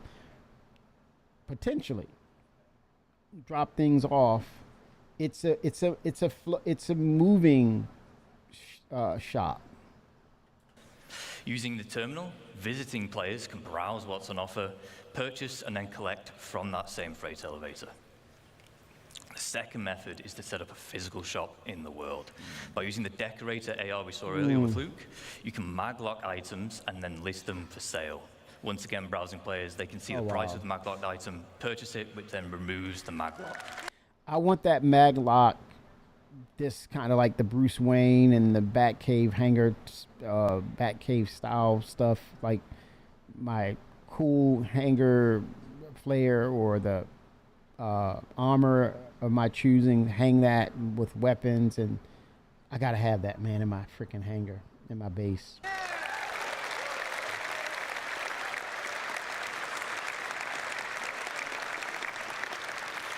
Of course, the nice thing with physical shops is you can genuinely make it feel like a store. You can put items on shelving. You can even go as far. Right there, that would be like, man, ooh, that looks so good in a hangar and base. To make your own ship showroom. Arms room. You room. can advertise your wares on a Mobiglap pass for UEC. However, it is important to note that the point of purchase will always occur at the base itself. Nice. Unlike the Banu Now that we know Merchantman. how to set up shop, I just want to take a moment to talk about why it's so impactful for crafting and base building the game as a whole. Understandably, throughout this presentation, we've been telling you why you want to craft all these things or why you want to build this big base. But maybe you don't have the time to build a big base and maintain it. Maybe you want to spend your time doing the missions, you want to do your beacons, that's how you want to make your credits instead. Shops mean that you can benefit from the players who do want to spend the time making those bases or crafting those specialist items, and then you can purchase them from them, which is very important because crafted items using high quality materials will be the most powerful in the game. On the flip side, if you do specialize, maybe you end up cornering the markets for a particular item or resource, and your shop will then turn into a hotspot of activity, making you loads of credits. Some of you will become infamous because of it. Oh, wow. But bear in mind, a successful shop also depends on location. Do you want your customers on edge in Pyro, which tends to have the higher quality materials? Oh, wow. Or do you want to spend time hauling them all the way over to safer systems where your customers can be more at peace? Yeah. Yes. We To talk all of about it. selling items that sell the look of your base. We have foundation tiles which can help you divide up the foundation decals, sorry, which help you divide up the foundation tile. You can place them freely wherever you want, and they just help you mark up areas like, I want to use this place for cargo, I want this for housing, vehicles, and so on. You'll be able to earn paints in-game and apply them to buildings. Wow. Very nice. There you go. Yeah. That works. As well as add your own custom text, so if you're part of an org, the blue buildings that have your name are definitely yours. Mm-hmm. We have some forms of base building which are either Obviously, it's going to go through some sort of review process because people are going to be people naming things. More than likely, it'll be reviewed and approved. still in the design phase or early white box, but we want to share some details. First up, we have farming and ranching. Farming comes in two general types. Howdy, we have our partner. low-tech farming Yes. and then high-tech. Low-tech consists of you acquiring the seeds, Yes. planting them in the appropriate environment. If you remember back to Again, prelude to the Endeavor. Just saying, man. Endeavor. Another notch for the Endeavor made. yesterday, the Brave New Worlds, we had soil types and such now. That'll play a part. As well as supplying them with nutrients and then just harvesting them when they're grown. High-tech, it's a bit more involved because you've got to make the hydroponic buildings we see here, but in return, you'll be able to grow exclusive strains of plants. Ranching. And maybe with the Endeavor, unlike just doing it or growing things traditionally, what you see here, with the Endeavor, maybe they have things on board that will escalate or increase the growth time. I would love that with the Endeavor. It deserves that advantage in what it does, and then be able to transfer those commodities over to a farmer who basically doesn't have to grow from a seed, but they can set them in or keep the planters and grow them from there, you know. So again, advantage to the Endeavor. Will allow you to keep herds of animals. You'll have to provide them with feed, water, and shelter, but in return, they will provide you with produce. Not every animal can be ranched. I don't really see a sandworm ranch anytime soon, but the quasi-grazer will, of course, will. Yeah. Not yet. Maybe. No. No.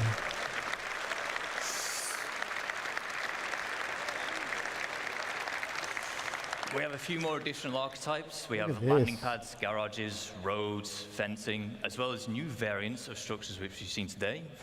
Imagine the larger orgs will benefit from this. This will be like a new, basically, what is this telling us? What is this telling? What I could tell you, you know, what is this telling you, chat? I'll share first. Essentially, CIG doesn't have to go all out with creating the features and points of interest along these planets and such, where it's in some instances it would be great for them just to leave them barren and nothing there except its basics. Just put the resources there, of course, but with this ability, and now that you have crafting on the verge of being a functional gameplay release, and knowing that you're going to upgrade and enhance the volumes of players via the dynamic server meshing, now it's more of the players creating their cities and structures in game from scratch and making it their home. And in regards to, you know, people being afraid of, hey, lawless pyro, I'm not going to live there. The larger orgs say, challenge accepted. We're looking for trouble. We want problems. They want problems. And it just, they will love it. this is essentially PvPers haven. I mean, everybody has a flavor or recipe of what they want to do that will taste great. Less filling, but taste great for what they want to do in the game and how they want to play it. It caters to so many people, potentially. But I could see this as an avenue for larger orgs to say, we're camped here. Imagine if, we don't talk about this a lot. It's not mentioned, but it's there. It's out there. Security-based orgs who could set roots down on one of the moons or planets in Pyro and pretty much build the hell out of structures like this, make them even bigger, and utilize their functionality of going after the trolls or the PvPers and making bounties on them. We don't talk about that, but that is a probable reality that is coming your way. Don't say I didn't warn you, trollers or PvPers. Challenge accepted.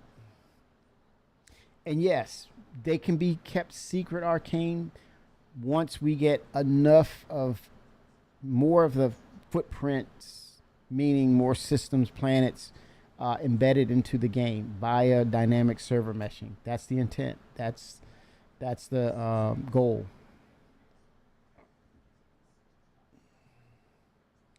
Yes, I think that's where Maelstrom system comes in, Fimra. I think Todd Pappy at the time mentioned that it will automatically kind of wipe away, especially when you don't keep insurance going, or like you said, if it's lawless pyro, it's destroyed. It'll be wiped off the server. Since the power generator, there'll be solar power, things fusion, of value, geothermal, or blueprints, as well as the XL structure class. If you remember, everything we've seen today, the biggest we've seen today, rather, is large. XL is larger than large. This is not even XL. And then you have your defense. Welcome to New Manchester. Oh, crap. Look at that. That's funny. So, in lawful areas, you have varying levels of security provided for you. With max security, you are protected by planetary shield tech. However, in lawless, pyro and the likes, you'll have to provide your own defenses. These come in the form of perimeter walls, shielding, which prevents aerial bombardments, and then a range. Who was that? Arcane? He's talking to you. Range of automated turrets, such as PDC, to shoot down missiles, anti-air, anti-vehicle, and anti-personnel. You gotta fight for it. To round up, whilst we spent this entire time talking about how you can expand a single base, you can, of course, have multiple. These can be across a single planet. I think this kind of is the balance from what I've heard about with, I don't want to say the game Elite Dangerous. What is that other game? Where there's territories that you cannot go to. What is it called? Eve Online. Yes. Definitely a counter to Eve, where you have some sort of or means or way to protect yourself, whether it's medium or lawless. Moons across multiple systems. There are advantages and disadvantages of locations and base types. For example, in lawful areas, you'll need to buy your land for UEC, pay a tax to be able to build, and then you'll gain protection in return. In lawless, no cost. Higher chance of better quality materials, but no security to fall back on. Ooh. A small cabin in the woods can be great to set up in a single play session with short build times. However, the large base we just saw will take days, weeks, or even months, depending on how big you want to go. XL, baby. You might want to embark on this endeavor as a team or an org. You can set up a base as an org and own it as the org. For this will be permissions available, and you can assign roles and tasks. Ultimately, base building can be your main gameplay loop or a supplementary one, depending on what it is that you value. I think that's profound what Arcane just mentioned, because it will then bring more value to salvage ships in general. If you can extract or scrape that material back into the ship and box it up, just saying, there's a new level, a new resurgence to what salvage will become with base building or procuring abandoned locations, right? So you go in and you basically become the vultures and strip everything down, and incorporate those elements or those materials to its raw basic material, and then in turn refine those materials to make it or to create better quality out of them, and then repurpose those items. So I like that, Arcane. You got something. On that final note, I would like to say thank you on behalf of the crafting and base building teams. We've been very excited to share with you some of the work so far and the vision we have for these systems. This is nice. But before we go, we have one final video. Hello. Who knows? This could be Genesis system.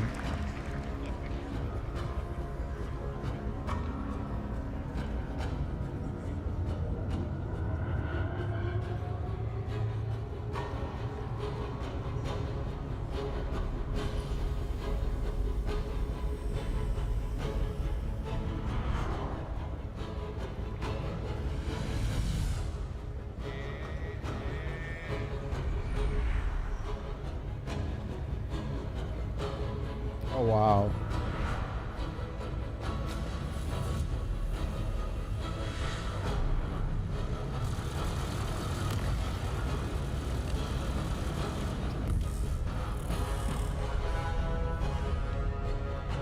Possibilities.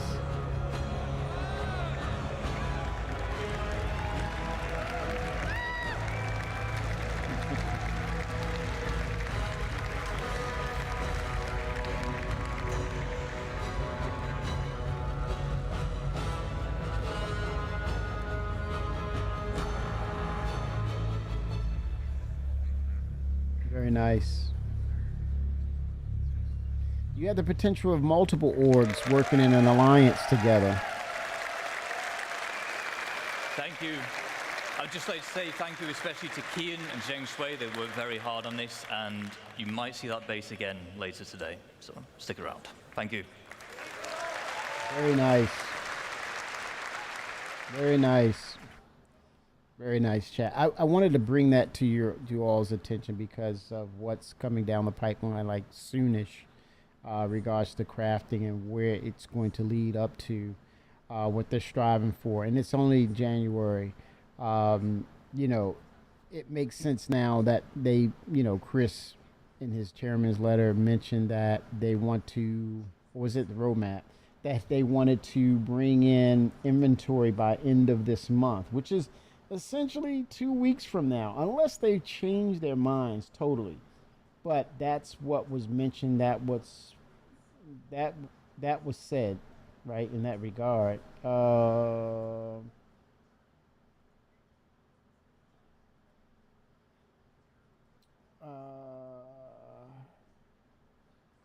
Let's see. I'm gonna look to make sure to specify. They can change their minds, man. Some things can put a monkey wrench into what they're doing, right? So let me look at.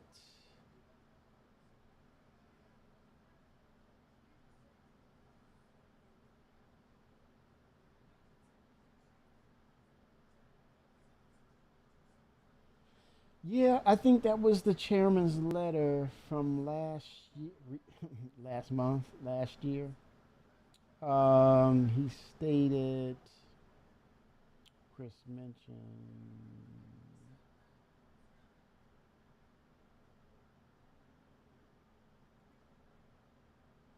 I'm going to go back and make sure.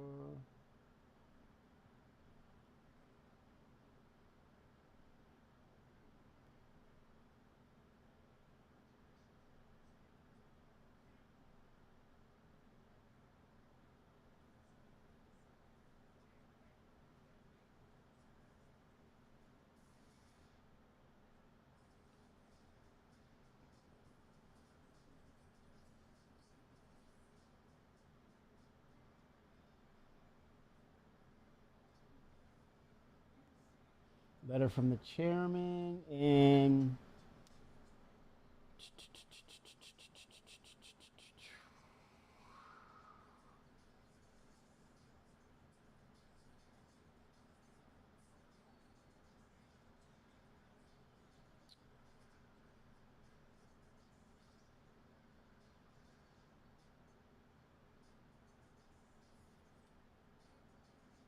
Yeah, I think it's in the mentioning of Eye on the Horizon. Uh,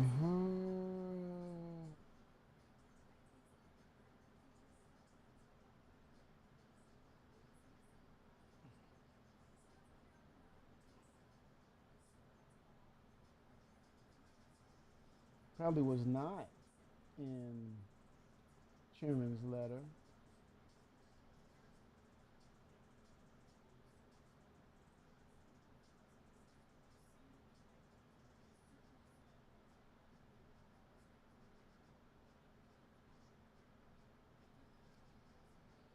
Could be.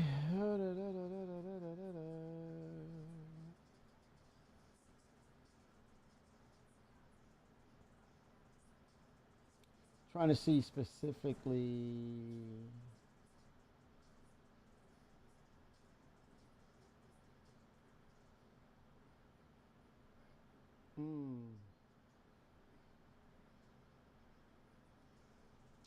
Where did I see it? But he said.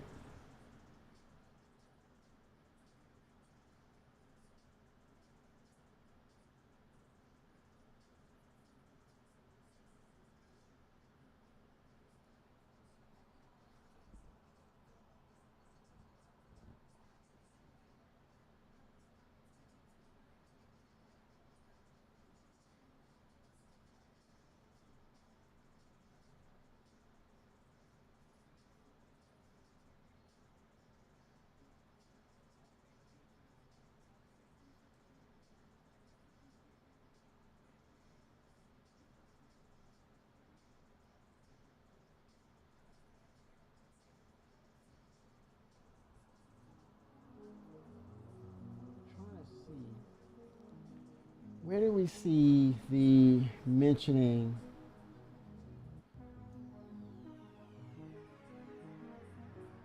Let's see in general.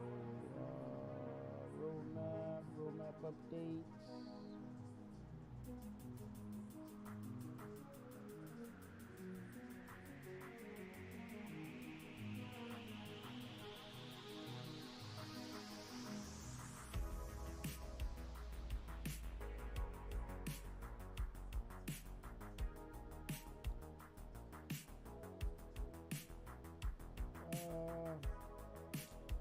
I'm trying to recall when did I see it, but we talked about end of January for the inventory system, and by end of March, crafting.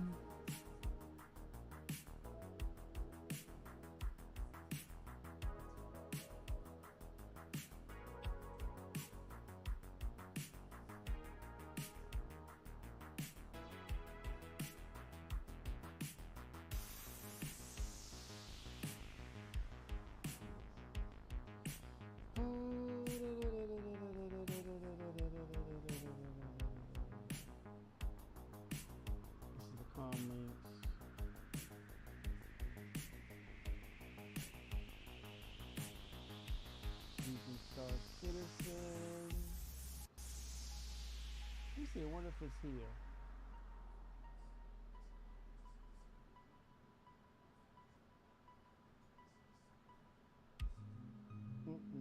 Not there.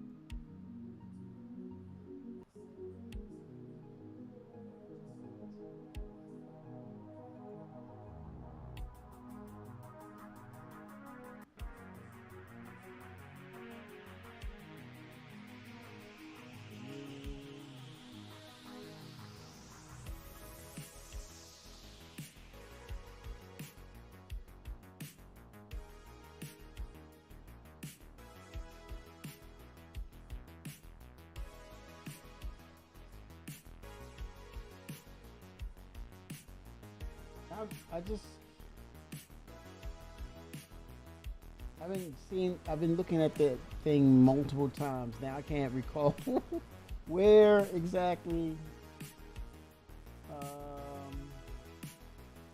I pulled that information from now.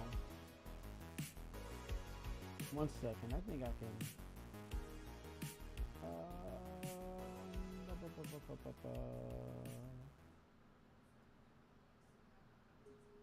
Let's see here.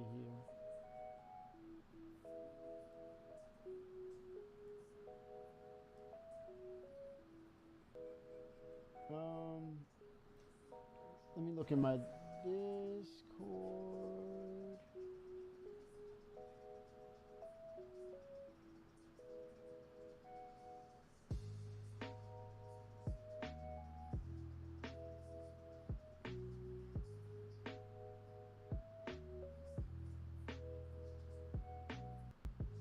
A lot of times I will post something there.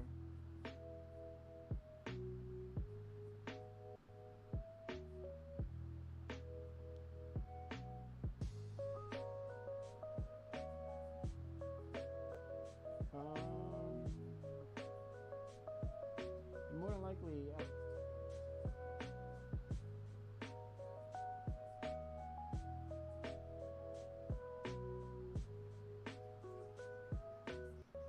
me see here.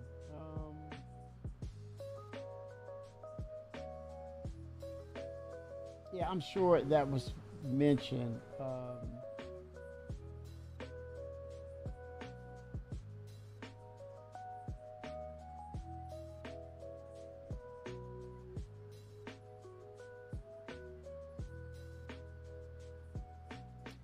Yeah, inventory for end of January, which we may see very shortly. Could it be in here?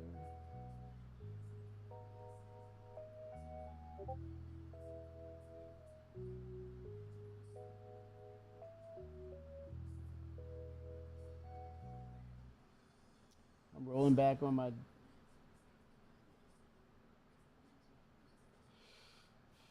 Discord conversation, trying to find it.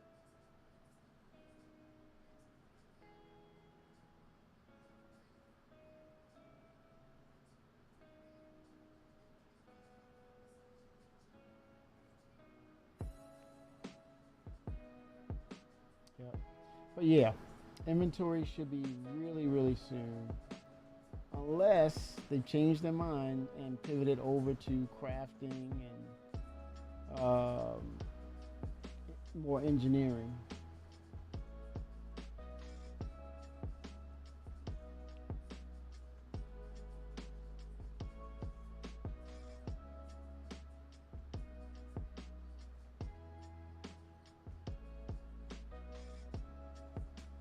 Nope, not there. Still looking.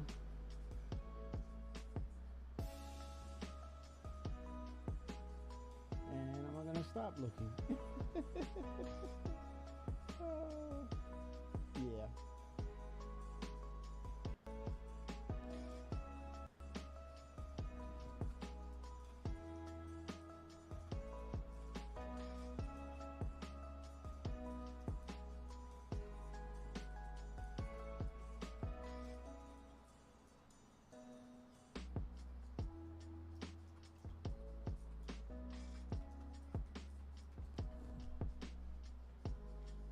It must. It's probably the chairman's letter because it points right to it. I did a search.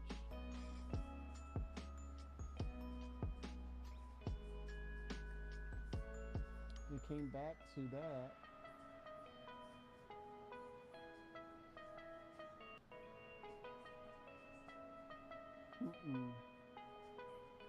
Nope, wasn't. He probably just went by his name.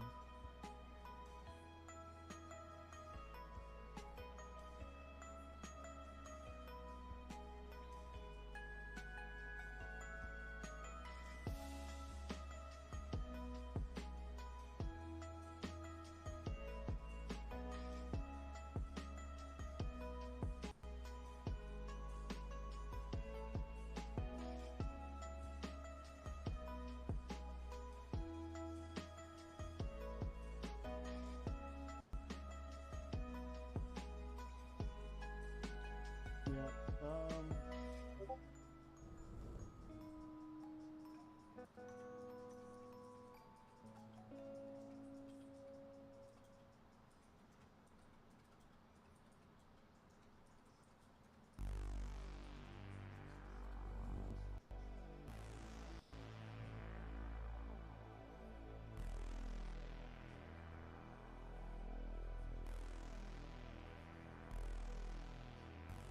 Yeah, I did. I went into Reddit and saw the. I'm looking at it here.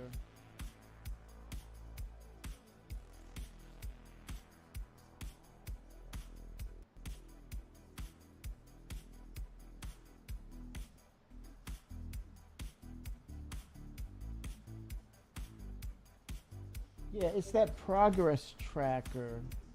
So it states crafting end of March 2026, inventory end of January 2026, engineering end of March 2026. So it could very well be a 4.6.1 patch for inventory because it sets up crafting and engineering.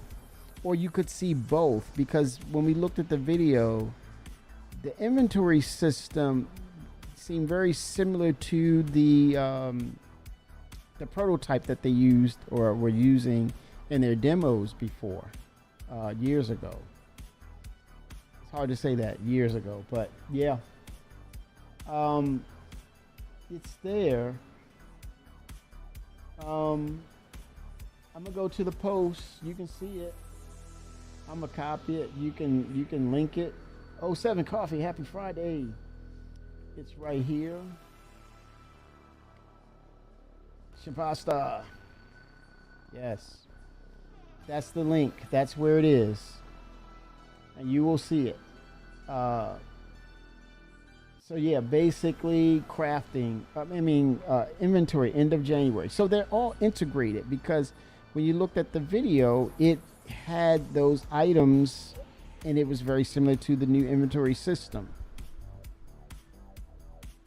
I think it's all one big integration. I think that when they deliver upon it, I think it's an easy segue over to the inventory system because it sets up the crafting very well. They all relate. They're all interactable. They're all connected.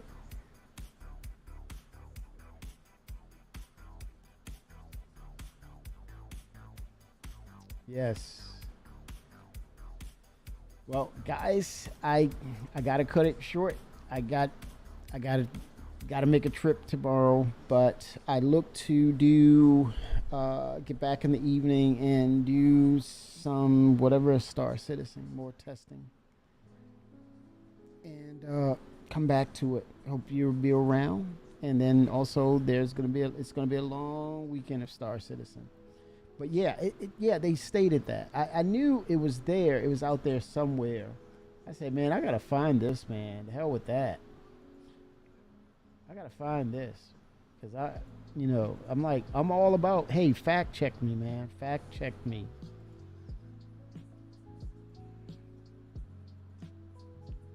I'm going to post it again. That's the bigger picture of it.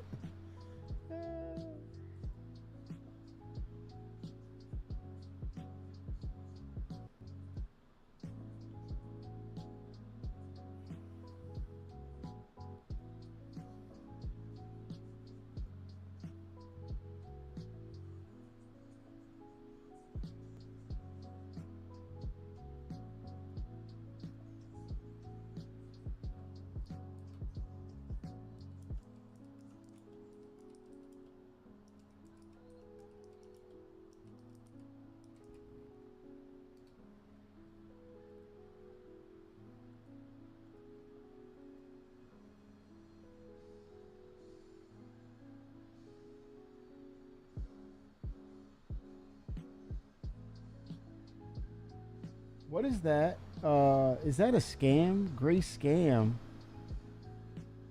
What the hell is that?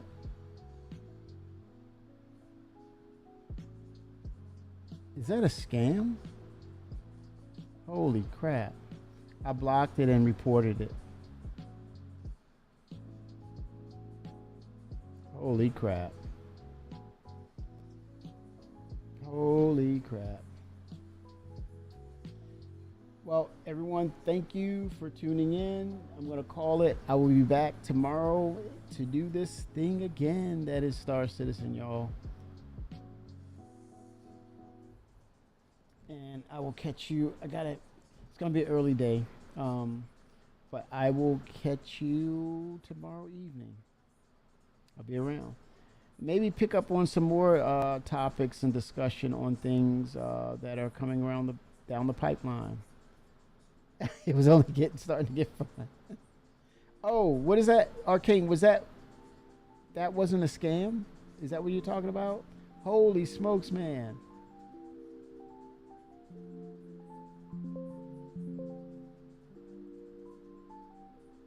That's weird. 07, 07, 07. Everyone, all the best. See you soon. 07s.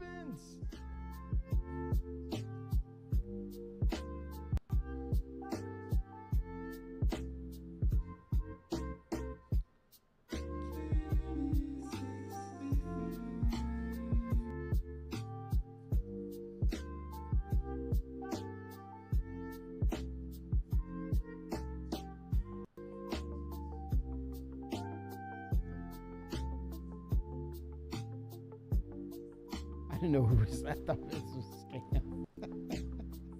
Oh shoot! You'd be mad at me.